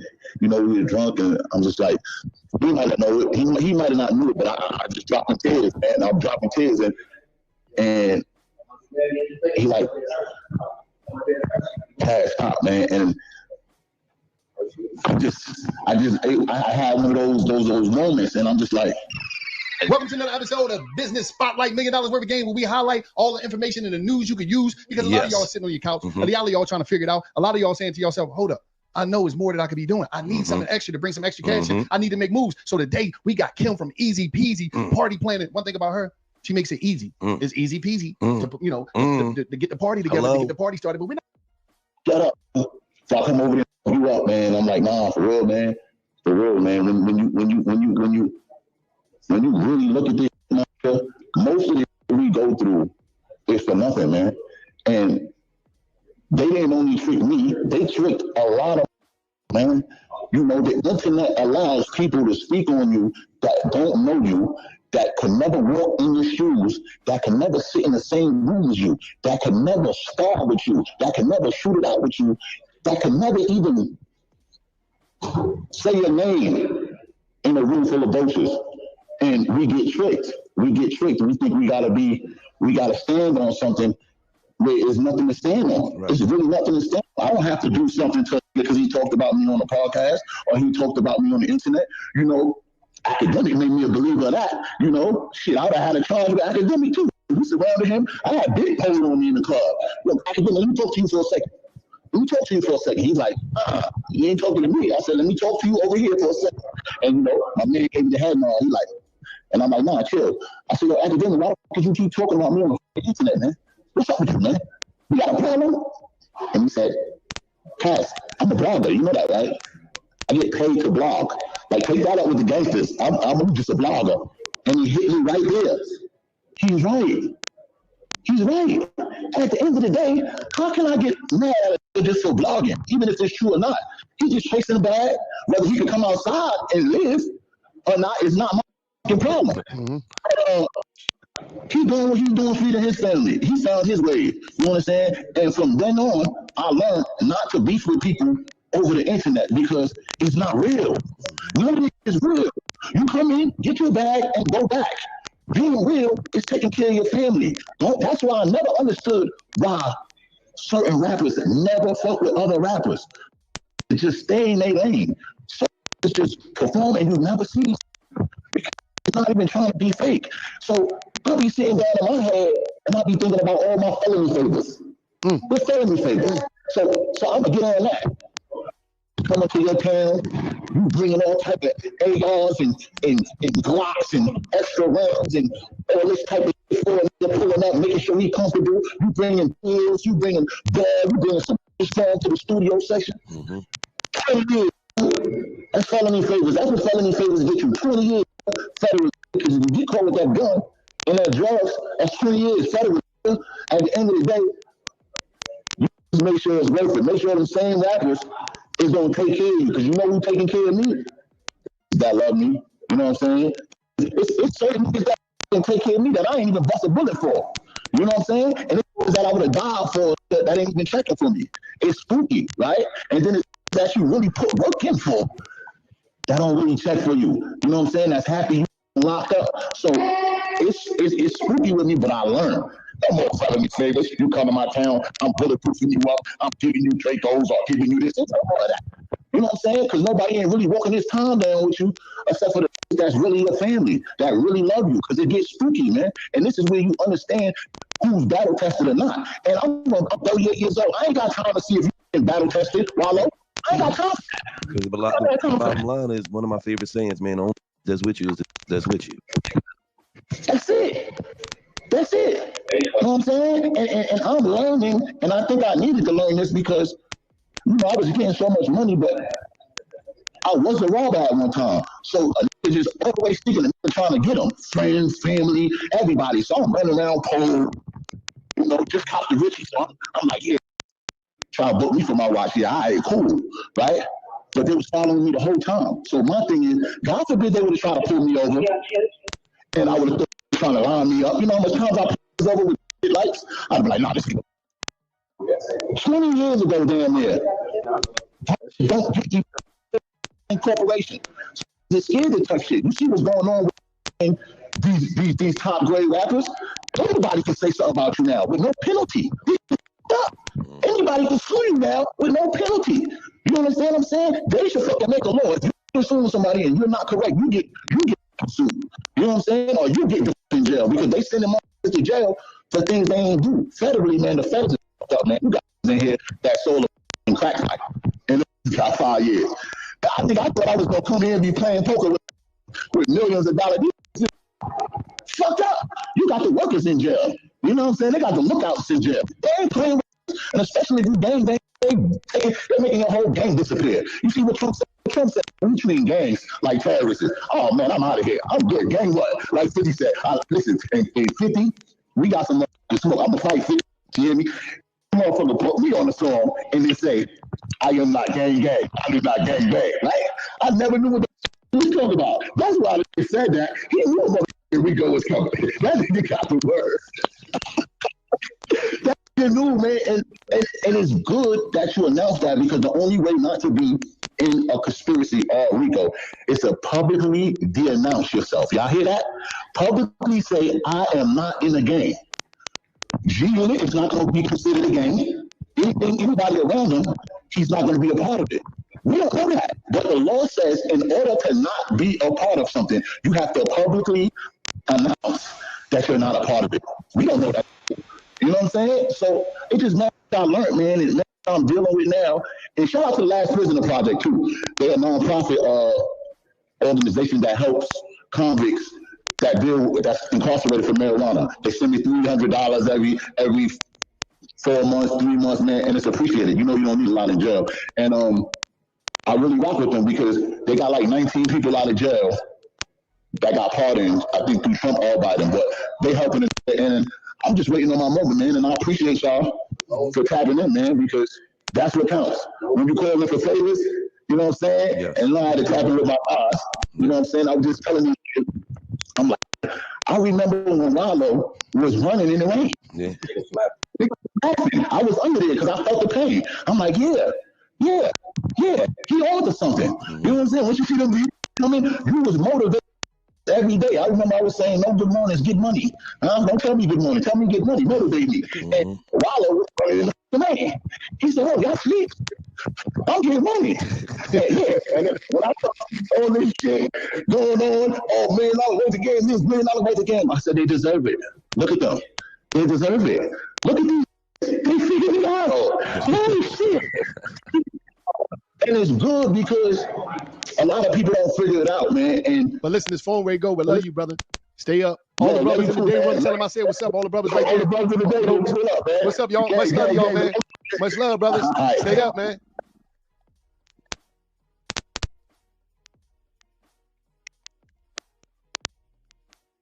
What he said the story was, obviously we don't have the whole story. We got to wait for that to come out. But as of right now, man, it don't look good. And if it is what it appears to be, Brick, as a person who supports you and was rooting for you, you out of pocket and you out of line. Highly disappointed in you, bro.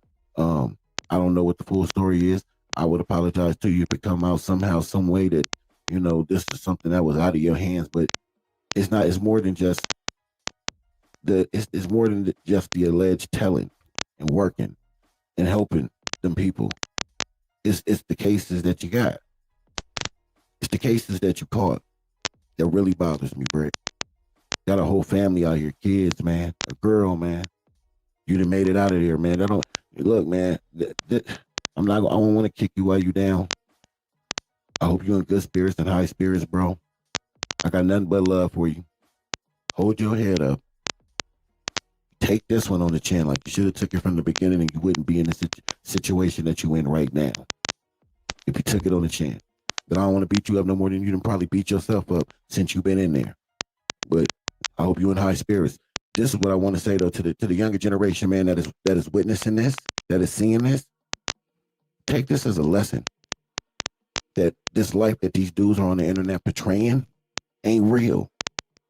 Even though they out here doing stupid things that can cost their life, like the situation that they in right now. All that portraying, it ain't a good look. It ain't something that you should want to look forward to. It's not fun and games.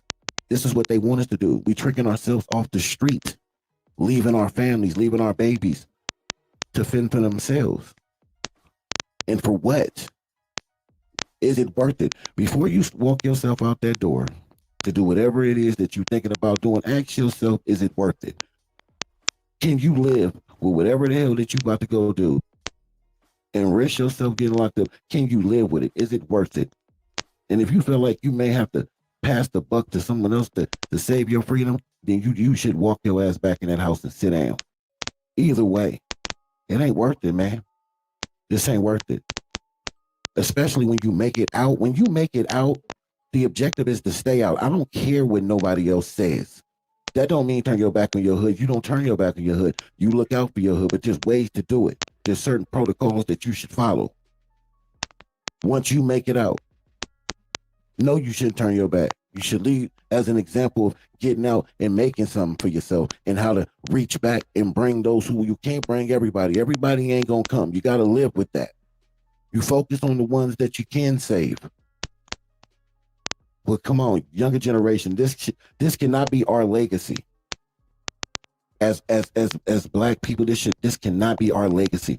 We cannot keep letting the streets take our babies and strip us of our freedoms. But I just want to remind y'all that we're gonna get right to the video. If we gonna hold Brick accountable, we're not gonna play selective politics. Yeah, we're not gonna do that. It shouldn't matter whether if you are behind bars and you've been ratting and you're a ratatouille, or if you free and you're a ratatouille. A couple of them dudes that were in the forefront of pushing this case and putting this case out there and helping put this case together and tying it with a bow, they both got sealed files and you know it. Oh, you know it. 600, he go to Clubhouse because Whack 100 to summon them to fake a play like he got his sealed files. You can't get somebody sealed files. Come on. Ain't nobody stupid. And then CS2 back, we know his file sealed. He won't show us why his case was kicked out in the interest of justice. He said it was because of an illegal search. That's what he said. He said it was dismissed for an illegal search. And then the case in the Main Street case, he what did he say in the Main Street case? That he was living above his means. That's what he said. That's what he said. Is all I'm saying. And we all know that them both are lies. We both know it's lies. He lied because there is paperwork, and the paperwork doesn't say that. And 600 still ain't went and got his paperwork to prove that his seal file was dismissed because of a drug diversion program. All I'm saying is that we gonna hold Brett accountable. That's fair, right? We got to call the other two accountable too, even though they free. We're not gonna play selective politics. Anyway, kick back, relax, man. Let's listen to what happened in this unsealed file of Brick Babies, and I'll catch y'all on the other side. Let's get. Oh, wait a minute. Trenches. Salute to Trenches News. Salute for the content. My apologies, Trenches News. I should have shouted you out earlier. I'm gonna make sure I put a link to his video in the description of this video. We're gonna use this content. He breaks it down eloquently. So salute to you, sir. Appreciate you and the content that you did. Let's get to it. Stand on the media. Let's go. Hey, we talking about Brick Baby. We talking about Big U, and we talking about Whack 100. Don't fear credit card debt. Commercials already, bro. Whack 100 responded to Big U and his statements on the live. So before we get started, I'm gonna ask y'all to smash that like button. Live was lit last night. I appreciate everybody was on there. I will be going live for a few hours and then I'm off. All right, y'all. So we're gonna start off with Brick Baby unsealed indictment. United States District Court for the Central District of California, October 2024 grand jury.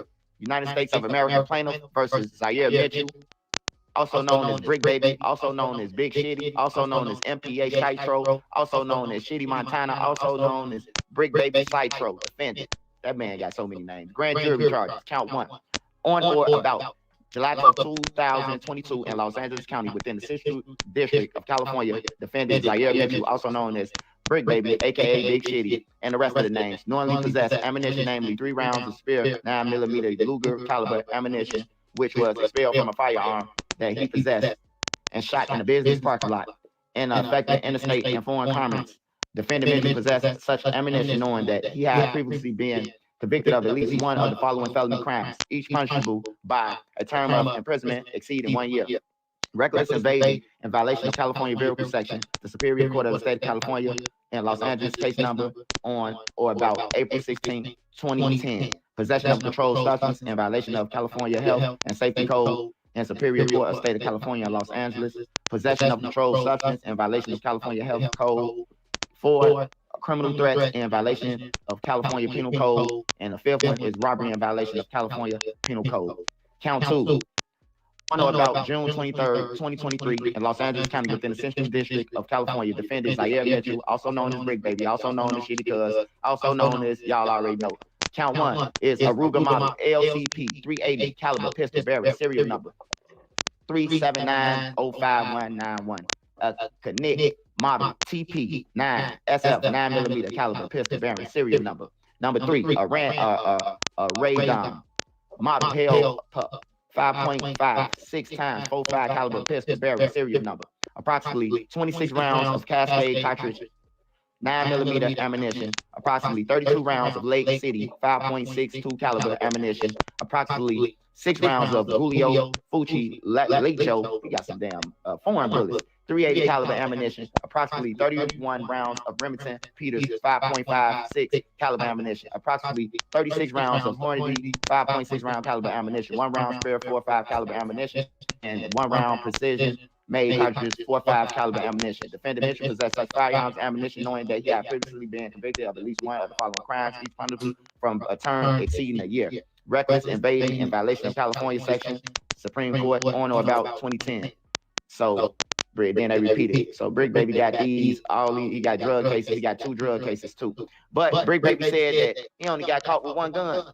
And he ain't know what happened to the gun the whole time. Brick Baby got caught with 3 guns and a lot of ammunition and drugs with him when he got caught. So Rack 100 was right. How did Brick Baby get out of jail that day? He was right, man. It was something fishy about it. But we gonna see when the rest of the paperwork come out on Brick Baby. But time to treat yourself to an after-work drink. What'll it be? Vodka martini or a classic cold one? You know what? You can choose when they both get here. Get good times delivered fast.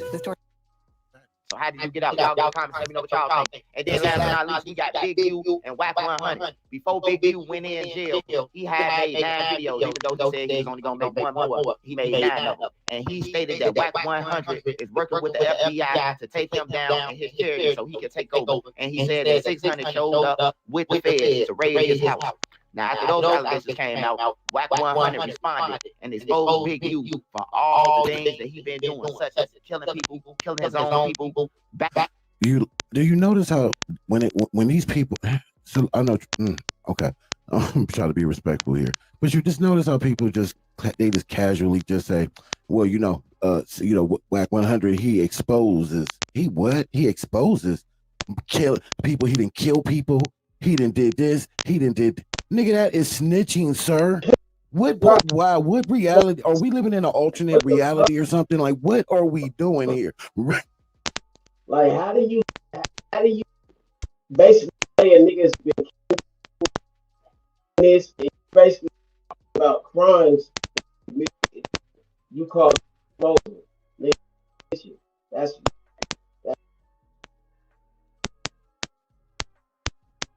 so I never understood that language either.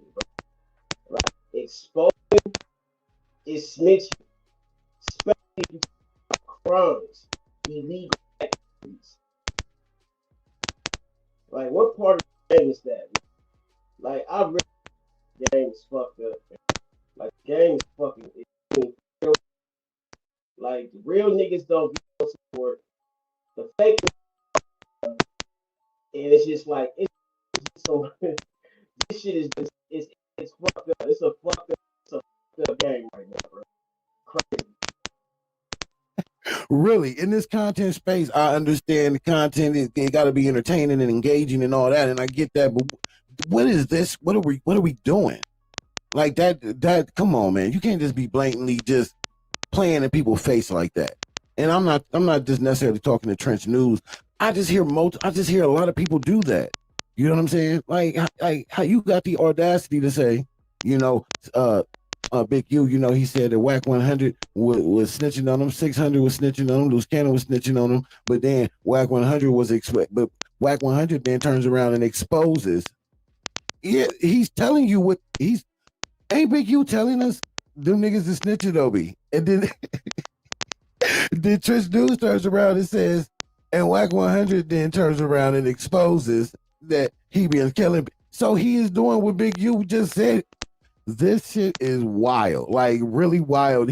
For him to just say that, like so casual, like that's mind blowing to me, bro. What are we doing here? Y'all want to hear the rest of that? Because I didn't, but let's go. Doing people, taking from his own people, say you ain't did nothing but kill your own people. And I heard them say is you can't be a 60 if you ain't kill a 60. And then another thing, Big U weird. I seen the clip. I'm done with that. Salute to Trench News though. Nigga, number one, let's just say every hood got killers in it. Every hood that lost the soldier. It happens in the hood. It does. I don't know what Big U did or didn't do. He innocent until proven guilty. So how he weird? You don't even know if he did any. Whack lie every day, left and right.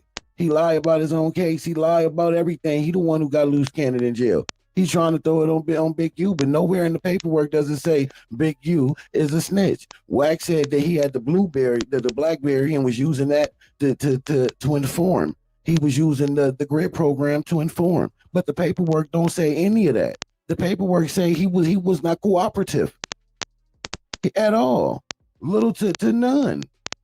So what are we talking about, man? Like, we're not just about to do that over here and stand up. We're not doing that. That's what we're not doing. He innocent until proven guilty. Yet if the paperwork is ugly, it sounds ugly. Yes, it is. That's what it's going to be. The feds came at him. But let's sit back and let's just let cooler heads prevail. And let's let Big U defense at least say something. He's putting his defense together. This was definitely an orchestrated hit. And it ain't just because they don't like how he was, that he wasn't doing nothing in his community, because he was doing for his community. There's a deeper reason why they going at Big U, man. Wake up. But if you want to stay asleep, that's your business. Straight up. We not doing that here, man. No, I'm tired of that. Big U innocent until proven guilty. That's his constitutional right. The man ain't even been able to put his defense together, and everybody already crucifying, condemning him, reading the paperwork, swearing that it's the Bible, like the police don't lie. What are we doing here? Crazy. Slow it down. Relax. I'm very optimistic for him. You know, I am. I'm just praying and hoping the truth prevails in whatever that is. And I definitely want to see justice for that young man who lost his life. 100%. If Big U was involved in that, he gonna deal with that. 100%. But he innocent until proven guilty. Wax said the blood was under the fingernails and it was Big U's. I didn't really hear that in the paperwork. Did it say that in the paperwork? That it was blood under the fingernails and it was Big U's?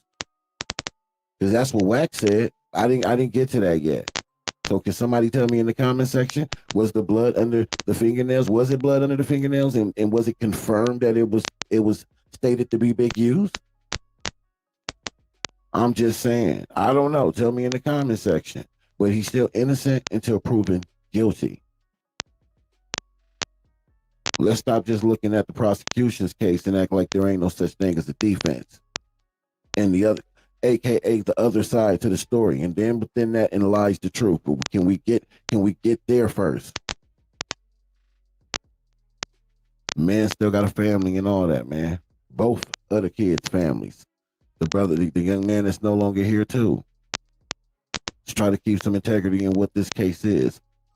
Because it's more than just about what you see on the surface. You don't have to believe that if you don't want to. That's fine. But I know better, so I'm going to do better. It's deeper than that. Again, salute to Deuce MZIL, Damu Kiwi Conversations, Scandalous Los Angeles TV, because they definitely woke over there. Straight up. Anyway, man, salute to the whole Stand On the Media family out there. I wanted to make sure I got this to you. I would have put it out last night, but it was kind of late. So I want to give y'all something at least to listen to this morning, if you haven't heard it already. If you listen to it because of me, I appreciate the support, man. I really do. I don't mind giving my opinions. You know what I'm saying? But I try to keep it respectful to everybody that's involved. You know what I mean? I just want to call it fair. I just want this to be called fair. That's it. You know what I'm saying? If you snitching and you behind bars, or you come to find out that you've been snitching while you behind bars, call that a hitman to kill his one-time friend turned rival, Mo 3. All I see is yellow, take them Barrettas. Outside I ain't lacking, don't think that I'm mean. I hit up that rapper, you made him famous. Yeah, he barely made it, but without a game. The city they talking, they know what I mean. Louisville police say at 3:38 this morning, they got a 911 call from a driver saying he'd been shot multiple times by someone in another vehicle in the northbound lanes of the Sam Rayburn Tollway at FM 544. Police say 26-year-old DeAndre Conway was shot 3 times and was still conscious and breathing. He was transported to a nearby hospital. Conway told investigators he was out with friends and had dropped them off in Louisville and was on his way home when he was fired on. Police say more than a dozen rounds were fired into Conway's vehicle. Investigators are hoping businesses and/or tollway cameras will lead them to the suspects. You heard that rapper got shot on the tollway? Go out there, who? Everybody know where the stand spot is. That's why when Mo 3 got out the car, they went around to the passenger side to try to get the gun out where they normally stash it. Normally, if the police pull them over, they don't find this gun in the stash spot. They had a good stash spot. They took the gun out. A Dallas rapper was murdered outside of his car on I-35 near the Dallas Zoo. Hello, I'm Steve Eager. I'm Heather Hayes. It is a stark example of the city's struggle to control violent crime. Police say the victim, a hip-hop musician named Mo 3, was approached by the killer on I-35. Both men stopped their vehicles. The victim got out, took off, started running, but was shot several times on the highway. A bystander inside another vehicle was also hit. Police say that person did not suffer life-threatening injuries. This rapper is dead today after he was shot on I-35. 28-year-old Melvin Noble, also known as MO3, was shot on I-35 northbound near the Beckley-Zane curve. BPD says that Noble was approached by a gunman a suspect who was driving a dark-colored vehicle. Noble apparently got out of his car and ran southbound when he was shot. Police also tell us that the gunman shot an innocent bystander as well. The suspect, who was armed with a firearm, began firing several rounds at the victim, striking him. In doing so, the suspect also struck an innocent bystander who was sitting in his vehicle. Well, Noble was taken to an area hospital where he was later pronounced dead, while the second victim's injuries are not life-threatening, we're told. Man, whoever got the freeway blocked out need to get y'all together, dog. God, Nick ain't even on the freeway. Man, Lord got the freeway blocked off all the way on Pope, dog. They got going. You shot straight, but you shot late. High limit. This is the Rundown Podcast. I'm gonna give you the rundown. I'm gonna give you the rundown. I got the young boy with me too, nigga. Yeah. Slack. What's that? Yeah. I got my brother. I'll be covered in it. Just around. Better pop some bottles, bitch. It's bottle popping time. Half party time. Butt naked time. Hey, y'all need to stop tripping on the internet, man. Y'all tripping, bro. A man suspected in the killing of Dallas rapper Mo 3 pleaded guilty this week to a felony charge of unlawful possession of a firearm by a felon. Keywan Dontrell White, 23, entered the guilty plea Thursday. Federal court records show his attorney could not immediately be reached for comment. The charge was filed after Lancaster police found a 9mm pistol in White's pocket August 16, 2020. White had fled from them on a dirt bike and later on foot when they were trying to pull him over on traffic violations. White and Devin Maurice Brown were indicted last year on murder charges in connection with the slaying of the 28-year-old Melvin Noble, who performed as Mo 3. Noble was gunned down in the middle of the day, November 11, 2020, on Interstate 35 East near Dallas Zoo. The killing prompted a manhunt and sounded alarms about the city's spike in homicides. White was arrested about 3 weeks after the slaying after witnesses identified him as the gunman. According to the arrest warrant affidavit, the U.S. Attorney's Office has said that Brown was a known affiliate of White's. The artist, whose real name is Melvin Noble, was shot by a man who had chased him on Interstate 35 near Marcellus Avenue in Oak Cliff. When Noble ran out of his vehicle, the ski mask gunman chased Noble on foot and shot him multiple times in the back. A bystander was also wounded but did not sustain life-threatening injuries. Keywan Dontrell White, 21, was taken into custody Wednesday and faces a charge of murder at the time of the shooting. White was free on bond for unlawful possession of a firearm by a felon. Brown is the second person to be indicted in Noble's death and is being held at the Limestone County Jail near Waco. The indictment and subsequent release from the Dallas Police Department of Brown's arrest warrant affidavit were the first public mention that he was alleged to be connected to Noble's slaying. An arrest warrant affidavit for Brown stated, a witness reported Brown was upset over a relationship that involved Noble and the witness, and that Brown had contacted another witness multiple times before Noble's death to ask if he was at a specific location. In an interview with a police detective, Brown said he had recently learned that Noble had been dating a known witness and that he was upset over a Facebook video that involved Noble, but denied any involvement in the slaying, the affidavit said. According to the affidavit, records show numerous calls between Brown and White the day before and the day of the shooting, and cell phone data placed White in the area of the location Noble stayed the night before the shooting and near the scene on November 11th. When asked about these phone records, White told officials the number might be his, but he said he could not remember his numbers, the affidavit stated. White also denied he knew Brown or had any association with him. Brown and White have also been indicted on federal charges. The two men, who were described as affiliates by the Office of the U.S. Attorney for the Northern District of Texas, were indicted in December on one count each of felon in possession of a firearm. Brown was also indicted on one count of conspiracy to possess with intent to distribute a controlled substance, according to the U.S. Attorney's Office.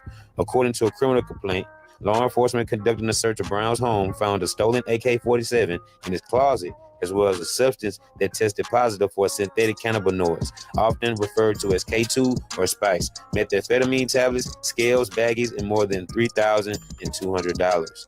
A second criminal complaint alleges law enforcement found a 9mm pistol in White's pocket. White fled on a dirt bike and then on foot when officers tried to stop him.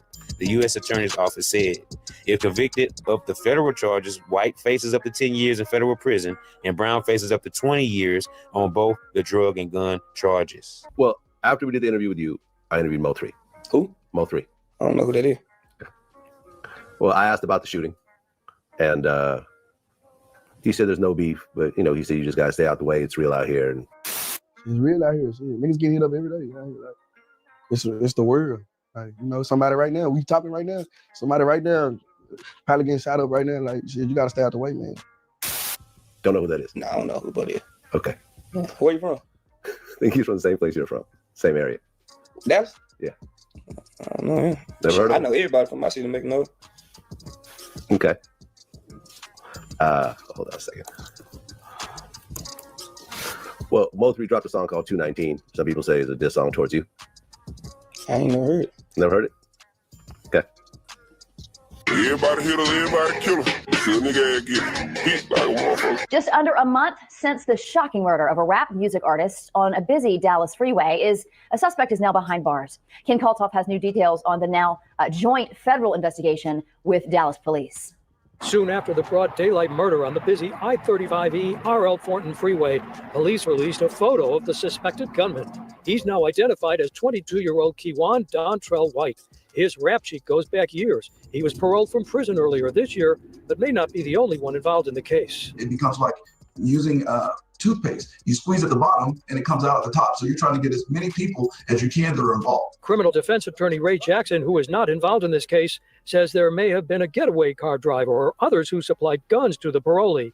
He's posted Instagram photos with what look like guns and money. Especially if it's believed that the shooting occurred as a result of somebody being paid to kill him. Weapons charges are what have the feds involved now, and that could help lead to a bigger case. Say, man, hey, man, it's OG Jacario. Now I'm back at you with another one. And we got breaking news in hip-hop, man. That's right. That boy Yella Beezy, Dallas rapper, has now been hit with capital murder charges. Arrested in the involvement of rapper Mo3's death. Murder for hire charges. That's right. Let's get into it. Rapper Yella Beezy arrested for the murder of Mo3. All charges explained. Rapper Yella Beezy was born on Marquise DeAndre Conway, was reportedly arrested in Dallas, Texas on capital murder for hire charges. Reports later confirmed that the arrest was related to the murder of fellow Dallas rapper Mo3. Photos of the charge sheet have circulated online. The indictment alleges that Conway hired Kewan White to carry out the fatal shooting in exchange for payment. As per the grand jury referral, the murder took place on November 11, 2020, when Mo3, or Melvin Noble, was shot and killed on the Dallas highway. He was chased on foot and shot multiple times on Interstate 35 East in broad daylight. Authorities claim that Conway provided financial compensation to White to execute the crime. White had previously been arrested in connection to Noble's killing, and the new indictment suggests that prosecutors believe Conway was directly involved in orchestrating the murder. Wow. Wowzers. Yikes. He is currently in jail, a report by TMZ confirmed. Under Texas law, capital murder with remuneration is a first-degree felony that carries severe penalties, including life in prison without parole or the death penalty if convicted. The charges were officially filed on March 18, 2025 in Dallas County. Starting with an update on a rapper gunned down on a highway 5 years ago. Dallas police now say Yella Beezy hired a hitman to kill his one-time friend turned rival, Mo3. Now he's in the Dallas County Justice Complex behind me on a capital murder charge, accused of hiring a hitman to kill a fellow rapper. This all happened back in 2020. And just before noon, in the middle of Interstate 35, just south of the Dallas Zoo, Dallas police arrested a 22-year-old and charged him with murder. Initially, that 22-year-old's in federal prison, convicted of gun charges. But now, 5 years later, they say he was the trigger man. Police say Yella Beezy, whose hot song That's On, top song That's On Me, hired that 22-year-old and promised him cash for killing Mo3. A grand jury handed up an indictment this week and booked Marquise Conway tonight. The killing of Melvin Noble, known as Mo3, led to an outpouring of grief from his fans. Dozens held a memorial outside Dallas City Hall that week. He once was friends with the man now accused of hiring someone to murder him. The killing has long been suspected to be the result of a rap feud. Yella Beezy and Mo3 was part of a long-standing rivalry with the Dallas rap scene. Both rappers were rising stars from Dallas and often competed for recognition in the industry. As per reports, their rivalry centered around street politics, gang affiliations, and competition for dominance in the city's music industry. Mo3 and Yella Beezy have exchanged diss tracks, threats, and insults on social media over the years. In 2019, Yella Beezy survived a drive-by shooting in Louisville, Texas, causing his vehicle to flip over a few times before Yella escaped the gunmen who were shooting at him on that highway. No connection to Mo3 was never officially established. Agencies are investigating the early morning shooting of a man driving on the Sam Rayburn Tollway. Louisville police say more than a dozen shots were fired into a 26-year-old man's vehicle and several rounds struck him. Fox 4's James Rose has more on the investigation and who police are looking for. James. Right, Natalie, Louisville police detectives along with state troopers and the North Texas Tollway Authority are reviewing video and toll tag information, trying to get suspect information and piece together exactly what happened this morning. Louisville police say at 3:38 this morning, they got a 911 call from a driver saying he'd been shot multiple times by someone in another vehicle in the northbound lanes of the Sam Rayburn Tollway at FM 544. Police say 26-year-old DeAndre Conway was shot 3 times and was still conscious and breathing when he was transported to a nearby hospital. Conway told investigators he was out with friends and had dropped them off in Louisville and was on his way home when he was fired on. Police say more than a dozen rounds were fired into Conway's vehicle. Investigators are hoping businesses and or tollway cameras will lead them to the suspects. Investigators say it's unclear if Conway knew who fired the shots or if the attack was random. We're uncertain of the motive of the shooting. We'll work that out as we speak and interview the victim, gather more information, also review any and all evidence that we're able to obtain through the toll authority.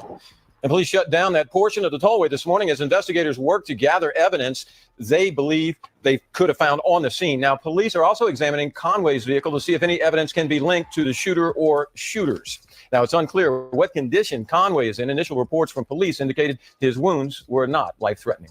Like guns on my lap. I guess when I swerved, when I found out like what was going on when they were hitting the car, you know what I'm saying? I couldn't find the gun. I didn't know where the motherfucker fell to. I'm trying to find it so I can bust back. Like if I was able to bust back, it was gonna be a shootout. Like you know, so I'm not gonna let nobody shoot at me. And I got a gun. Like I'm gonna bust back. Like. So now we have Yellow Beezy in custody, behind bars, arrested for the murder for hire, capital murder for hire of Mo 3. And how did they know this? All of a sudden, how did they, finally tie Yellow into this? It looks like somebody's talking, you guys. That's right. And maybe Keon White is the one who finally broke and gave the information on who paid him to carry out, orchestrate this whole murder of Melvin Noble, a.k.a. Mo 3. Now, when asked in that Vlad interview, Yellow Beezy acted as if he didn't know Mo 3 when Vlad asked about Mo 3. Yellow Beezy said, "Who is that? Is he from my city? I don't know him. I know everybody who's hot in my city." So, this was the back and forth and the beef. And of course, Mo 3 used to call Yellow Beezy whatchamacallit, right? Yeah, whatchamacallit. Because on 219, Mo 3 raps, the whole city know what I did, right? I hit up that rapper, you made him famous. He barely made it, he will not again. All I see is Yellow taping Berettas outside. I ain't lacking, don't think that I'm his. So when he says that, this right here was definitely a shot at Yellow Beezy. So according to the grand jury referral, the paperwork says that the state of Texas versus Marquise Conway has all his credentials on there. And it says the offense is capital murder while remuneration. And remuneration means for payment, for money, revenue, right? So this is where they get the murder for hire from, capital murder for hire. And yeah, man, filed March 18th, 2025. It's legit, Dallas County. And it's not looking good at all for the rapper, Yellow Beezy, being that they're now saying he's responsible for the murder for hire of Mo 3, hot boy Mo 3, rest in peace. So after 219 dropped in, Mo 3 basically insinuated that he was the one that was behind the shooting of Yellow Beezy's vehicle out there in Louisville, Texas, right? And Yellow Beezy stated he was coming from the club when this happened. Okay, so if Mo 3 was basically bragging about it in the song 219, right? Being how the car got flipped, got hit up on the tollway. Who, whatchamacallit? I'm yelling murder. This is what Mo 3 was saying around that time about Yellow Beezy's car accident, where he almost lost his life from being targeted by a gunman or gunmen. Wowzers. Yikes. So was that the tipping point for Yellow Beezy to say, hey, man, I can't deal with this pressure anymore. Let me go ahead and get Melvin Noble, a.k.a. Mo 3, on out the way. This guy's a pest to me. He's going to try to kill me if I don't kill him first. Wow. Yikes. It's crazy out there in those streets, isn't it, you guys? Especially when you mix this rap beef in it and diss songs are flying back and forth at each other until the bullets start flying back and forth. All because of words, and maybe a lot of times because of actions that already have taken place. But other things that have transpired around the situation with Mo 3 and Yellow Beezy, Trap Boy Freddy, Roy Lee, and Bubba, and say, man, hey, man, you get wicked in them streets, man. It's deeper than booty hap. And maybe we might see a RICO come from this whole thing, because anytime you tie murder for hire in, right, payments and things of that nature, they're already talking about the RICO could be a part of this whole case. In the words of Mo 3, it's been a long time coming. And finally, the family of Melvin Noble can finally get some peace, knowing that they're starting to make progress, right? And more arrests on top of the ones that they already had. And who knows, there could be more arrests coming if more people conspired along with Yella Beezy to get Mo 3 out of the way, to send him up to that stairway to heaven. Wow. Now, right after Mo 3 was killed on that highway, he had Trap Boy Freddy, a well-known rival of Mo 3. But at one point, all these guys used to be homies, used to be aces, used to be cool, right? But obviously the falling out came and people went their separate ways. And now with Trap Boy Freddy getting wind of Mo 3 getting killed on that highway, he went live, mocking the death of 3. Trap Boy was celebrating on live. All the D-boys calling. They trying to go up crazy. I might as well charge $200 at the door, man. This party here for the bill food. Head still hurt. I couldn't even go to sleep, bitch. I've been balling too hard all day. I lost my voice. Balling too hard on these bitches. Yeah, I'm high in the bitch. Whatever. Right after the killing of Mo 3, even showing the crime scene, saying that they had the highway blocked off. He couldn't get on and get about his business as usual because of this Mo 3 crime scene. Obviously, he had to know what was going on, and this is why he was trolling. Trap even called Yella during that live, and Trap featured one of his new songs that was going to be on the album coming out called Shirt, right? And this song spoke of murder, of course, and putting somebody on a t-shirt, right? And, you know, while Freddie's rapping the lyrics, Yella's on the line. And, you know, Yella really doesn't want to talk at this time because obviously the news, bad news traveled fast of Mo 3 being gunned down on that highway, right? And here you have Freddie trolling. And he's doing it on live. Now that we look back at this whole situation, it doesn't look good at all. So until the next time, this is OG Jacario TV with the latest in rap, hip-hop, celebrity, and urban news. You're watching the Rundown Podcast. I appreciate everybody for spending with me. I appreciate all my subscribers for sliding with your boy every time. And say, man, hey, man, keep hitting that like button, keep hitting that subscribe button, and look, turn on post notification so we can slide whenever I get the drop. You already know what it is, man. It's deep in the booty hurt you. And guess what? I'm gone.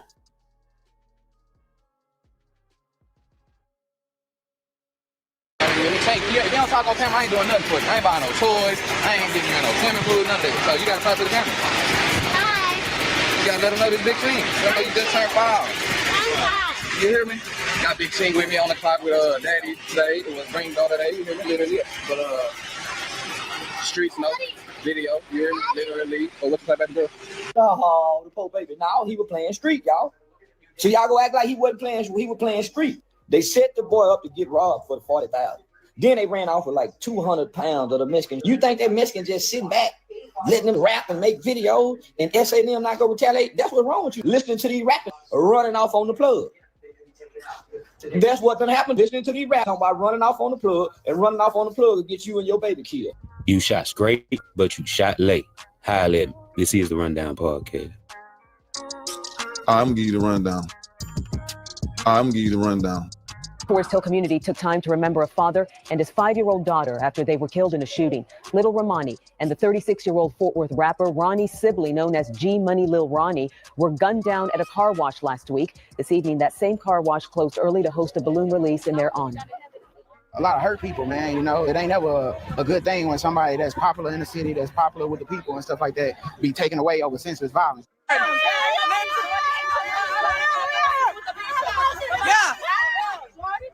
Yeah, security on deck. Yeah.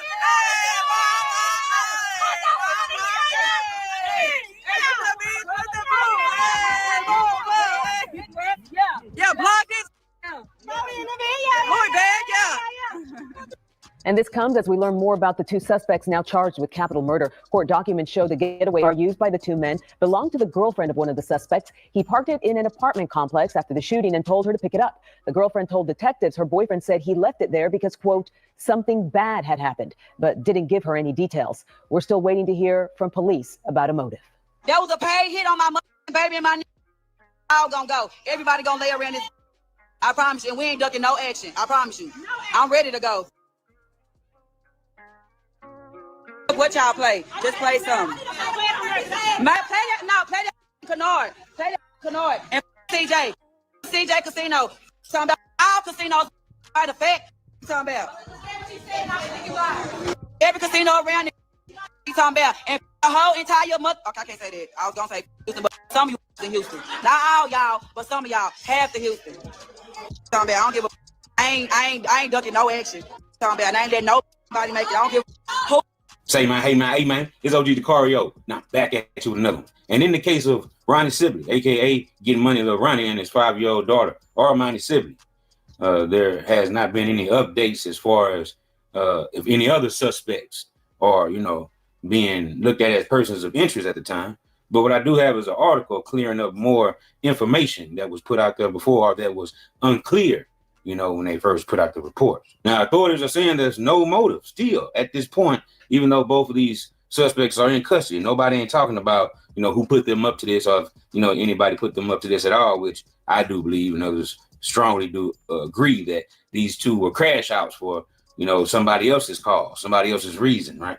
And maybe that's why Adonis was on the run trying to go to Houston to go pick up some money. That's maybe, the reason why the baby mother is saying F Houston, because she figured out that they were trying to go to Houston to go get the payoff, right? The bag for the hit on Get Money to Ronnie was supposed to come out of Houston, right? And, a lot of people were saying, well, CJ Casino, was named in that video also in that clip when she was going off about this was a paid hit on her baby and her dude, right? Talking about Get Money to Ronnie.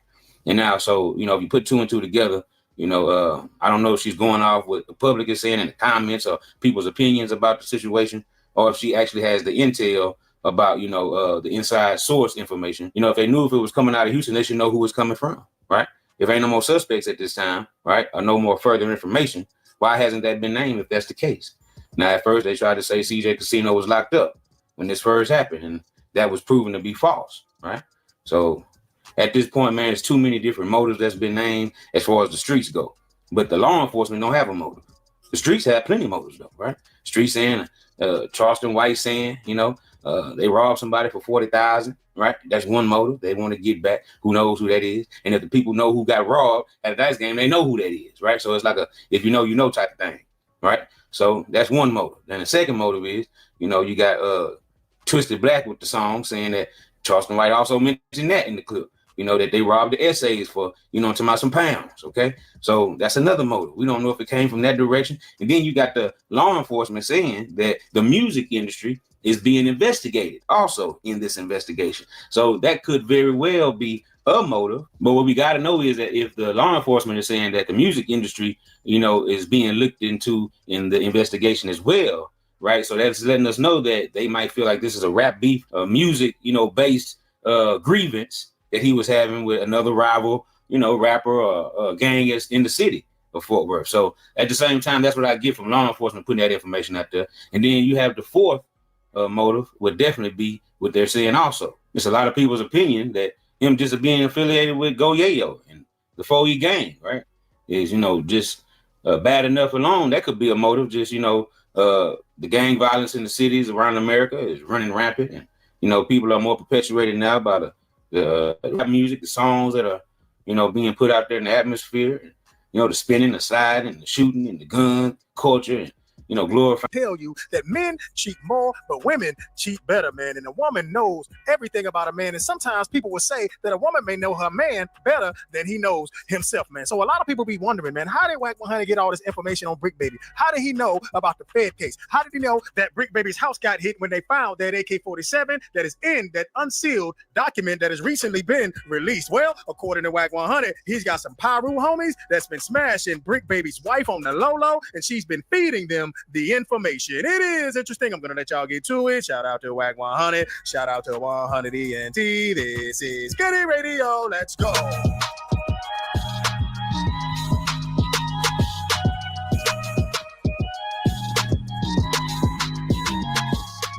Bro, you've been pushing that knife around this motherfucker, bro. What's going on? Bro, listen, check this out. Everybody heard me tell that nigga Brick Baby, hey, Brick, what happened to that AK case from June 23rd, 2023? I remember that. I ain't got your motherfucking lie, bro. You working. That shit for almost a year, some change. I said you working. And see, I don't think a lot of square people understand what I mean by when I said you're working. So let me paint the picture. The dude Vay, I've been knowing Vay longer than I've been knowing all them niggas on there. Okay. Right? Sylvester Robinson. He's the nigga Big U used to drive Big U around, right? I don't know why Big U did this, because Vay is a regular nigga. He's just one of them old niggas that like to do pop water football coaching. I don't know why this nigga drugged this nigga into anything grimy. But Vay, right? They already pulled Vay in and told Vay, we got you over 200 counts of extortion, right? They put it in front of him because Big U got this nigga going over there picking up the money. They ain't knowing the whole time the feds is giving the victim the money to pay him under surveillance. Right. Now watch this. So the DNA was like a Tory Lanez type situation. It could be and it couldn't be, right? But when they tell Vay, a nigga that's 55, 56 at the time, we finna give you a 30-piece, nigga, for this extortion move on this dude over here with the dispensary. Or else Vay started cooperating. Vay told him, I drove from LA to Vegas. We picked the nigga up here, took him there. He shot him in the face, drug him in the field. Vay give it up. Right? Now watch this. If you read the paperwork, right, they was still doing the extortion thing up until March 14th, 2025, which meant when they pulled Vay in and got him to tell, he went back and reported back to Big U like nothing ever happened. That's what you call working. When I tell a nigga, look, nigga, you working because you got a case that you supposed to, the minute you start going to court, we know you hot. Right. When they take a case and they tuck it for 18, 19 months, they ain't tucking it for just to be tucking it, nigga. No, you working, and if you do anything that we don't want you to do, we're gonna bring that bitch back out to the front line. You working. Working. That's why when I could pin him down, I had him crying on no jumper. And this just nigga whack, how he be knowing shit he be knowing. Yeah, I gotta go bring the paperwork tomorrow. So they asked me on no jumper yesterday. They say, whack, not for nothing, bro. We're gonna keep it 100. You be knowing some shit, homie. How did you know that Brick Baby had a case? I said, I used to hint at him all the time. Lena, you don't remember I told Brick Baby, nigga, yo bitch got Paru up in her. I used to tell him that. I used to say it. The homie's fucking your wife, Paru. Two homies is fucking your wife. One homie from Fruitown and the other homie from NHB20 is fucking your wife. So when you went to jail, guess who the bitch called? The homie called me standing in the middle of the house. Paru, they just come on here and say, what they get, baby? They got the AK-47. They got the AK-47 and boom, boom, boom, boom, boom, boom, boom, boom, bam. So I know you get caught with a case. So when you come home, I'm waiting for your court date. I give you 2-3 months. Hey, homie, what's your court date for the what? Yeah, the case. You got caught with the case. Yo, bitch, your baby mama, the wife, the one you with right now today. The homie, a well-known homie. Lena, you see him on Instagram all the time. He from Fruitown Far Road. He always on IG. It's fucking your wife. That's how I know, nigga. You mean? Nigga, I know everybody. Nigga, when you know everybody and you a nigga that niggas want to know because they may want to do some business, niggas listen to. They say, whack, I never listened to YouTube till you got on there. Nigga, I be driving the pay. Listen to this shit. I'm saying, guess what? When a nigga hears something, right? I keep my phone up on the internet. I never change it. They call me. They gonna call me. Hey, homie.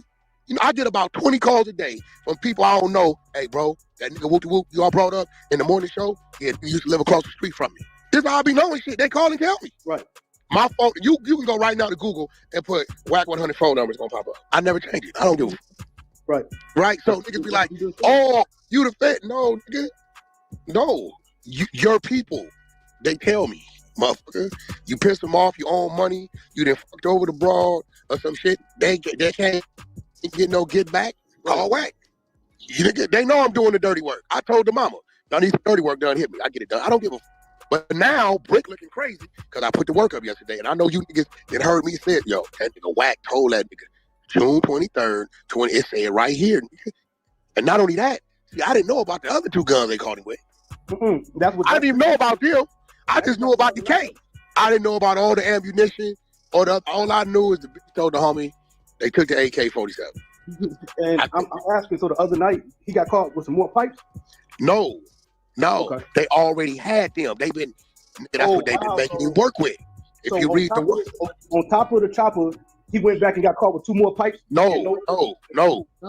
When they came in June 23rd, 2023, they caught him with a 9, a 380, and an AK, and about 100 rounds of ammunition.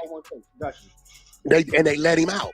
See, when he lied on academics when I cornered him, and he said it was Compton Court, DA reject, I called Reggie Wright. Reggie, call down there. Reggie, ex-police, got the PD. His daddy man, motherfucking Reggie called right in there and said, nah, at that day, they took him for, picked up the dope. The Fed and a cell phone went to the gun and an AK and a cell phone went to the feds. So the cell phone come from when he said the little dirt shit back when none of us knew really about the little dirt shit. Right. So you said the little pap shit on the Yeah, we didn't know. Like, remember he said it in March or something. Yep. So we didn't really know what the fuck he was talking about at all. We didn't. No, sir. Nobody knew until it boomed, right? So he looking crazy in the mud. And Adam said, "Man, I be telling him like, bro, like stop fucking with Wack, bro. Like he don't fuck with you till you be fucking with his name and you be trolling, but Wack be saying some real shit. Now everybody want to know, hey, Brick." And this is how niggas get caught up, bent the corner, get blurped. They make it look like, you know, it was some fluke shit. Nah, no, it's just working. That you want to stay free, you got to work. Right, exactly. You got to feed them. You got to feed them the nigga you buy pills from and let them know that at 8 o'clock you're supposed to go by the warehouse and then they show up, nigga, at 7:15. You know what I'm saying? Like, you got to feed them shit, bro. Right. These niggas do. That's why I told you, when I got out, when I sat in that penitentiary, I thought about everything I could and couldn't do.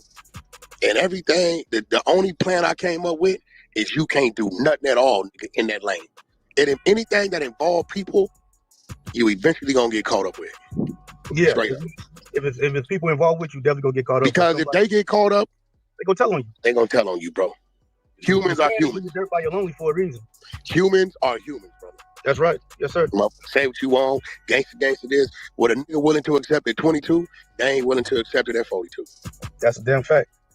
So my whole thing is, look, nigga, don't get out, do nothing. No, I got out. They was throwing everything at me. Wack, you come get this. Wack, when it comes, nigga, come on, pull up. We got this for you. Nigga, I went and got a job, paid me $6.50 an hour, so my PO wouldn't violate me. Got me a 95 Honda Accord in 1999 and stayed in the restaurant. I saw all my niggas. They went and picked it up, came up. These was running around here in Vets. These was running around here in Porsches, Mercedes, and Vets, all that. All them niggas dead are doing 7,000 years right now. All right, we're going to leave it right there. Y'all let me know what y'all think about this audio, man. We got Wack 100 speaking on how he got the information on Brick Baby, and he's saying that allegedly, man, Brick Baby's wife has been creeping with some Pyru homies of his, and she's feeding him the information, and they're giving him the information, that is Wack 100, man. So listen, man, when it comes down to stuff like this, man, we just don't know what's really going on, but Wack did say this, and he's been alluding to this for quite some time. This is not the first time I've heard Wack 100 even say this right here. So I wonder, man, did Brick Baby know about this thing? Do they have like this kind of relationship where, you know, Brick might have been creeping and stuff like that? You know how it is out there in the streets. Brick Baby got a little fame. He got some clout or whatever. You know, he probably couldn't turn down, you know, the extra cooch on the side or whatever the case may be. She probably found out, and we already know how women get down in some cases, right? Instead of just leaving, or maybe she can't leave. You understand what I'm saying? When it comes to situations like that, maybe you can't afford to leave, right? So maybe she like, you know what? I'm gonna give me a little payback. You understand what I'm saying? Let me get back at him passive aggressively and let me sleep with somebody who's a natural enemy of him. He's on the blue side, Pyru on the red side. You know, hey, I don't know what's really going on there, but I will say this right here, man. When it comes down to this situation, Wack 100 proved to be the smarter man in that beef between him and Brick Baby, man. A lot of people saying he lined him up. Brick Baby lined himself up. If you look at that indictment, if you look at that, you know, the complaint that's levied against the Rolling 60s that Brick Baby is in, man, I want y'all to understand something. I really want y'all to understand something. Go read that document, man. In that document, they said they put CCTV, that is cameras, in Big U's house, one of Big U's houses. Remember, 2 addresses are listed under Big U's name in that criminal complaint where they locked him up, right? So one of those houses in that criminal complaint was where they would go do their little dirt when they rob somebody. They would go back to that house, not Big U's main residence. They would go back to one of those other houses, right? And then they would divvy up the money, count the cash, you understand what I'm saying? Pass out the guns or whatever the case may be in there. And a lot of that stuff was caught on camera, man. And Brick Baby's on camera counting money. They got Brick Baby on wiretaps talking about robberies, talking about he got to give Big U half the money. He just robbed somebody, etc., etc. So Brick Baby was going to go down anyway. And I think, man, I really think that the feds held on to that gun situation, right, that he caught back in 2023 because they was already working on the RICO with Big U. Remember, they was watching Big U since 2020, 2021. Remember, the feds have been on Big U 4 to 5 years. So Brick Baby was tied into that as well. So when they caught him with the gun, they was like, okay, we're going to hold this, seal this, push this off to the side, right? Let Brick Baby out. Let him keep working. Remember, Brick Baby got released, man. Remember, Brick Baby got caught with a gun by the feds. He got an extensive criminal record. He got criminal records in Georgia all the way over to California, man. You know, all kinds of crimes that he's been committing for quite some time, right? So think about it. If you get caught with a gun, having an extensive record like that, you get caught with an AK-47, you ain't supposed to have one in the first place. We already know California don't play when it comes down to AK-47s, right? You get caught with an AK-47 and you're still on the streets for 2 years, talking a bunch of gang stuff, talking a bunch of tough talk. Remember, man, sounds like to me, Brick Baby may have been working and lining people up, and this is going to hit the fan when an indictment is dropped and they get the real information, and the real information is put out there as to who did what, why, where, and how, man. It's going to shake up the internet, man. I'm going to tell you that right now. And I just have to say this, man. I'm going to keep repeating myself in this over and over, man. It ain't worth it at the end of the day, man. Find something legal to do. The streets are dead, man. Wack 100 said in this audio, man, listen, if you got to do some crimes that's involving people, eventually you're going to get jammed up, right? The drug business, you need people. The gang business, you need people. The business of violence, you need people. The business of drilling, you need people. The business of extortion, you need people. If people are going to know what you're doing and what you're up to, if the feds or the local authorities run up on those people, eventually you're going to get told on. Listen, man, snitching is a part of the game. I know a lot of people don't like to hear that. I know a lot of people like to frown upon it, but a lot of people get up under that light. It's easy to say that when you're free. It's easy to say that on the internet. It's easy to say that when you're hanging out with the homies, drinking, smoking, talking about how solid you are. But when you're up under that light and you're facing 20, 30, 40 years, you think back and you say, man, these dudes ain't worth that. Dude was smashing my wife. This dude tried to kill me. He snaked me on a deal. When I did a little bit of time, when I was locked up, he ain't send me no money. He ain't even write me no letters and things like that. You start to think like it's not worth it at the end of the day. And this is why a lot of people tell, man. They tell because they really don't want to go to jail. People are just in the streets for the clout. That's all. Sometimes, in some cases, right? There's some solid dudes out there, but in a lot of cases, dudes just want to be in the streets just for the clout, just to get some cash, just to get some girls, etc., etc. But they're not down for the other side of the streets, which is sometimes, man, you got to go to jail, or sometimes some people got to die, man. So I just have to put that out there, man. Find something legal to do. The streets are dead, man. Y'all let me know what y'all think about this in the comments. Wack 100 is already on Clubhouse calling Brick Baby a snitch. So let's get into exactly why Wack 100 is calling Brick Baby a snitch and exactly what is in the sealed indictment. The first misconception I have to clear up is, yes, Brick Baby was arrested under Operation Drawdown, but Brick Baby and Big U, they're not on the same federal complaint. Brick Baby is not listed as one of the defendants in Big U's RICO case. The feds have been investigating Big U since 2021. So the only reason why Brick Baby has been arrested is because in their investigation, they had a wiretap on Big U. And on that wiretap, they heard somebody telling Big U that Brick Baby had robbed the plug and he's splitting up the money with 7 individuals, including Big U. So that created probable cause for the feds to, conduct a search warrant on Brick Baby's house. And when they conducted a search warrant, items they found at Brick Baby's house led to a federal indictment. So Brick Baby's indictment is solo. He's fighting this case by himself. He's not a part of the RICO. This is the sealed indictment that just got unsealed. So if we look here, it's not a RICO. Brick Baby is the only defendant. Now, he's being charged for being a felon in possession of firearms and ammunition. Now, one of the firearms that's more specifically is Brick Baby had an AK-47 found in his home when the feds raided his crib. Now, they raided his crib on July 12, 2022. Now, when they raided his crib, they found him in possession of ammunition, namely 3 rounds of Speer, 9mm Luger caliber ammunition. Now, here's where it gets tricky for Brick Baby. The feds claim that the ammunition was expelled from a firearm that he possessed and shot in a business parking lot in and affecting interstate and foreign commerce. So the feds are saying that Brick Baby shot this firearm in public and they have proof of it. But he's not being charged with shooting the firearm. He's being charged with being in possession of the ammunition.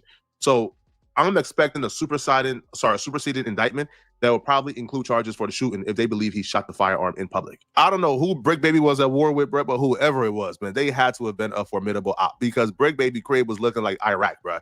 Brick Baby had more ammunition than them boys in the jungle. Look at this, bro. 36 rounds, 32 rounds, 31 rounds, 26. Oh, my God. He was trying to put something down. When Wack 100 seen Brick Baby's paperwork, his eyes opened up. Like, it was like light beams. He couldn't believe what he was seeing because Wack 100 and Brick Baby has been going back and forth over the last couple of months. And they've been going back and forth because Wack 100 has been accusing Brick Baby of hiding an arrest by the feds. Brick Baby has always denied that he was ever arrested by the feds for an AK-47. Okay, and by the way, it's okay if you can say no comment. So Wack 100 accuses you of having federal interaction in terms of police supposedly raised your spot, caught you with a gun, whatever the case is. Have they ever asked you about anything to do with this? And if you can't answer that question, it's fine. But they never asked me nothing to do with nothing. They ain't never. I wouldn't even talk about nothing like this. I went in there. I wish that they could have my transcript. I told the people, like, whatever you want to know about Zaire Mitchell, we could talk about that. Yeah, anything other than me, like the questions you got about me, I can answer. That's DJ Academics asking Brick Baby about the accusation that he was arrested by the feds and he hadn't been to court, because that's what Wack 100 has been saying. Well, Brick Baby kind of answered the question, but really didn't answer the question. Wack 100 was watching, and according to Wack 100, that wasn't good enough. So he wanted to call in himself to confirm Brick Baby about the Fed arrest. And here's what happened when WAC 100 called it. He said what he said in February. Then he turned around and said they told him they've been on him since March.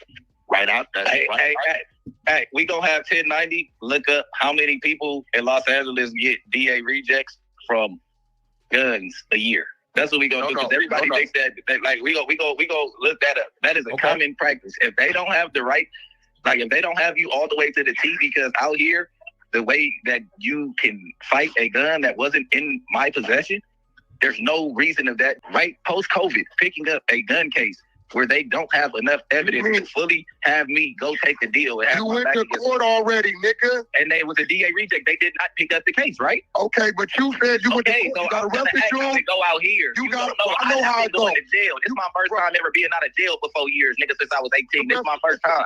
You got arrested June 23rd, 2023. You went to court July. All right, you going back in over the same. Yeah, you went to court July. Yeah, I went to July. Did they ask you how did you plead guilty, not guilty? If I made it that far, I wouldn't have a DA reject. Rather, the DA reject being he rejected to accept the case. A DA reject is self-explanatory. The DA refused to prosecute you. The police bring them the evidence they have on you and what they arrested you for, and the DA choose with their discretion not to prosecute you and waste their time. Now, how does this apply to Break Baby case? Well, Break Baby would tell WAC that 2 agencies showed up, the feds and the state. However, even though 2 agencies showed up, only 1 agency charged him, and that was the state. Well, arrested him and brought him to court. That was the state. And when he went to court in July, the state gave him a DA reject, which, again, a lot of y'all probably is watching this with like skepticism. This is not uncommon. This is actually very common. But what I think happened, and I do think Brick Baby and WAC is both correct, but because they're both on like opposite side of this argument, they're fighting for themselves instead of seeing the common ground here. I think Brick Baby is correct in terms of the state probably proceeded with, the arraignment with the charge, but the state gave him a DA reject. Now, a DA reject could be for a multitude of reasons. The DA don't think they can win it, or the feds contact them and say, hey, we're working on an indictment for him. Don't even waste your time. Like NBA Youngboy gun case was a state charge, but then eventually, the state rejected the case or dismissed it because the feds wanted to pick it up. So in the case of Brick Baby, we now know the feds have officially charged Brick Baby for that particular incident and arrest. So the state could have gotten instructions not to proceed because the feds was going to take over anyway. WAC 100 is saying that it's suspicious that you got arrested. Both agencies were there, but we only see the state charge. So it means he rejected to accept the case. When you went to court July, what was said? Because 8 months ago, you just said you still had court on. There's nothing else to talk about that one, bro. Did you not just say 8 months ago you still had court on it? Hey, hold on. Wait. Break. I went to Compton Court. Break. I'll ask you this question. He won't answer the question. Well, I'll ask him a separate question. So whatever case, I don't really care about it, but is it adjudicated? Is it dismissed? Is it finalized? Listen, in Los Angeles, if they don't file within a year and a month, the case is automatically thrown. AK-47s are illegal in the state of California. You're so jealous of nigga on the streets without telling. God damn, you want to go to jail? God damn, put a case on the nigga. All right, hold on. Wait. Whack. They then drift into the conversation of if there was a DA reject, then where the paperwork at? Now, Break Baby is saying that he would have to go back to the court and get it from the clerk because that's who tell you it was a DA reject. Now, they're both arguing for correct positions. Break Baby, I believe, is telling the truth 100%. All right, Break Baby say, both agencies came. The state wanted to arraign me and charge me. It was a DA reject. They have, I think, a year and a half to prosecute me after a DA reject. The feds was already working on my case, so the feds was already going to come. So that's why the state wasted their time. WAC is saying, hey, bro, where the paperwork at? Because the only reason why WAC is bringing this up, because during the Quando Rondo and Lil Durk situation, when Lil Durk was arrested for the murder of Lil Pop, Quando Rondo's best friend, WAC 100 is positioning, like the argument of the feds came and picked up Break Baby for the AK-47, according to WAC 100. When it came to pick up Break Baby for the AK-47, WAC believes that Break Baby struck a deal with the feds to tell on Lil Durk and Quando Rondo. I think that's far-fetched. I think there's a 0% possibility that Break Baby is cooperating in the Lil Durk case, and we don't know that by now. But when you hear WAC 100 so adamant, that's essentially what WAC 100 is trying to line up. He believes that Break Baby got picked up by the feds for the AK-47. There's no paperwork on it. Break Baby don't have a court date for the feds because Break Baby is cooperating against Lil Durk. So when you hear him push that point so hard, understand that's where he's getting to. Stop. He got arrested June 23rd, 2023. They not telling me that the top don't got no bullets in it, nigga. It ain't found in my don't room. matter. Wait, hold on. Whack. He's giving some details. Hold on. Whack. He's giving some details. He said the gun wasn't found in his house. It had no bullets in it. Go ahead. But it's different. Come on, brother. This particular firearm is still legal in our state. It ain't a 9. It ain't a 40. Are you a cop? Are you a cop? This is the law. Like, do you want them to refile? Google AK-47 state of California. Google it. Yeah, like you like, Google it. Bro, you put they so are much not pressure DA on rejecting no like, pay, bro, nigga. get out, nigga. What do you mean? We just having a conversation. Why do you want a nigga to go to jail so bad? What the That ain't fuck what is wrong I'm with saying. you? Nigga, I want you to tell us the truth. I thought you was a member, Hollywood nigga. cracker. Oh, look. Tell the You truth. sit when you piss, nigga. Like, Wait. All right, hold on. That's where we at right now. All right. So, Whack. What's your theory? What's your theory? What's your theory, Whack? What's your theory? I hear what you're saying. This is my theory. And by the way, hold on. Before you say that, hold on. Whack. Before you say that, I'm gonna read what it says. Before you say that, I'm gonna read this. It says because the AK-47, as everybody should know, is an assault rifle. It's a highly illegal gun when it comes to California. It's not in California. It's definitely just not seen as in California. They are not rejecting no case. Hey. They walk inside the studio right now. There's 3 niggas in that bro. On the dead homies. They go to something that ain't loaded. They put together another bro on hood and they take one to jail. How can they for sure say that that's one person? Put it on you. Bro? You gonna fight it. What are you talking about? You're going to fight the case. Okay, and then what, You bro? not If go we to don't have court no tonight. evidence. So who want to go there with that? One DA want to see my lawyer with that case. Name one DA. The fans was probably watching Break Baby tell Whack, name one DA who want to see my lawyer in court with this case. Man, I dare y'all to charge me with this. The fans said, oh, where? We'll take the fade in court. And they, listen, and the fans when it comes to running fades in court, man, bro, they got like a 96% win percentage, bro. They damn near undefeated. So Brick wasn't expecting the feds to take up the fade. He was expecting a BS California DA to step up. Come on, bro. Let's Give be us real. the Like, paperwork. and I'm not even finna. I'm not even finna talk Where's about it the anymore, bro. paperwork? That's over with. You just want Hey, me to Carl, talk give about up the me. I'm paperwork. not talking about that. Wait, Nigga, all right, hold on. Give up the paperwork, Carl. Nigga, give up the work. All right. You gotta provide the work. Wait, hold on. Hey, wait. So Brick I'm Baby. gonna go get it on Monday. We already talked, brother. Wait. Break Baby never actually showed Whack 100 the DA reject paperwork that showed he got a DA reject. That's why I believe Whack 100 is still suspicious. So after Break Baby indictment got unsealed and he's seen, essentially he was right-ish, because even though Brick was still right, because Brick, was still arraigned, charged by the state, and the state did a DA reject.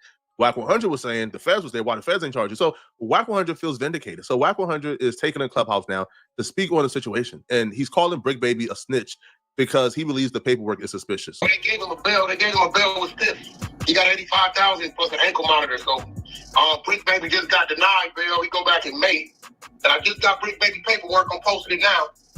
We was right. June 23rd, 2023. He got caught with an AK and 2 other guns. Everything is here. I got everything. Oh yeah, well, that's work. Yeah, I'm gonna see right now, the whole everything we've been saying. We gotta show him because we've been saying he's been denying it. He been denying it, bro. He's been working, yeah. And he got a sealed file for a dope case in New Jersey on that Sue Surf situation sealed. So I think him and Big U was working together on that. Ooh, but they said, hold on. Rick got out. Everything we've been saying to denying is real. Oh, I got it. Well, we got some more. All the ammunition, 3-4 guns, and the AK. The pump is the AK. I'll see the picture of it. You'll know it because it shoot 5.56. What? Damn. Poor Brick. Yeah. Well, he uses drugs, bro. So opiates kind of like that. He been lying though. He been lying.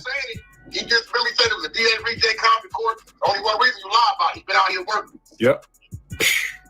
Another one bites the dust. Another one of Big U's minions.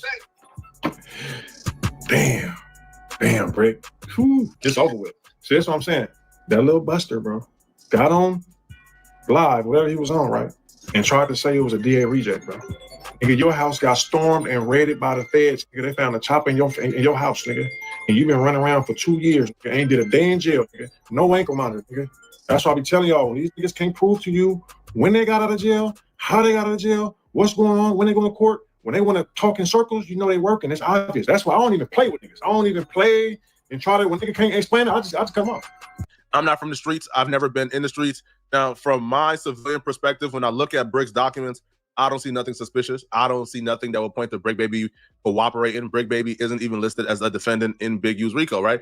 Now, Wack 100 did bring up a Jersey incident, but I don't know why Brick Baby would be involved with the Jersey 60s, right? Why they would, like that's confusing to me.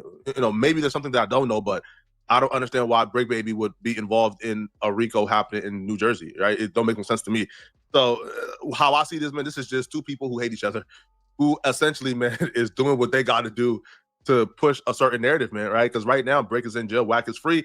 So right now, Wack got the hand up, for me, right? Wack can essentially now paint whatever narrative he want to paint unchecked because, Brick Baby is locked up and don't got the no jumper platform to counteract every narrative he hears online, right? So, yeah, y'all let me know in the comment section, man. What do you guys believe, man? Do y'all believe that, that Wack 100 is correct? Do y'all believe that Brick Baby is keeping it solid? Is he correct? Let me know. Honestly, if I'm taking my best guess, bro, I think Brick is solid because I haven't seen anything to show me otherwise, all right? Let me know in the comment section, what do you guys think about this? And if you're document, we're going to run through it. If y'all been with the channel for a little while, y'all know that I do this pretty much every time a big indictment like this drops. This is a long one, but it's probably not the longest one that I've ever read on here. But y'all know this video is for the people that don't want to go read it.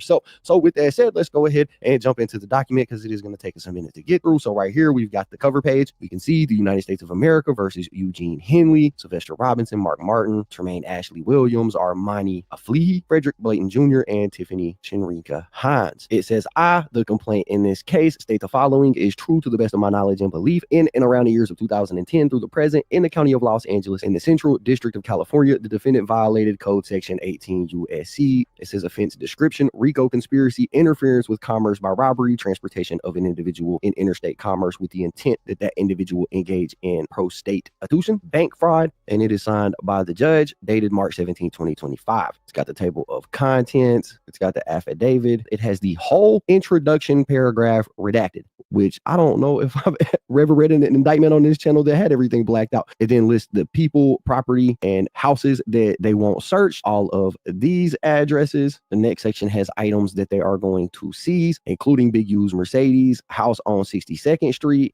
a house in Arlington, a lot of that stuff. But the indictment really begins right here where it says summary of the investigation. It says in February of 2021, the FBI Los Angeles Metropolitan Task Force on Violent Gangs launched an investigation into Big U's criminal enterprise and its association with the Rolling 60s neighborhood Crip Street Gang, which the Los Angeles Metropolitan Task Force on Violent Gangs began investigating in August of 2020. The Big U enterprise is a mafia-like organization that utilizes Big U's stature and long-standing association with the Rolling 60s and other street gangs to intimidate businesses and individuals in Los Angeles. The Big U enterprise is led by Henley, Big U. Big U is a self-admitted member and original gangster or OG of the Rolling 60s, which is a violent criminal street gang with associated sets in several other states. Big U is widely regarded as the leader within the Rolling 60s. In the 1980s, Big U rose to a prominent position in the Los Angeles drug and Rolling 60s hierarchies. During this time, Big U also earned a reputation as an enforcer for the Rolling 60s. Some members of the Big U enterprise are also members of the Rolling 60s. Henley is able to lead the Big U enterprise because of his standing as the face of the Rolling 60s for decades and his reputation for violence, including murder. At times, the Big U enterprise partners with members and associates of the Rolling 60s and other criminal elements for mutual benefit, but the Big U enterprise is a district and independent criminal enterprise engaged in criminal activity. So they're separating the two. They're saying the Rolling 60s is involved and it is headed by Big U, but also Big U enterprise is also an independent body separate from the Rolling 60s, and both of these engage in criminal activity. It says members and associates of the Big U enterprise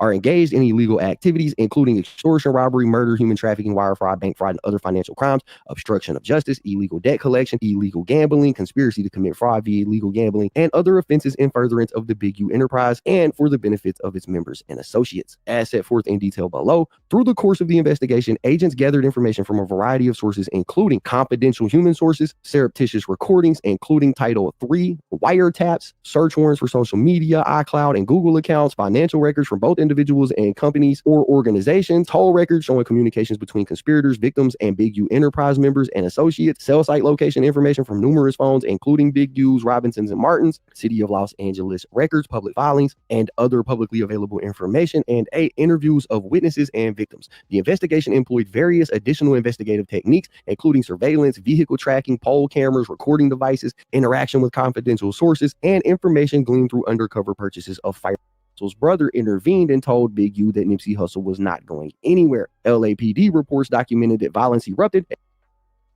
out and show up and show out. That's what happened to the last people that thought I was retired. According to the docuseries, as Big U transitioned to life in Los Angeles following incarceration, he returned to the hip-hop industry. Corrupt connected Big U with Suge Knight, the former chief executive officer of Death Row Records. Big U recounted that Suge Knight assisted him financially when he was released from prison. Big U referred to himself as the Blue Suge Knight, and as of 2004, Big U was widely regarded as the leader of the Rolling 60s. Because of this reputation, Big U was well positioned to ultimately form and lead Big U Enterprise. In approximately 2008, Big U formed a relationship with the hip-hop artist Aramis Joseph Ashkadam, aka Nipsey Hussle. After several years, Big U temporarily left the industry after he had been falling out with Nipsey Hussle related to some equipment that was at Big U's shop. Big U recounted in the docuseries that Nipsey Hussle made a diss song about him, and I think the song they're talking about there is Nipsey Hussle's song, You Don't Got a Clue, but Big U said that he is a scrapper, not a rapper. Henley stated in this docuseries that even after they settled their differences, he picked up Nipsey Hussle one morning so that Nipsey Hussle could get disciplined for the diss song.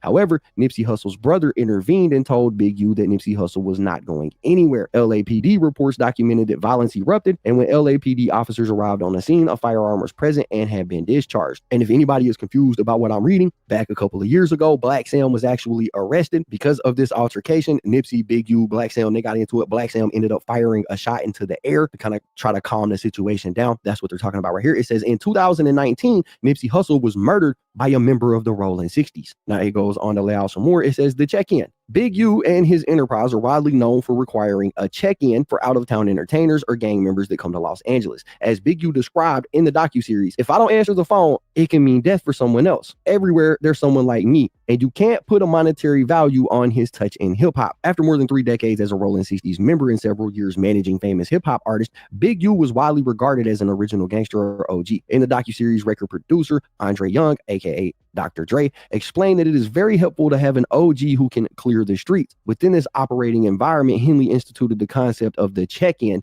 when hip-hop artists and other celebrities visited Los Angeles. How the check-in works. The check-in is a term used when someone travels outside of their home city to another home city, and during that travel, the individual must check in or meet with local street representatives of said city to pay a tax or a fee for permission to both move freely and to have an event or conduct business in that other city without the risk of harassment or danger from criminal elements. While Big U and other supporters attempted to persuade the public that the check-in provides safety and security for those who do so, as set forth hereon, Big U and his enterprise also manufacture the very danger that they purport to protect against. According to Big U's statements in the docuseries, as corroborated by our investigation, some visiting hip-hop artists and other individuals pay Big U a fee to check in if they are not from Los Angeles. James Anthony, aka Bimmy, and Steve LaBelle, the CEO of A2Z Entertainment, stressed that it is important to know the right people, such as Big U, when visiting places like Los Angeles. However, as podcaster Livingston Allen, aka DJ Academics, explained in the docuseries, the check-in is analogous to a commission for the gang or neighborhood where the OG is from. Christian Anthony Mathis, aka Trick Trick, explained in the docuseries that he enforces the check-in in Detroit, Michigan. Trick Trick added, "Come without permission. I don't want to hear shit you gotta say. I created these laws, so I enforce them. All we coming for is our portion." Trick Trick further explained that he instituted a no-fly zone in Detroit in which artists could not perform in the city unless Trick Trick was paid. Without paying a commission to an OG's organization, such as Big U Enterprise, visitors to Los Angeles are at risk of violence. Big U also provided examples of individuals who do not check in with him until it's too late, such as the rap artist Taekwon Bowman, aka Quando Rondo, whom Big U discussed in another interview and was later targeted in a murder for hire plot when his associate Lil Pab was killed. When defending this practice in interviews, Big U has stated that it's no different than when a Learjet flies over United States airspace.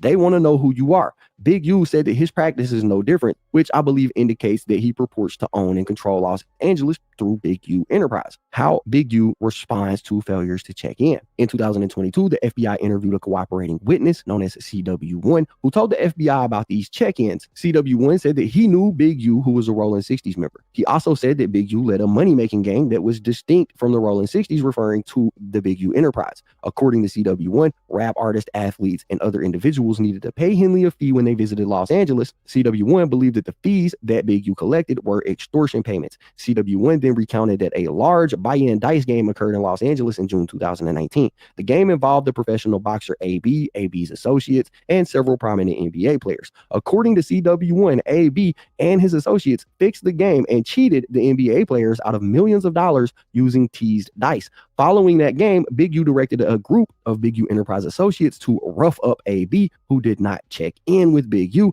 and to get the money back from him on behalf of the cheated NBA players. Multiple members of the Rolling 60s ultimately arrived, and Big U used them to press AB. CW1 said that Big U was involved with the incident because Big U was involved in or would approve of any dice game or similar events, such as parties involving large sums of money and prominent NBA players and celebrities in Los Angeles. Multiple persons involved in the incident who have since been interviewed, including former NBA players, confirmed that Henley was paid $100,000 for negotiating this debt. However, each was later approached by associates of AB and told they still owed money. CW1 was aware of other instances where NBA players or other celebrities would need to work with and get approval in advance from Big U to ensure their safety at events in Los Angeles, such as parties, gambling games, and advertising shoots. CW1 said that these celebrities would have to seek and or pay Big U for protection and approval or face retaliation from Big U Enterprise. At the outset of the investigation, Victim 1 was identified as an extortion victim. Victim 1 is described further below, and it's got a description here. It says Victim 1 has a criminal history that includes arrest for narcotics conspiracy and distribution in violation of Title 21, for which he is pending sentencing, robbery in violation of California Penal Code Section 211, as well as a felony conviction for human moving of a minor in violation of California Penal Code Section 236. Victim 1 will likely receive cooperation credit based on this case in his unrelated pending drug case from the United States Attorney's Office in the Southern District of Ohio. Now, I don't know who this person is, but man, they did a lot to try to help us identify it. It says from April 14, 2022 until April 15, 2022, Victim 1 conducted a consensually monitored meeting with Big U and other unidentified individuals. During the meeting, Big U told Victim 1 and others that he got into it with AB after AB cheated a current NBA All-Star out of $1.5 million and a former NBA All-Star out of $5 million. Big U also said that he charged the players $100,000 so that he could get their money back from AB. A confidential informant involved with the cheating scheme corroborated this information, and that AB was confronted for failing to check in with Big U regarding the game. It says supposedly legitimate businesses and charities used by the Big U Enterprise. Big U and Martin formed the independent record label Unique Music in 1996. In 2004, Henley formed Developing Options, for which Big U is CEO and Martin is the chief financial officer. It says Developing Options does business as many other entities, including the Crenshaw Rams youth football team, which is designed to give underprivileged children a safe outlet in sports with a chance to build up skills for the future, including athletic scholarships. According to its website, Developing Options uses advocacy, education, resources, training, and development, and sports to achieve its objectives. In the docuseries, Big U indicated that Developing Options was a platform he used to help individuals get to college instead of going to jail. Many other publicly available recordings online show Big U describing the structure of Developing Options, how it was funded, and what it claims to do for the community. Since approximately 2015, Developing Options has been a recipient of an annual $550,000 as part of a GRYD program overseen by the city of Los Angeles. From July 1st, 2018 to June 30th, 2023, Developing Options was allotted $2.352 million from the city of Los Angeles. From that, Big U has drawn hundreds of thousands of dollars purportedly in salary. The GRYD program has an executive mandatory handbook that is appended to each contract, and the Developing Options, like every other GRYD contractor, must comply with. The detailed and extensive handbook has many requirements that include extensive criminal background checks, compliance training, and approval of employees, attendance at meetings, logging activities, and liaisoning with local law enforcement, among other requirements. Based on my review of documents in the course of this investigation, Developing Options appears to have failed to comply with some or potentially all of those requirements. Henley further solicits donations to Developing Options from celebrities, companies, foundations, and other entities, which the victim donors believe will further a charitable purpose, but often instead are embezzled into Big U's personal bank account. As discussed in further detail below, Big U, Robinson, and Martin, and other Big U Enterprise co-conspirators utilize Developing Options as a platform to conduct both violent crimes and financial crimes under the guise of gang intervention work. Henley also fraudulently applied for federal pandemic relief loans for his entities, including Developing Options, Unique Music, and other businesses. The loans and or advances he successfully obtained are discussed further below. Similarly, Big U and Martin helped one of their employees at Developing Options, i.e. Blanton, to fraudulently apply for a mortgage by manipulating his income records. The Big U Enterprise is committed to financially enriching its members and associates by stealing or cheating its victims out of money and property. Section D, racketeering activity and murder of RW. It says, as set forth below, there is probable cause to believe that Big U murdered victim RW on January 25th, 2021, and dragged his body into the desert in North Las Vegas. This is something that I went over in my video of these guys getting indicted, if y'all missed that, but I'm sure they're going to go over here. It says, on that morning, NLVPD detectives discovered the body of RW lying in the desert near the Apex landfill. RW had been shot multiple times in his body and had been dragged and left in a ditch not far from Interstate 15. Hours before his homicide, RW was at the studio of Witness 2 with Henley. NLVPD investigations revealed that RW was one of Big U's recording artists and was at the studio as a guest of Big U, recording for Unique Music, the independent record label that Big U and Martin co-founded. According to a studio witness, Witness 1, who was employed as a security guard for the recording studio, Big U was one of the last people seen with RW prior to RW's homicide. Witness 1 also stated that Robinson drove Big U to Las Vegas from Los Angeles in a dark gray Lexus, that Witness 1, in his security capacity, encountered Big U and Robinson when they arrived at the studio and had words with them because he did not know who they were. Witness 1's statements to NLVPD at the outset of the murder investigation had been corroborated by other witnesses and cell phone location data, among other evidence. Further investigation revealed motive, opportunity, obstruction, inculpatory statements, and more from Henley and other members and associates of Big U Enterprise. The murder and connection to the Big U Enterprise. On January 20th, 2021, 5 days before the murder and 3 days before Big U and Robinson drove from Los Angeles to Las Vegas, RW recorded a diss song that NLVPD later obtained. In it, RW rapped about the person who had money, that RW would be shot in the face for thinking shit's funny, and referenced a .38 revolver with no trace. Based on my knowledge of this investigation and conversations with others, I believe that in this diss song, RW was dissing Big U, referring to Big U as the bro that makes some money, and that RW may get shot in the face for thinking his lackadaisical use of the studio and general representation by Unique Music is funny. RW was shot days later in the face, apparently with a revolver that left no shell casings. It is unknown whether Big U heard these lyrics prior to the murder. The effectiveness of the Big U Enterprise is premised on Big U's stature as the most feared man in Los Angeles, as such, ensuring that no one disrespects Big U and that any such perceived disrespect is met with reprehensible violence. It is a core tenet of the Big U Enterprise, and even more so that disrespect is displayed publicly, like in front of extortion victims. As Henley himself stated on an intercepted call in 2023, can't nobody beef with me, because if he do, I'ma kill him, period. I am going to M-word him. And they had that on a wiretap call. That's crazy. As Robinson explained in a surreptitious recording, when Big U got out, he said, I'm the toughest dude, and here's my body of work to prove it. And you know, I'm the only one still killing people every day. The rest of y'all are retired. I didn't. They understand that because the Big U Enterprise's existence relies and thrives on fear and violence, perception is paramount. As Witness 2 explained, Big U, through Big U Enterprise's entity Unique Music, was using Witness's too expensive, valuable recording studio to record the Big U Enterprise's artist, RW, for free, based on the fear and power dynamic imposed over Witness 2 by Big U for years, and by taking a lackadaisical approach to the studio time that Big U had secured for free, RW was wasting that time. I believe that RW wasting the time, thereby disparaging Big U's name and his enterprise's reputation, and potentially flouting that disrespect with the lyrics of the diss song, led to a dispute between Big U and RW.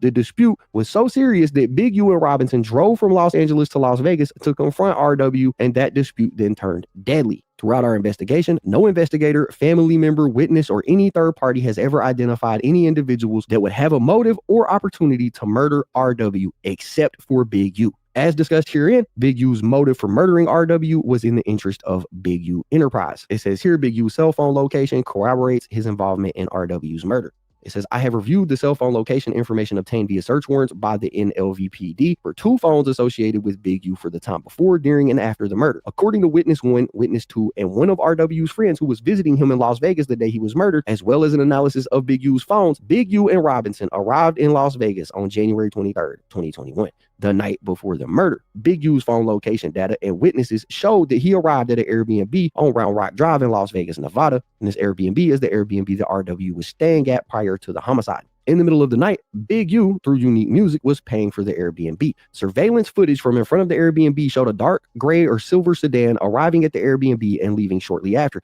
The surveillance video also showed Big U at the Airbnb. On January 24, 2021, the night of the murder, at approximately 7:04 p.m., Big U arrived at the studio. According to witnesses, at approximately 8 p.m. or 9 p.m., RW arrived at the studio and recorded a song from approximately 11 until midnight. On January 25, 2021, at approximately 12:37 a.m., Big U left the studio, and the dark gray Lexus in which he and Robinson had driven to the studio was no longer there. At approximately 12:58 a.m., Big U's phones stopped reporting location data of any kind, with the last data recorded within the vicinity of the studio. At approximately 1:13 a.m., surveillance footage at the Airbnb again revealed a dark gray or silver sedan arriving at the Airbnb.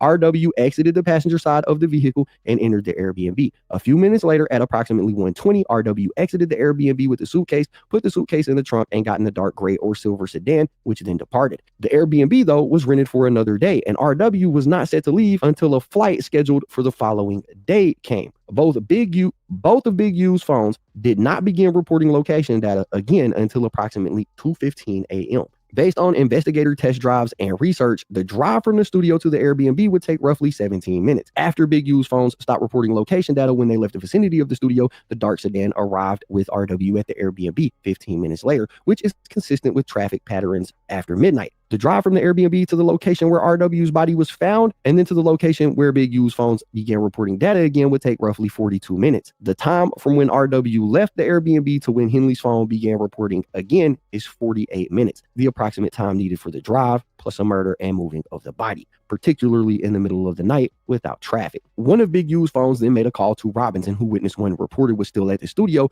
which is corroborated by Robinson's phone location data. According to Witness 1, Robinson asked Witness 1 if he had seen Big U, which Witness 1 found odd since Robinson was Big U's driver and bodyguard. At approximately 2:30 a.m. or 3 a.m., Big U returned to the studio alone in the dark gray Lexus and spoke with Witness 1, who reported that Henley appeared to be drenched in either sweat or water. Henley told Witness 1 that he was coming back from the gym. RW's body was found hours later at approximately 9 a.m. One of the NLVPD detectives investigating the murder believed that RW died at the location near the side of the road on I-15 after he observed the roadway contained a distinct patch of blood which trailed down the hill from the roadway into the desert along with drag marks. Big U's phone location data shows that he departed Las Vegas to return to Los Angeles at approximately 10 a.m. Evidence from the scene. Officers and medical professionals responded to the scene of RW's murder, and a subsequent autopsy found that RW died from multiple gunshot wounds. The responders noted that RW was not dressed for the weather, which was cold and inclement on the night of the murder. DNA was collected from RW's ankle and sock area, consistent with the direction that RW was dragged into the desert off of the highway. The DNA profile obtained was not complete, likely due to the aforementioned inclement weather of the night of the murder, and analysis of Big U's DNA profile was inconclusive, such that he could not be excluded as the contributor to the DNA. Robinson, on the other hand, was excluded as a potential contributor to the DNA found on RW. The next point is Big U arranges for the recording equipment from the studio to be removed and surveillance video to be destroyed. Witness 1 told NLVPD detectives that DS, which is one of Big U's associates, removed video recording equipment from the studio a couple of days after the homicide, including destruction of surveillance video data that would have shown RW and Big U at the studio shortly before RW's murder. Witness 2 told the FBI that Big U ordered Witness 1 and Witness 2 to leave the premises, quote unquote, take a walk, prior to the removal of the video recording equipment. Witness 1 explained that 3 relatively new surveillance and working DVR devices had been removed from the studio and that all security cameras were disabled. Witness number 1 stated that the replacement DVRs were installed, but that they did not work. Witness number 3, who had previously installed the DVR equipment at the recording studio, also spoke with the FBI. According to Witness 3, on January 31st, 2021, Witness 3 went to the studio to fix video cameras that were not working at the studio after Witness 2 called Witness 3 to fix them. Witness 3 analyzed the equipment and concluded that the DVR system was unplugged or turned off. According to Witness 1, DS then sent him money to purchase new DVR equipment for the studio. I believe that there is probable cause to conclude that footage from the DVR system would have shown an altercation between Big U and RW on the night of January 24, 2021, and at a minimum, Big U and RW leaving the studio together shortly before RW's murder. Bullet point 6, interviews of family witnesses and Big U Enterprise associates. It says on January 27, 2021, NLVPD detectives spoke with RW's family, which was the first time his family learned that RW had died. On January 28, 2021, NLVPD detectives again spoke with RW's family. Generally, his family confirmed that RW lived in California and worked as a musician. He was recently working with a music producer, Big U, who was also from California, and Big U had booked RW's Airbnb and travel. RW's family explained that RW was close with Big U and trusted him. Big U coached RW in football since RW was young. RW lived with Henley for a time while in high school. At some point, Big U believed RW had wore a chain that belonged to Big U's son to school without permission, and RW was kicked out of Henley's house. PM, which is RW's aunt, added that she called Big U on January 27, 2021, after learning that RW had been killed. Big U claimed that he had not seen or heard from RW and did not know his whereabouts. PM confronted Big U about arranging the trip for RW to record in Las Vegas, and then Big U admitted he had done so. PM had overheard Big U speaking with someone named KF, whom investigators later interviewed about RW's travel arrangement. In a later interview during the pendency of this investigation, PM said that Big U would call her on a weekly basis prior to the murder. But after that call on January 27, 2021, PM never again heard from Big U. NLVPD also learned that CA, a friend of RW, spent the weekend in Las Vegas and visited RW at RW's Airbnb. According to CA, at about 2 a.m. on Sunday morning, January 24, 2021, Big U came to the Airbnb and asked RW why he did not show up to the music studio the day prior on January 23rd. RW claimed that he did not have a ride to the studio. CA reported that it was odd that Big U actually took the time to show up at the Airbnb in Las Vegas to confront RW. CA and his family left for California Sunday afternoon, January 24th, at about 2 p.m., and CA had not heard from RW since. Throughout the entire investigation, the family members and friends who have been interviewed have pointed to Big U as the person they believe responsible for RW's murder. Within days, multiple people were sending Instagram messages to Big U demanding answers for what happened to RW, all of which went without response. NLVPD searched RW's Instagram. RW's final Instagram message to Big U regarding the price of a song was sent on January 24th, 2021 at 1:57 p.m. Big U did not respond until January 26th at 8:14 in the morning, almost 24 hours after Big U left Las Vegas following RW's murder.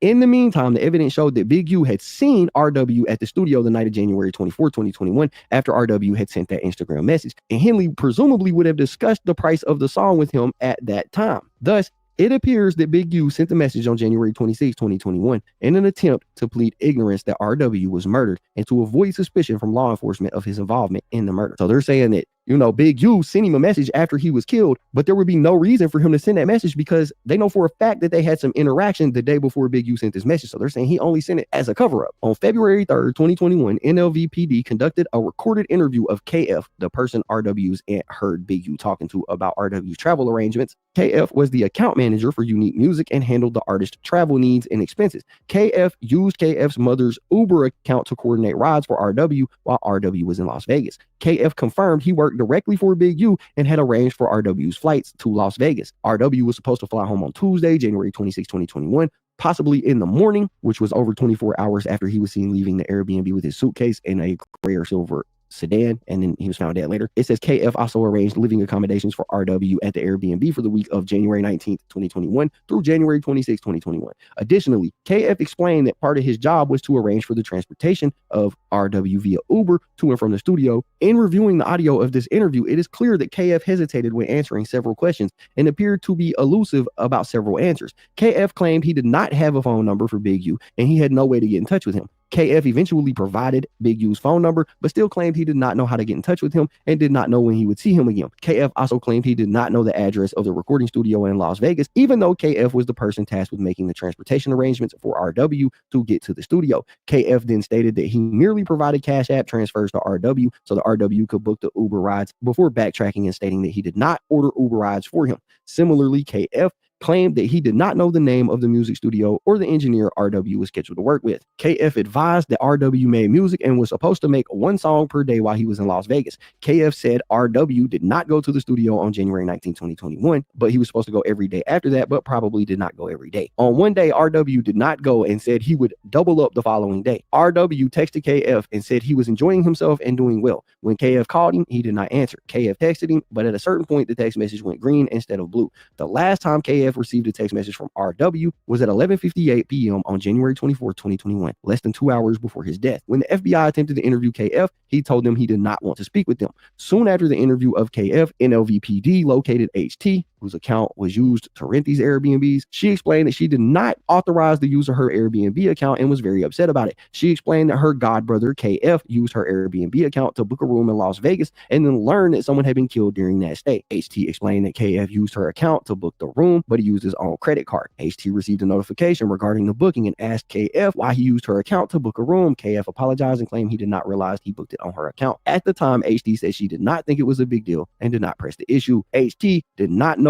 RW and explained that she worked in the medical field. Since KF had used HT's Airbnb account to reserve the room, HT intercepted messages between the Airbnb host and KF and provided them to law enforcement. HT saw a message from KF asking if the Airbnb property had video surveillance and confronted KF about the messages because she did not want her account to be associated with any problems. KF told her about RW's murder and said he was trying to figure out what happened. Number 7, Title III interceptions. In 2023, after NLVPD attempted to interview parties about the murder, Big U and his associates made several inculpatory calls regarding the murder, which were intercepted by law enforcement pursuant to a Title III wiretap. First, NLVPD went to Henley's home, but he was not there after leaving a business card and informing Big U's wife that they were there following the 2-year anniversary of RW's homicide. We're new to the case, and we're just talking to everyone who was close to RW. His wife called him from Big U's father's phone. They said that Big U's wife had not done this before during the entirety of the wiretap. Big U answered, "What's up, Dad?" further showing the anomalous nature of the call. His wife then explained that detectives came by their home and were looking for him and talking to other people. Big U asked how many police officers, but was otherwise extremely circumspect. In the hundreds of hours of calls captured that I have listened to, Big U's voice was notably and conspicuously different on this call. It says that Big U's wife lied to police, stating that Big U only lived at his house on 62nd Street, when in actuality, the FBI observed on surveillance and in the months of the cell site location data that Henley was there most nights unless he was traveling. After the phone call with his wife, Big U did not return home for 2 weeks. Again, something he had not done during the entirety of the surveillance or cell site location data received by law enforcement. Moreover, that night, victim 1 paid an extortion fee to Robinson, who was driving Big U's Mercedes.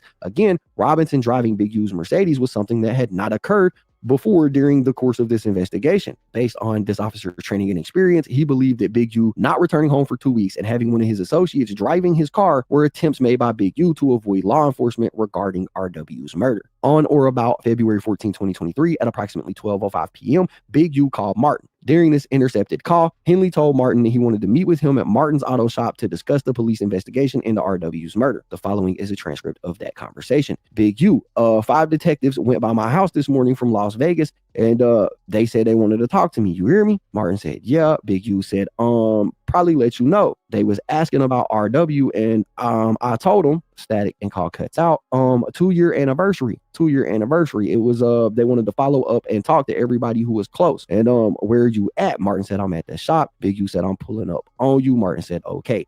Based on other intercepts, I know that Big U believed the FBI may have been intercepting his telephone calls. Therefore, I believe Henley wanted to talk to Martin in person regarding the murder in order to avoid speaking on a telephone line that may be intercepted by law enforcement. Following the call to Martin, Big U immediately placed multiple calls to DS, the person who reportedly removed the video surveillance footage from the studio. The first few calls were not answered. Then Big U told DS he needed to meet with him. The following is a transcription of a portion of the conversation. Big U says, where you at? DS says, at the house, ready to jump in the shower. What you on? Big U said, I need to pull up on you. DS said, all right, I'm right here at the house. Big U said, all right, I got to pull up on you. And unintelligible, DS said, how long you gonna be? Big U said, you ain't about to go nowhere, are you? DS said, nah, I'm here. Big U said, okay. DS said, I'll just jump in the shower though, just be ready. Big U said, okay. DS said, all right, for sure. And point 87 says, as discussed above, DS reportedly removed video surveillance evidence of Big U and RW's presence at the studio hours before the homicide, namely all of the security cameras and DVRs from the studio. On February 16, 2023, Big U was on the phone with DS,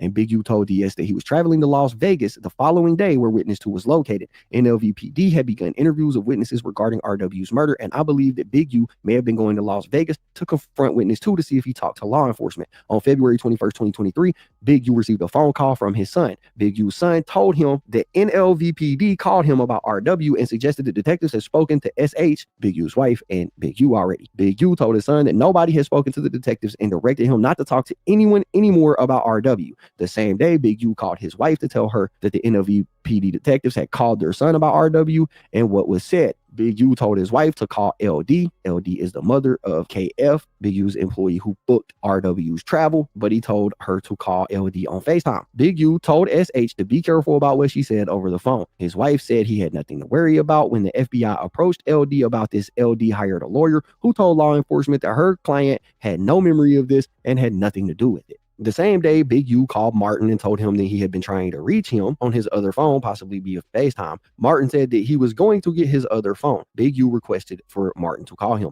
Later that same day, Big U called Martin to confirm that he was at Martin's auto shop. Big U told Martin he was on his way to meet with him at this auto shop. Still later, Big U called Robinson. Robinson was at one of Big U's homes, and Big U said he was heading to meet Robinson. Based on my training and experience and knowledge of the investigation, I believe Big U was contacting Big U Enterprise members and associates, specifically those with knowledge of RW's murder, to ensure that any statements to law enforcement were either suppressed or consistent with one another. Section E says robbery in violation of the Hobbs Act and as racketeering activity. It says according to witnesses, including victim 1 and corroborated repeatedly by the wiretap and recorded meetings with Big U Enterprise members, the Big U Enterprise sets up and executes robberies throughout Los Angeles. Normally, Big U provides the target and the location, while the robbery is committed by the Big U Enterprise members or at the Big U Enterprise's direction using Rolling 60s and other associates. The Big U Enterprise, as well as the individuals who personally commit the robberies, will take a cut and then often sell the robbery proceeds or give the robbery proceeds back to a victim as a power grab and to install fear of future robberies or violence. It says one such robbery occurred on July 5th, 2021 at an unlicensed bud dispensary in Los Angeles where victim 1 worked. Leading up to the robbery, the Big U Enterprise had been extorting victim 1 for years, and victim 1 had been paying the Big U Enterprise up to $25,000 per month when victim 1 was at the top of his earning capacity. Shortly before the robbery, however, victim 1 had ceased paying extortion to Big U Enterprise as victim 1 did not believe that it was necessary or that he was receiving any benefit from the payments. And on the day of the robbery, approximately 11 of Big U Enterprise's members and associates, including Robinson and Williams, both of whom victim 1 knew well, as well as Rolling 60s members, rushed into the dispensary armed with firearms and without masks. They demanded the belongings of anyone inside and stole cash and bud from the store before fleeing. At one point, they demanded a Rolex watch from one of the co-owners, but at Robinson's direction, they ended up letting him keep it. According to victim 1, while still at the dispensary, the robbers put victim 1 on the phone with Big U, who invited victim 1 to Big U's home. According to victim 1, when victim 1 arrived at Big U's Arlington premises, Robinson, Williams, and other robbers were there, as were the proceeds of the robbery. Inside, Big U told victim 1, "That's how you rob yourself." Big U then demanded $10,000 from this victim to ensure other robberies did not occur. Big U also directed victim 1 to identify other businesses or dispensaries that could be similarly robbed and assured victim 1 that the Big U Enterprise would compensate him for identifying any robberies. Big U then provided a portion of the robbery proceeds back to victim 1. Williams, and y'all remember Williams is Loose Cannon, right? Loose Cannon later admitted to this robbery and the aftermath on a podcast. On the No Jumper podcast, after stating that Loose Cannon was Big U's right-hand man, Loose explained, so basically he'll manipulate things. We'll go and do something, and then the same people we do it to show up to the house like 10 minutes later as we trying to count everything, and we be like, how the Loose Cannon then said that Big U would state, well, we just gonna give like 40,000 back. Whack 100, who is a rival counterpart of Big U's for the Bloods, was also on the podcast and stated, you know why he wanted to give the dude back 40, right? Because he was going to make the dude give him 20 for getting it back. Loose Cannon then agreed. Of course, he did that to 2 famous rappers. Loose Cannon then detailed demanding $50,000 from the celebrity rapper RR, or they would kill the celebrity and rapper MM. Loose Cannon then said RR dropped off the $50,000 and Big U stopped answering the phone and they did not share any of the proceeds with him. And this is an interview that I covered on my channel. It was the first time I covered Loose Cannon on my channel because what he was saying in that podcast was wild. It says, according to further No Jumper and Vlad TV segments, Big U then served a cease and desist order on No Jumper,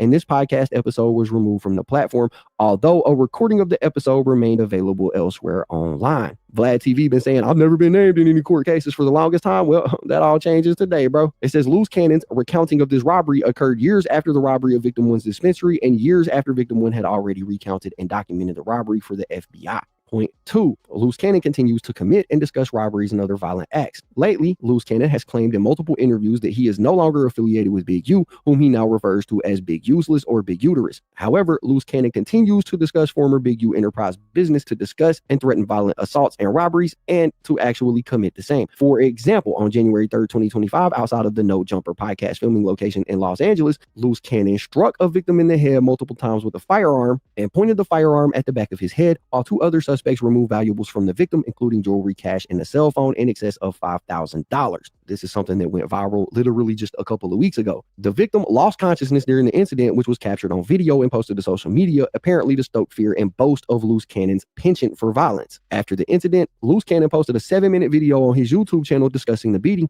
stating that he used to be Big Useless's enforcer and that he loves to fight and that the incident could have went a lot worse. Loose Cannon's post also played a portion of the assault. Similarly, on February 25th, 2025, Loose Cannon posted a video on his YouTube channel in which he threatened anyone that is at odds with him to do something bad to you, your mama, your daddy, anybody. In the same video, Williams walked through the checking in process and walked through the fact that he would rob any celebrity who did not check in, including at an Airbnb, a restaurant, a car wash, or anywhere. Loose Cannon also said that he was with Big U when rapper Rakim Allen also known as PNB Rock, was robbed and killed, that they told him to comply and that they would get the jewelry later. Loose Cannon also walked through the kidnapping of a famous rapper that Loose and Big U committed together, and then discussed several Big U Enterprise associates being good in Los Angeles because they have checked in. Some of those mentioned were developing options donors or former NBA players who have provided hundreds of thousands of dollars as purported gifts to Big U personally. In February 2025, Loose Cannon also took part in and filmed a conversation with multiple people on YouTube in which Williams told another participant that you will lose your life, and then when Loose Cannon found him, that Loose was going to do something bad to him.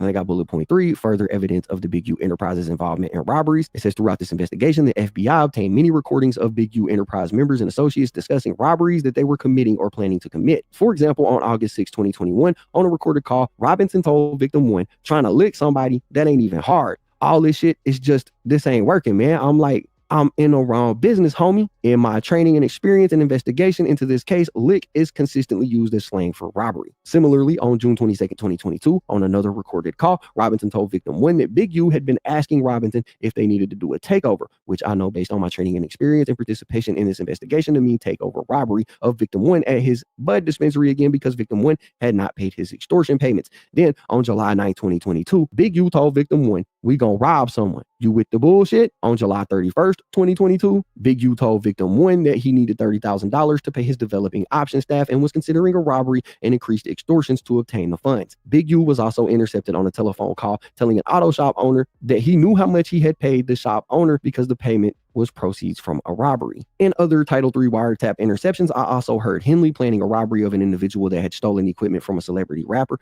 using an Apple AirTag that was purportedly with the equipment. Big U, Martin, and others obtained firearms and began to stage the robbery to get back the equipment. However, when they arrived, the police also arrived, having been called by the celebrity rapper. I witnessed the staging of the robbery on surveillance before it was called off. On November 11, 2022, on another intercepted call, Mitchell, discussed above, and Big U coordinated how Mitchell would give Henley the proceeds from a robbery that Mitchell committed. Big U and Mitchell were talking about how much money should go to Big U. Then in multiple other intercepted calls and text messages, Big U talked with Blanton and Robinson to help Big U collect from Mitchell's associate. Talking about Mitchell, Blanton said they robbed a dude for some shit. They made a dude call his plug and then they booked him. Talking about further splitting the proceeds, Big U told Blanton, I'm gonna grab half of that, whatever he got. I'm gonna give it to Vay, and Vay can bring the rest of you. On a subsequent call, I heard Big U counting out money and saying that it ain't nothing but 2-3 racks. Blanton responded, Brick Baby said it was supposed to be between 5 to 7, man. Gotta make that call out to Brick. On April 11, 2023, Big U and Blanton again discussed an individual who was supposed to be robbed in the near future. Section F, extortion in violation of the Hobbs Act. It says a significant portion of the Big U Enterprise's conduct consists of various extortion schemes in Los Angeles. In addition to the check-in, the Big U Enterprise extorts both legitimate and illegitimate businesses alike, though it tends to focus on the lower hanging fruit of illegitimate or gray market businesses. One of his extortion victims, victim 1, was a promoter and marketer who profited from club promotions, operating in interstate commerce, and worked illegally or quasi-illegally marijuana dispensaries. As shown in the recorded conversations and controlled payments, Big U and Robinson were quite open in their threats of violence and intimidation if the victims did not pay the fee to Big U. As stated above, the July 5th, 2021 robbery was key to their scheme of extorting victim 1, and that once victim 1 stopped paying extortion fees to Big U, they robbed him to reinstate their control. At one point, victim 1 asked in the recording what he was paying for, and Robinson explained that it was like a retainer, and that if and when victim 1 was robbed, victim 1 would not have to pay extra money to Big U for the return of his property. Of course, as discussed above, it was Big U Enterprise members and associates who were the ones who had robbed victim 1, and they did charge victim 1 for giving his things back by not returning the entirety of his property that they themselves stole and demanding more money and targets to rob. The evidence supporting the Big U Enterprise's extortion activities include consensual recordings made by victim 1 of phone calls, meetings, and controlled extortion payments. 2, statements describing being a victim of the extortion scheme from victim 1. 3, Title III wiretap calls discussing extortion and payment. And 4, threats made to other individuals on Title III wiretap calls showing the modus operandi of the Big U Enterprise's extortion racket. Examples of some of the extortion-related recordings obtained during this investigation include on 7/9/2021, 4 days after Big U Enterprises robbed victim 1, as discussed above, consensually monitored call with victim 1 in which Robinson asked victim 1 with identifying additional robbery victims for Big U and Robinson, where victim 1 will receive 25%, and noting that Big U was discussing that victim 1 owed Big U money. having only paid a portion of what victim 1, quote unquote, owed. On September 2nd, 2021, consensually recorded a call in which Big U stated that any payments that victim 1 receives from the other person Big U is extorting must be paid to Big U. On 9/3/2021, there was a consensually recorded call in which Robinson told victim 1 that he needed to tell Big U something about the amount of money that victim 1 would be paying, and victim 1 said he could pay $500 or $1,000. On 9/15, there was a phone call between Robinson and victim 1, and Robinson discussed how much victim 1 could pay, but ultimately promised to cover for victim 1 and allow him to pay the following day rather than face Big U's anger. On the 20th of that month, there was another phone call in which Big U and victim 1 discussed how much money will go from an event that Big U, the Rolling 60s, Robinson, and victim 1 were throwing. Big U stated that he wanted his money. Later in the day, victim 1 and Robinson discussed how victim 1 was being taxed by Robinson and Big U. On the 23rd, there was another phone call in which Big U discussed how another extortion victim was not paying. On 10/19/2021, another phone call in which Big U stated that he was taking over an account, referring to this dude DC, and that he would be taking every 5th table that is sold at this dude's club. 10/22/2021, another phone call, Big U asking victim 1 why he was on the phone with him when he was coming to pick his money up. They then discussed how much would be paid electronically and how much would be paid in cash. Later that day, Robinson provided victim 1 with the number to pay associate Tubbs. On 11/10/2021, another phone call in which Henley told victim 1 to get a bud shop up and running so he could pay some rent. 11/29/2021, another phone call in which this Robinson guy told victim 1 to give Big U a weekly salary of $1,000. Robinson further advised that victim 1 gets in trouble when promising larger amounts. He also asked where this other victim, DC, lived because him and Big U were trying to DC up based on his non-payment. And they got this section. It says the FBI provided $500 in cash for the meeting, and victim 1 paid that money to Big U. On 12/11/2021, there was a recorded phone call between Robinson and victim 1, where Robinson asked if victim 1 had money for Big U, saying that, well, I think he's going to want at least $1,000. On December 17, 2021, Robinson asked victim 1 how much he's going to have. They again discussed both cash and electronic payments. The following day, they continued a similar discussion regarding $1,000 to $2,000 in payments. On January 20th, 2022, another recorded phone call in which Robinson arranged a meeting that was also recorded. Everything that you see in bold is where the FBI is going to be involved. It says the FBI provided $1,000 in cash to victim 1, paid to Robinson for Big U. And remember, this was recorded. In the discussion, victim 1 discussed how Big U took the entire $30,000 from Deja Vu, which is discussed further below in connection with Big U, Robinson, and Martin extorting $30,000 on December 2nd, 2021. Robinson explained to victim 1 that he has taken way more than that and discussed Big U's spending after receiving payments. On February 17, 2022, another recorded phone call in which victim 1 requested an extension from Robinson regarding a payment. Robinson told victim 1 that he had been holding off Big U, but that Big U had been asking for payment. The FBI provided $1,000 in cash to victim 1, paid to Robinson on camera for Big U. February 19, 2022, another recorded phone call in which Big U called victim 1 and said, bring me my money. I need $1,500 real quick. Victim 1 told Big U that he had just paid Robinson $1,000 2 days ago. On April 3rd, 2022, another phone call. This time Robinson told victim 1 that Big U was increasing victim 1's taxes to $3,500. 4/9/2022, Robinson tells victim 1 the other individuals are paying Big U Enterprise $2,500 to $3,000 so that Big U could purchase a $30,000 necklace for his wife's birthday. 4/10/2022, Robinson tells victim 1 that Big U wanted to collect $2,000 from victim 1 every Monday. April 16, 2022,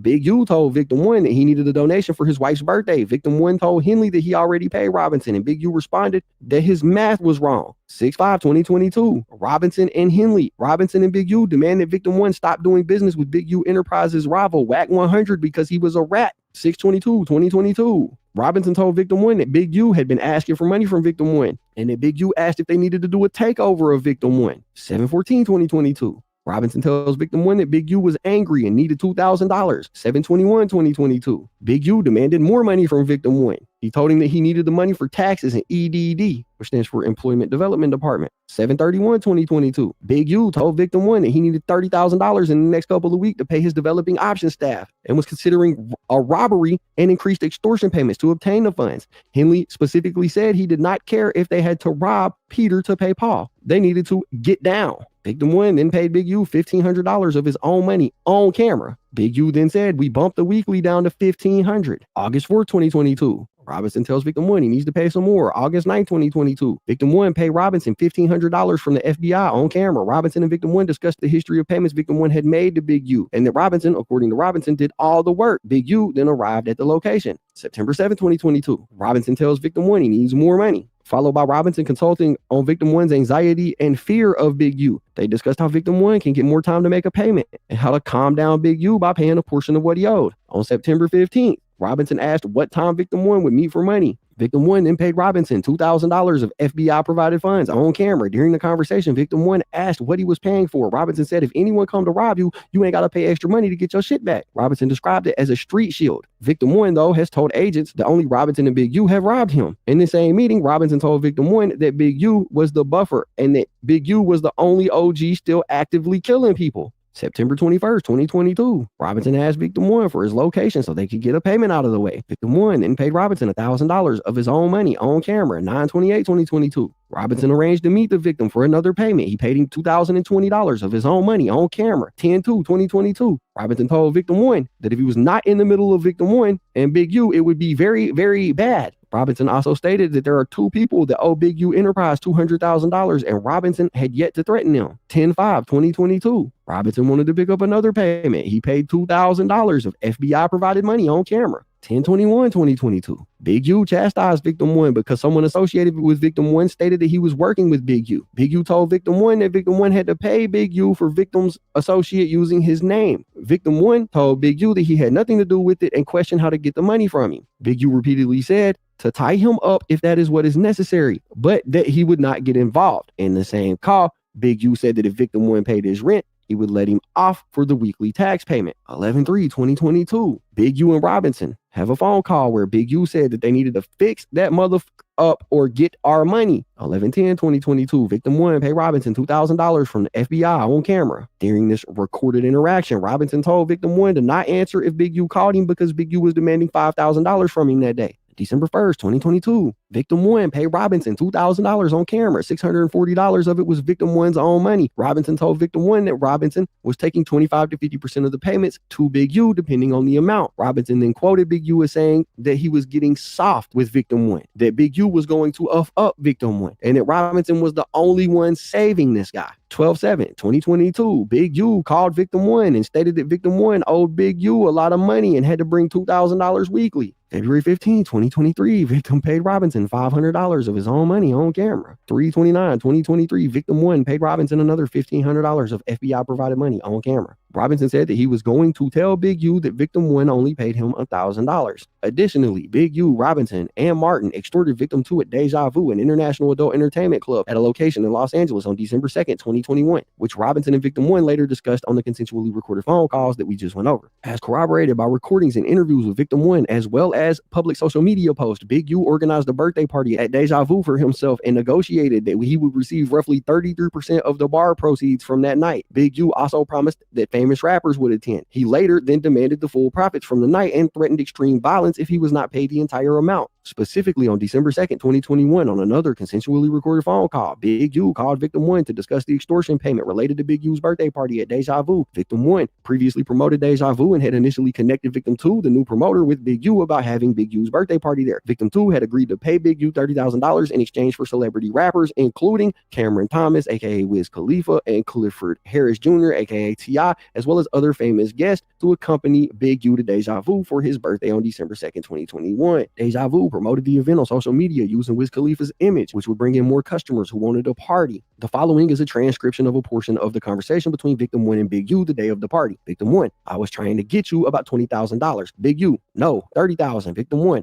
I sold it for $30. The whole thing is for $30 and I got to get all the people. Big U: $30,000 because this is viral. It's all over the city. Got me into it with my wife and everybody else. And that's the number you told me, victim 1. But if Wiz don't come, Big U yelling at victim 1: bruh, I wouldn't give a I'll tear that bitch up. It won't be a club there no more. You don't tell me if Wiz don't come, bruh. Victim 1: but it's what I sold. Big U: I wouldn't give a F. You knew T.I. weren't never coming. And T.I. said he was getting a motherfucking drop. That's on you and Vay. I don't want to hear nothing. You ain't gonna use my name all over this muff, and you need to bring me the money. Now, victim 1, I'm getting it from Tubbs and them later on in like 2 or 3 hours. They gonna let me borrow some money. Big U, matter of fact, I'm gonna have my niece and them come and get it. Later in the call, victim 1 and Big U discussed various business details related to booking the event at the club and the revenue victim 2 was expected to earn from the event. Big U described his expectations for the event. Big U said there were going to be 5,006 in this mother that's gonna be pulling up. And if we got to tear that mother up, we are going to. Be ready for that or bring me my money. The night of December 2nd, 2021, Big U, Robinson, Martin, and countless Big U Enterprise associates showed up to Deja Vu. Wiz Khalifa, T.I., and the other promised guests did not arrive as promised. Victim 1 watched as Robinson, Martin, and 3 other associates took victim 2 into a back room and extorted $30,000 from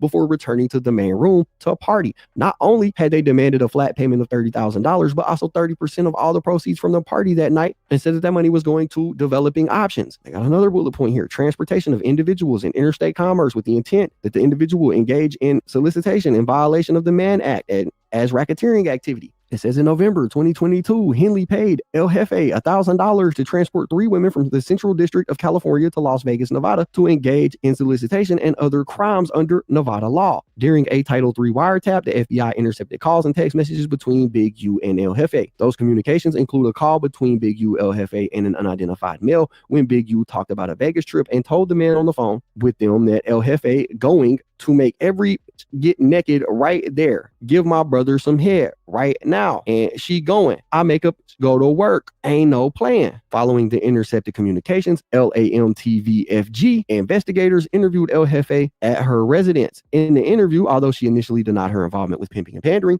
she ultimately admitted to promoting this act, noting that she was known for bringing the hoes. She said that she did not consider herself a pimp, but created environments for women to do actions and make money. This woman told the LAMTFVG she provided Big U with women as long as they were paid. That representation is corroborated by a series of intercepted phone calls from January 2023 when she said she was bringing 7 women to Big U, and after which Big U talked to her and others about her being upset when they did not get paid right. According to this chick, she told her women it's always cash before smash. When investigators confronted her with the intercepted call between her and Big U on November 10, 2022, she confirmed to receiving a Zelle payment of $1,000 from Big U. She advised that the $1,000 payment was for her to close her food truck and accompany him to Las Vegas to cook food and transport the women with her. This is corroborated by the intercepted messages and phone calls. At the end of the trip on November 18, 2022, Big U sent this lady a $500 payment on Zelle. At the interview, the LAMTFVG investigators requested that this lady meet them the following day at the FBI Los Angeles field office to download the contents of her cell phone. She was advised to not speak with Big U or anyone else about the interview.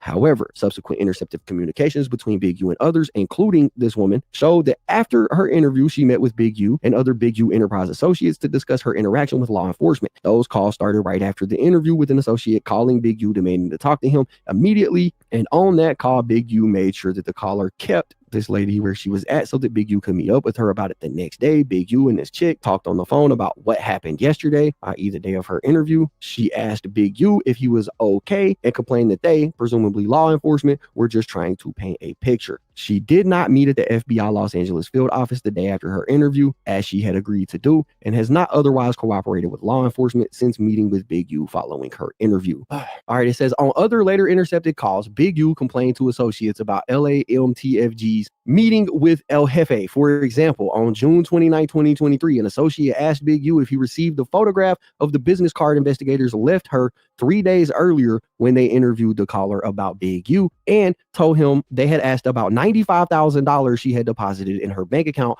per Big U's instructions. Unprompted, Big U told her they approached a woman he was having S with and talked to her about how Big U was trying to buy girls and be a pimp. Big U said that he was stressed out and that his lawyer told him to stay off of the phone. The next day, on June 30th, 2023, Big U told another caller that investigators had told this El Jefe chick that she was going to be charged with S trafficking based on a recording that they had of Big U telling one of his partners that she can find girls when they want to go out of town. Big U said, shit, so you go get me and say my crime is sending girls money for S? Is that a crime? Adult girls too? You hear me? It's not like it's some kids, not like it's a boy. We're talking about grown ass women. Section H. says fraud in violation of federal wire fraud and bank fraud statutes as a racketeering activity. Point 1 says economic injury disaster loan program fraud. Through Unique Music, Big U, on behalf of the Big U enterprise and the entities it controls, also committed fraud intended for COVID-19 pandemic-related disasters. According to the Secretary of State filings for Unique Music, Big U and its CEO also controlled a business checking account in the name of Unique Music Entertainment Incorporated with Bank of America. In 2020, Big U defrauded the SBA of a $90,000 loan through Unique Music under the Economic Injury Disaster Loan Program, the EIDL. The SBA administered EIDL to provide low-interest financing to small businesses affected by declared disasters.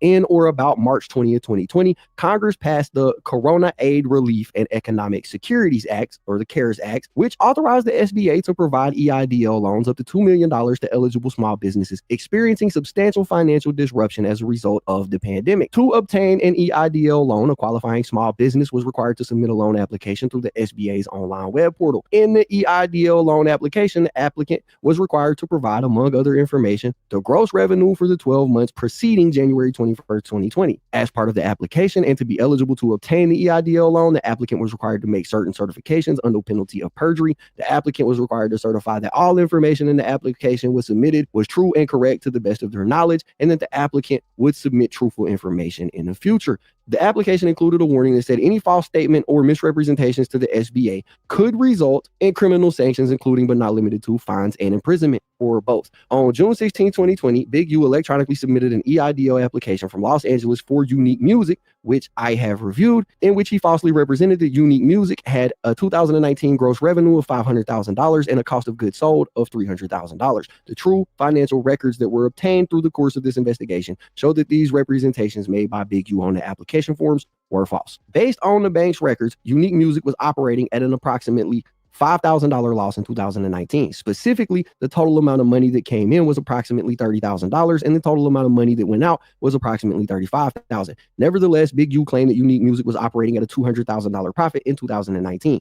Those fraudulent misrepresentations caused the SBA to give Unique Music $90,000 in the form of a loan, less the $100 that was taken out for the application fee, and a $10,000 grant. In documents produced in response to a subpoena, newly created financial documents for Unique Music also show that the claims to the SBA are false, as the documents show Unique Music operating at a negative 72.57% profitability and only $15,500 in total revenue. On June 24, 2020, from Los Angeles, Big U electronically signed a loan agreement between Unique Music and the SBA, in which he certified that all representations in his application were true, correct, and complete. Then on June 26, 2020, Big U accepted from the SBA a transfer of approximately $89,900 into the Unique Music account based on the fraudulent June 16th loan application and the fraudulent June 24th loan agreement. On July 7, 2020, Big U accepted from the SBA a transfer of approximately $10,000 into the Unique Music account based on that fraud. The electronic transmissions of the documents and wire transfers of the funds traveled between Los Angeles and other states, which brings us into the next point, which is wire fraud through embezzlement and charitable donations. The investigation in this matter has also revealed that Big U has committed wire fraud through embezzling donations to developing options.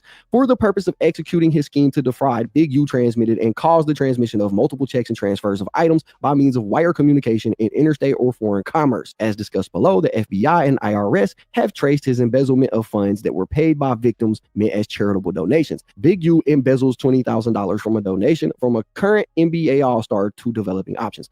On August 20th, 2019, Developing Options received a $20,000 donation from a current NBA All-Star known as Donor 1. The wire transferred identified the donation as for charity. Donor 1 confirmed he provided charitable donations to Developing Options. Big U, however, embezzled the entire $20,000 donation by transferring the funds into his personal checking account the day after Developing Options received the funds from Donor 1. Big U embezzles $14,000 from a donation from Donor 2 to Developing Options. In early 2020, Developing Options received a $24,000 donation from Donor 2, an award-winning music publishing company. JB, president of Donor 2, issued and signed the check dated January 31st, 2020, which cleared Developing Options bank account on February 3rd, 2020. Investigators interviewed donor 2's custodian of records and CPA and received documentations for the following. This company believed the $24,000 donation would provide football equipment for local non-profit organizations and deducted $24,000 as a charitable donation on his personal tax returns. Instead, Big U embezzled $14,000 of the donation by transferring the funds to his personal checking account. Big U made that transfer one day after the donation check, which Big U endorsed on behalf of Developing Options, cleared the Developing Options bank account. Donor 2 did not authorize any portions of the funds donated to Developing Options to be given to Big U personally. Here's another example. On November 3rd, 2021, Developing Options deposited a $19,000 donation check from Donor 3, a popular online content platform. At the time, Donor 3 was helping Big U produce the Checked In podcast. And I believe that they are talking about World Star Hip Hop right here, because that's who helped produce this podcast. The purpose of the payment was a donation to support the Crenshaw Rams youth football team. Donor 3 sent the donation in response to Henley's invoice on Developing Options letterhead, which FBI and IRS agents obtained a copy of, stating that Developing Options was going to use the donation to purchase uniforms for the Crenshaw Rams youth football team. Instead, Big U embezzled $15,000 of the donation by transferring the funds into his personal checking account one day after the donation check cleared the Developing Options bank account. Here's another one. On March 21st, 2022, Developing Options received $10,000 from Donor 4 intended to support a food program paid for by Developing Options. According to the invoice from Developing Options, the meal program cost $5,000 for food from a restaurant on November 9th, 2021 and November 23rd, 2021. Developing Options checks from its bank account records show that the actual cost to pay for the meal program was $3,000. Big U did not personally fund the meal program from the restaurant. Developing Options sent an invoice dated February 2nd, 2022 to Donor 4 for $5,000 related to the meal program and $5,000 for administrative and office fees. On March 21st, Developing Options received the $10,000 payment from Donor 4. On March 28, 2022, Big U transferred $10,000 to his bank account. The payment from Donor 4 was meant as a charitable donation and was not intended to be given to Big U personally. I got another one here. On September 21st, 2022, Developing Options received a $20,000 check from a former NBA MVP, Donor 5, intended to support Developing Options and the Crenshaw Rams. On September 26th and September 30th, 2022, and October 7th and 11th, Big U transferred various amounts totaling $15,000 to his personal bank account. The payment from Donor 5 was intended as a charitable donation and was not intended for Big U. On November the 8th, 2022, Developing Options received $100,000 from Donor 6, a production company. The purpose of the payment was a donation to support the Crenshaw Rams youth football team by covering the cost of one student athlete in the Crenshaw youth football and cheer organization. Instead, Big U embezzled $36,400 of the donation by transferring it into his personal checking account in multiple transfers between November the 10th and December the 1st, 2022. On December 13th, Developing Options received $50,000 from a foundation known as Donor 7 as a donation to pay for direct program costs and expenses of operating Developing Options. Instead, between December 19th and January 3rd, Big U transferred $32,500 of it to his personal bank account in various denominations. Pursuant to the grant award letter from Donor 7, all grant funds were intended to be used to support Developing Options social justice programs and initiatives. Then we get into some bank fraud. It says in December 2022, this guy Blanton was purportedly working for Developing Options and drawing a salary from them as well. He was denied a residential mortgage loan because he could not verify sufficient amounts of income to qualify. Blanton then began working with this dude Hines, a licensed loan officer in the Central District of California. On intercepted phone calls, Hines advised Blanton that his salary would need to increase for him to qualify for a loan. Blanton told Hines that he worked for Developing Options and that his uncle, i.e. Big U, was his employer. Hines then spoke with both Big U and Martin as the CEO and CFO of Developing Options, respectively, and on further intercepted calls about fraudulently inflating Blanton's salary to temporarily support his loan application. On January 13, 2023, Big U and Martin did so by purporting to pay Blanton $6,500 in non-employee compensation, which comes with its own tax form for verification. However, as shown in calls, Blanton actually paid Big U back the $6,500, so it is not true compensation, just made to look that way to the mortgage lender to artificially inflate Blanton's claimed income so that he could qualify for the loan. Blanton never received non-employee compensation any other time. Okay, in this next part, it gets into some basic tax crimes that Big U supposedly committed. These are probably the least important ones of the whole document, but he used the wrong forms when he was filing his taxes. That's what it says here. It says that he didn't pay any taxes on approximately $80,000 in 2019. He didn't pay taxes on the docuseries he did in 2020 and 2021. It says that out of $153,000 that was given to developing options in 2019, he embezzled $65,000 of it. It says that he embezzled $14,000 in 2020, $25,000 in 2021. He didn't file or pay income taxes on any of the embezzled funds. Big U makes various threats and brags about violence to further the Big U Enterprises reputation for fear of violence, solidifying its power to extort victims. There were a number of calls intercepted during the course of this investigation in which Big U bragged about violence that I believe showed the Big U Enterprises' continued intention to intimidate and control members of the community through fear and violence. These include boasts to a victim, but also generally recounting of violence threats or violent acts that are in line with Big U Enterprises' modus operandi. It says in 11 of 2022, in multiple calls, Big U recounted sending someone to Minnesota to collect several $100,000s from a current NBA All-Star. This debt is reportedly collected on behalf of someone who Big U refers to as Jew Boy.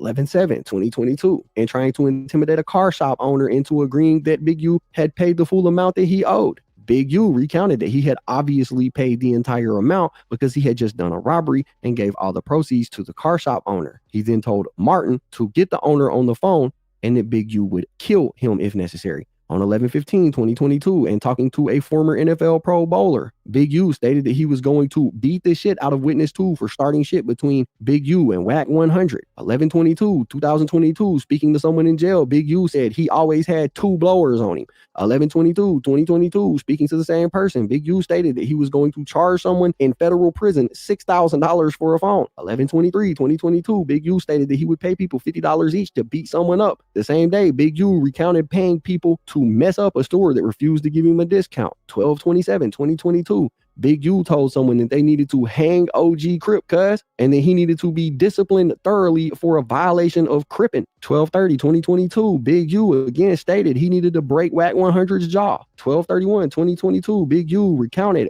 being bigger than any Rollin' 60 member, including Nipsey Hussle. 12/31/2022, Big U stated that if he had an issue with anyone, they would no longer be alive. January 2023, Big U coached DS on how to portray himself to the media, including telling him to wear glasses and to claim DS worked for developing options, even though he did not. January 2nd, 2023, Big U told DS that he needed to at least break Witness 2's jaw. January 3rd, 2023, Big U described tooling up with a firearm even when he goes to Crip neighborhoods. Same day, Big U told someone in prison he was buying 6 phones that could be smuggled in and sold for $1,000 a piece. On the 5th of January 2022, Big U told someone that another person was a rat and done. January 12, 2023, Big U again described needing to beat the shit out of Whack 100. 1/17/2023, Henley described threatening to kill Grape Street Crips. 1/7/2023, Big U described being the hunter of the Rollin' 60s and having paperwork on individuals. February 7, 2023, Big U told Robinson he was going to break Victim 1's jaw. 2/13/2023,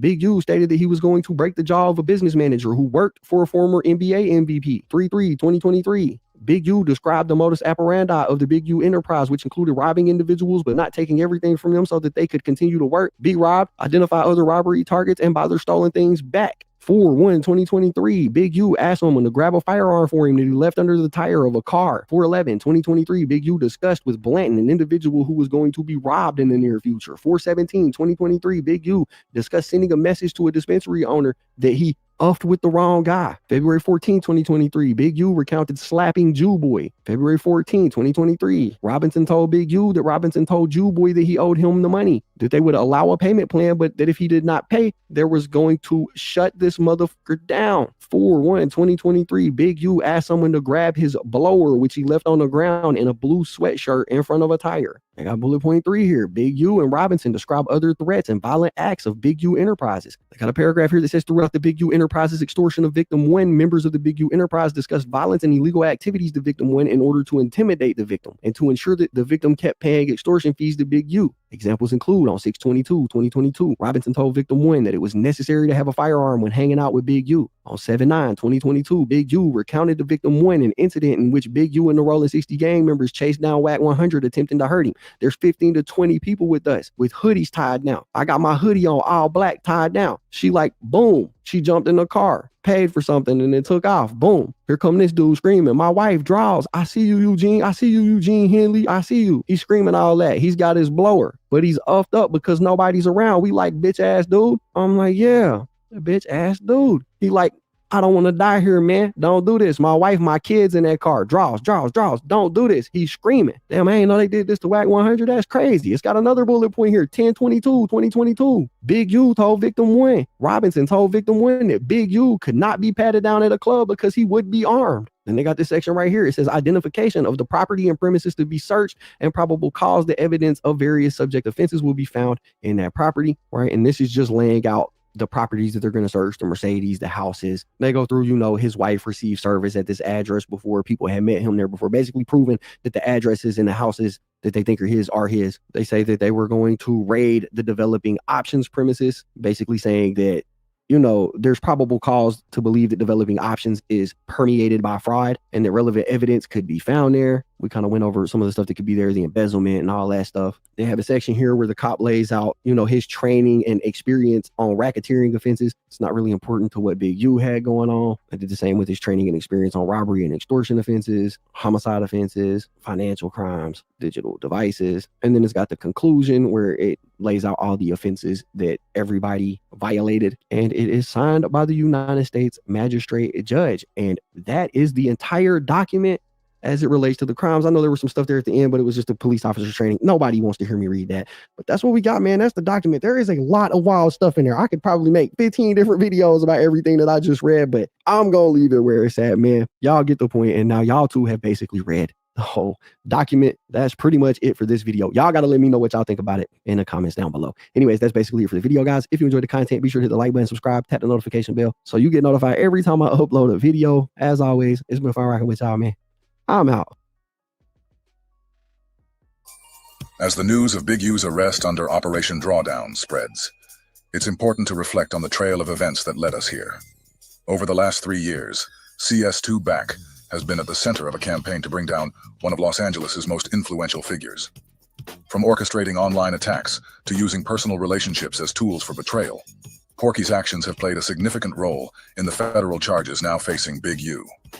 3 years ago, CS2 Back began publicly attacking Big U, aligning himself with people from U's past, like Loose Cannon and the Crip Cop Care Bear 600, bringing them into the public eye on platforms like Clubhouse and No Jumper. In the process, Porky helped construct a narrative, one that was filled with allegations of robberies and even the murder of Nipsey Hussle, trying to drag Big U into the middle of it all. Now, with these federal charges on the table, it's impossible not to notice how Porky's strategic actions may have played a crucial role in helping the authorities build a case. When you look at the details of the indictment and remember everything Porky has said and done over the years, it becomes clear that his influence may have been a key factor in sealing a conviction. One thing we know for sure is that CS2 Back's name is all in this indictment, just like it was in Stutterbox's case with the Main Streets. And they've got him and Lucy's statements on No Jumper all in the paperwork. It's like, cause he'll be like, he'll manipulate things. Like, we'll go and do something, and the same niggas we do it to. Now, let me pause and say this. Even though, I don't want to think I'm beef with Whack. By the way, I think anybody beef with Whack is a bad idea. Whack is one of the most shrewd operators this game has ever seen. Don't fuck with Whack, I promise you. Because not only do I think he's good on the street level, Whack will run a narrative on your ass. Can't defeat Whack now. Whack is something else. Trust me. This young man right here, I'm watching it. Whack just got the fucking little puppet, the little strings, like dance, nigga, dance. Remember, this guy 2 years ago. So nigga, all that bullshit that you're doing, bro, we're gonna have to cut that out. You could call Cuz and tell him, since you got the key to his front door, and you. So he was defending Big U 2 years ago. Today he sent the Whack, and Whack issue was really with Big U, but Whack needed this guy. He needed the pawn. This is the pawn to work it out. Whack is good, by the way. By the way, Whack, I give you this credit too. Show up to the house like 10 minutes later when we trying to, counting everything, right? And we be like, how the fuck they get that? Oh, well, we're going to just give them like $40,000 back and stuff like that. But Cuz is actually putting us in paperwork, right? And like doing like real police shit. I seen a nigga get like 20 guns. And when he got 20 guns, he's selling them to the homies. But I'm like, why are you writing down the serial numbers? So it's like, he was doing like shit like that. And I didn't catch on. So it was like, I'm waking up. Hey, let me tell you this. Again, I don't know LA politics like that. But this interview alone told me, nigga, unless Big U about to try to do something violent to Wack, which I hope, by the way, doesn't happen, you know what I mean? Wack will dog walk a nigga into a jail cell, nigga. Wack will dog walk a nigga into a jail cell, nigga. Wack will dog walk a nigga into a jail cell, nigga. This nigga don't even know he telling on Big U, the same nigga he was just defending 2 years ago. And now that we know the feds have been watching Big U closely since 2021, the dots start to connect even clearer. It makes perfect sense why figures like CS2 Back and Christopher Loves Boys have been on the assault against Big U these past few years. Their relentless push to discredit and attack you doesn't just feel personal. It feels strategic, as if they've been playing their part in a much bigger operation. They were clearly aware of the ongoing investigation, and their actions were aimed at making Big U's life harder, all while feeding into the narrative that the feds were already building. It's crucial to understand that CS2 Back was working for the feds long before his fallout with Big U. The feds had strategically placed Porky around key figures they were planning to investigate, or had already been investigating, such as Stutterbox, Del Dog, Marion Knight, and of course Big U. This wasn't just a coincidence or a matter of proximity. Porky's role was part of a larger federal strategy. The moment Mark Stevens showed Big U the CS2 Back paperwork, which exposed his ties to the feds, Big U immediately cut off all communication with Porky, realizing he had been surrounded by someone working against him all along. I heard what he was saying about the big homie Shaq, and then I heard what he said about Big U, and that's when I picked up the phone. I said, hey, you, man, I want you to read something, man. And then once you read it, once you know, you know. That's Quran. That's the Holy Quran. Once you know, you're accountable for what you know. And when he read it, he said, okay, I see why you don't fuck with dude. I can't fuck with dude. From the time I gave him that paperwork, I watched him take assault after assault because he just did the right thing. He just said, I can't fuck with dude. Because of this, Porky decided he would try to get out in front of it by running a play with Hassan Campbell, making it appear as if his phone call was recorded without his knowledge or consent. Yeah, bro, that nigga ain't gonna do nothing, especially with me, but don't worry, but he ain't about to, he running around with sweats on all day, bro. And they don't even keep hammer. And they don't even keep hammer. And they don't even keep hammer. I know the nigga, bro. I know he know him. Know him, his family, I know him, bro. He ain't running, that nigga, them niggas don't run nothing like that out here, bro. We don't believe that. We do not believe that. 6ix9ine, one of them niggas blocked the harder they were and violated them niggas, bro. What that take? Nobody was there. In the afternoon, bro. It's real shit. It ain't what it used to be, bro. You know what I'm saying? Right. Ain't none of this shit where it used to be, bro. And that nigga 55 years old, bro. He's scared to go back to jail. I mean, you know what? My whole thing is, as long as I got a fair fight, niggas come at me and I got heat to hold myself down, I don't give a fuck. I just don't want to be in a position where niggas got heat to me and I gotta be humble. Whenever you land out here, bro, that ain't the problem. Right. That's all I want you to think about. They talk a lot of shit about Wack. We in LA. You see them niggas coming playing with me? Nope. I'm out here moving. All my cars is bright. Everything I drive is noticeable. Nigga, they see me. Nigga, I'm posting flyers where we gonna be at clubs, all that, concerts, all that. Just studio, like, bro, like, these niggas be talking. You know what I'm saying? Right. They talking, bro. They be talking, bro. Them same niggas you talking about when they went to war, guess who they had to come see to get their tools, bro? Pick you all up. Whack. Quick niggas gotta come see me. Them same niggas you talking about when they went to war, guess who they had to come see to get their tools, bro? Pick you all up. Whack. Quick niggas gotta come see me. You know what I'm saying? Because you know they go to war with each other, so I don't fuck them niggas kill each other all day long. You know what I'm saying? I be grip on crip shit. Be grip on crip shit. Be grip on crip shit. You give guns to niggas, right? What's up with the crip? The crip kill. What generation? What generation? They know who they is. So you giving Keyway's guns? Always, yeah, nigga. What is whole neighborhoods? I didn't get that with. What is whole neighborhoods? I didn't get that with. What is whole neighborhoods? I didn't get that with. To knock down your own kind? I'm saying that's weird. What happened? What happened? My own kind. Yeah, what happened at the House of Blues? They was going at their own, my nigga. They was going at their own, my nigga. I'm 6'0", nigga. At what point did you give the 60 gun Wack 100? Tired of all this. Back by I said I wasn't gonna say nothing. At what point did you get the 60 guns? Because we've had events. No disrespect to the 2Ps. What happened when your army at Barcelona? Did you get the guns to do the shit in? Did you give a nigga to go blaze the Lancaster part? Like, what's up? You playing both sides of the fence, or you playing the Keyway side of the fence? Which one you work? I need to check that. Giving Keyway gun on 6'0". On hood get jail for that. But cuz it's actually putting us in paperwork, right? And like doing like real police shit. I seen the nigga get like 20 guns, and when he got 20 guns, he's selling them to the homies. But I'm like, why are you writing down the serial numbers? So it's like he was doing like shit like that, and I didn't catch on. So it was like, I'm waking up now. You get what I'm saying? Because I'm his right-hand man. You get what I'm saying? It's important that you guys know that this entire recorded conversation between CS2 Back and Hassan Bambata was a play created by Porky. This was the beginning of his smut campaign against Big U. And yes, Hassan Campbell helped him with the entire thing. CS2 Back, in true COINTELPRO fashion, starts off by saying Big U wears sweats all day and doesn't carry a weapon. Then, in the same breath, he says Big U comes to him to get his guns. But I thought he just said that Big U can't carry guns because he wears sweats all day. This is the beginning of his campaign of misinformation against Big U. There's a lot of COINTELPRO shit going on. Should I play the audio of you actually sitting up there telling me that you wanted to stage a beef with me? To stage a beef with me? To stage a beef with me? So I let you get little slick stuff up so we could get the ratings up? You said that you wanted to stage a beef with me. Should I play the audio, whack? This shows you guys that CS2 Back and Hassan Campbell are no strangers to running plays.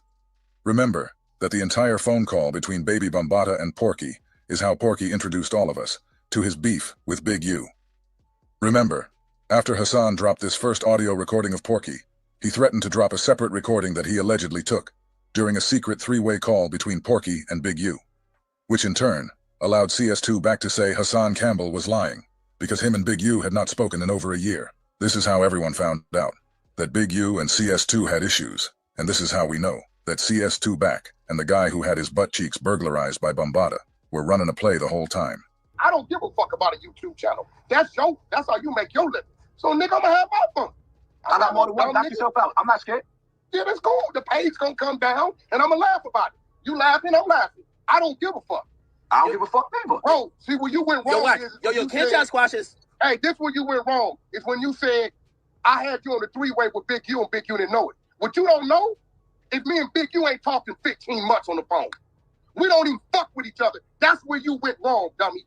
Oh, so that's where you went wrong. But you're an East Coast nigga and you don't know those politics. So basically what you did was you called another nigga on the phone to pretend to be Big U. We wasn't on the phone. Big U voice is Big U voice. Everybody knows. You want me to play it, nigga? All right, let's go. You lied, nigga. So you didn't call him. That was me and you on the phone, nigga. You didn't call Big U on the freeway. You didn't call. All right, we'll see. Listen to me, bro. Me and Big U ain't talked on the phone in damn near a year and a half. Lying. I was on the phone. What I'm saying, Big U even know that. Nigga, you're lying. Bro, me and Big U don't even fuck with each other. Nigga. You called Big U on the phone. We ain't talked to each other 15 months. The weekend of the Super Bowl. Hey, listen, everybody on the West Coast know that. You just don't you know are that. lying. You're lying. Me and Big U know when we called each other, nigga. You played yourself. All right. We don't talk to each other. Stay tuned then. We have been in the same room and don't even acknowledge each other. I didn't answer this a million times, bro, but you whack real quick. What's up, Rick? You know, and I ain't trying to be messy, man, and you probably didn't answer this a million times, bro, but nigga, why did you and Big U even fall out? What was the whole fallout even about? You know what? I've never answered that question. Great question, Rick. I've never answered that question. Nobody knows. I said we ain't talking 15 to 18 months. I've never answered that question. And I'm going to be real. That's 17. That's not a question that I want to answer, but I'm going to answer it. Not that it's any discredit on my side, but I was violated in a way that got me emotional.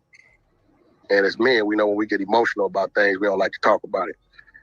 So I'm going to tell you why we fell out.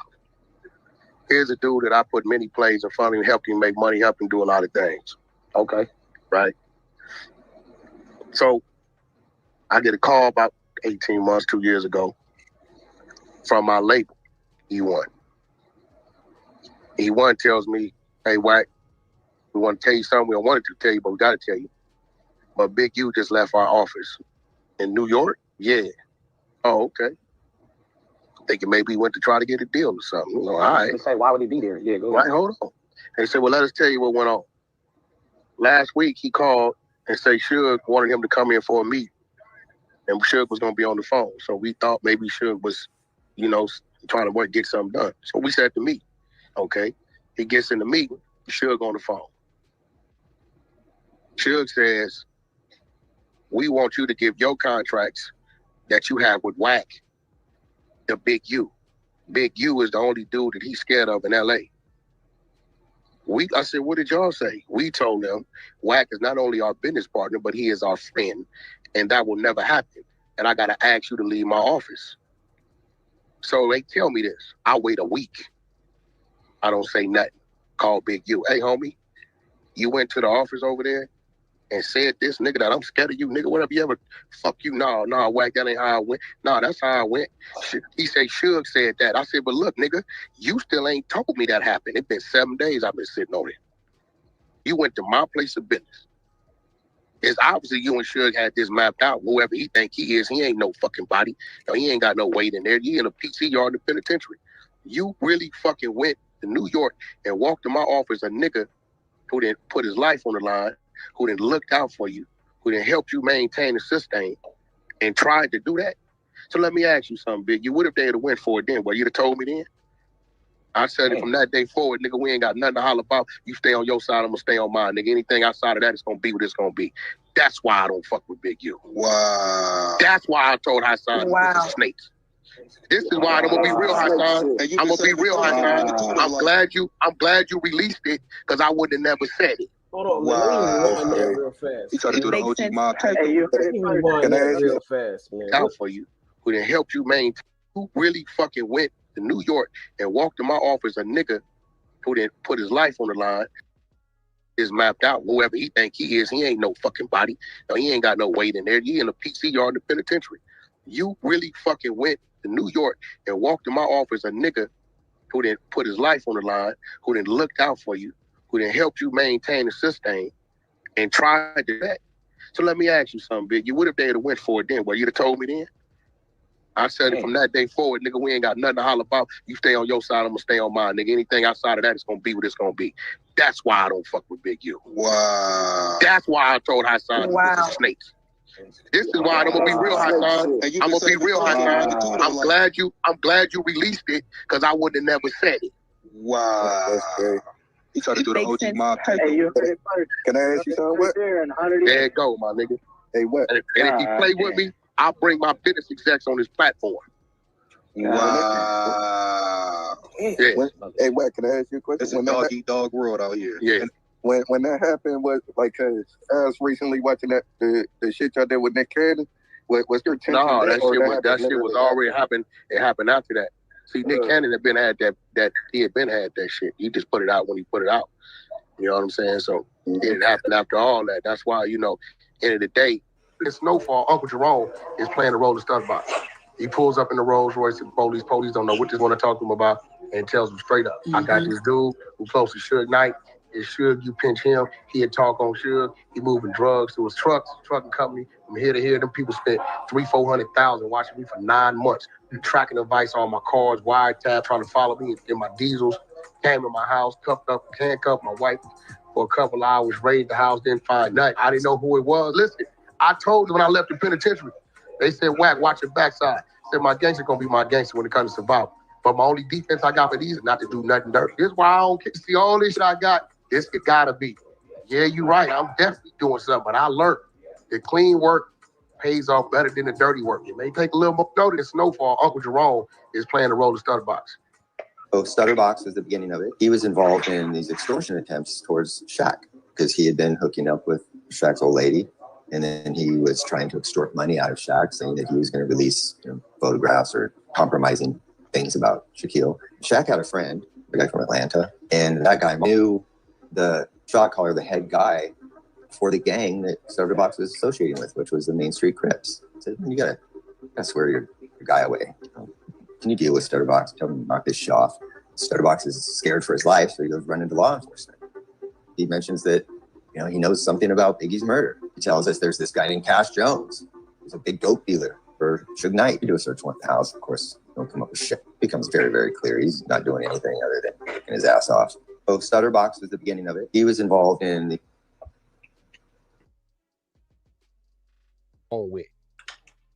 Y'all went to the internet. Y'all could have kept it off the internet, nigga, and let it be what it is.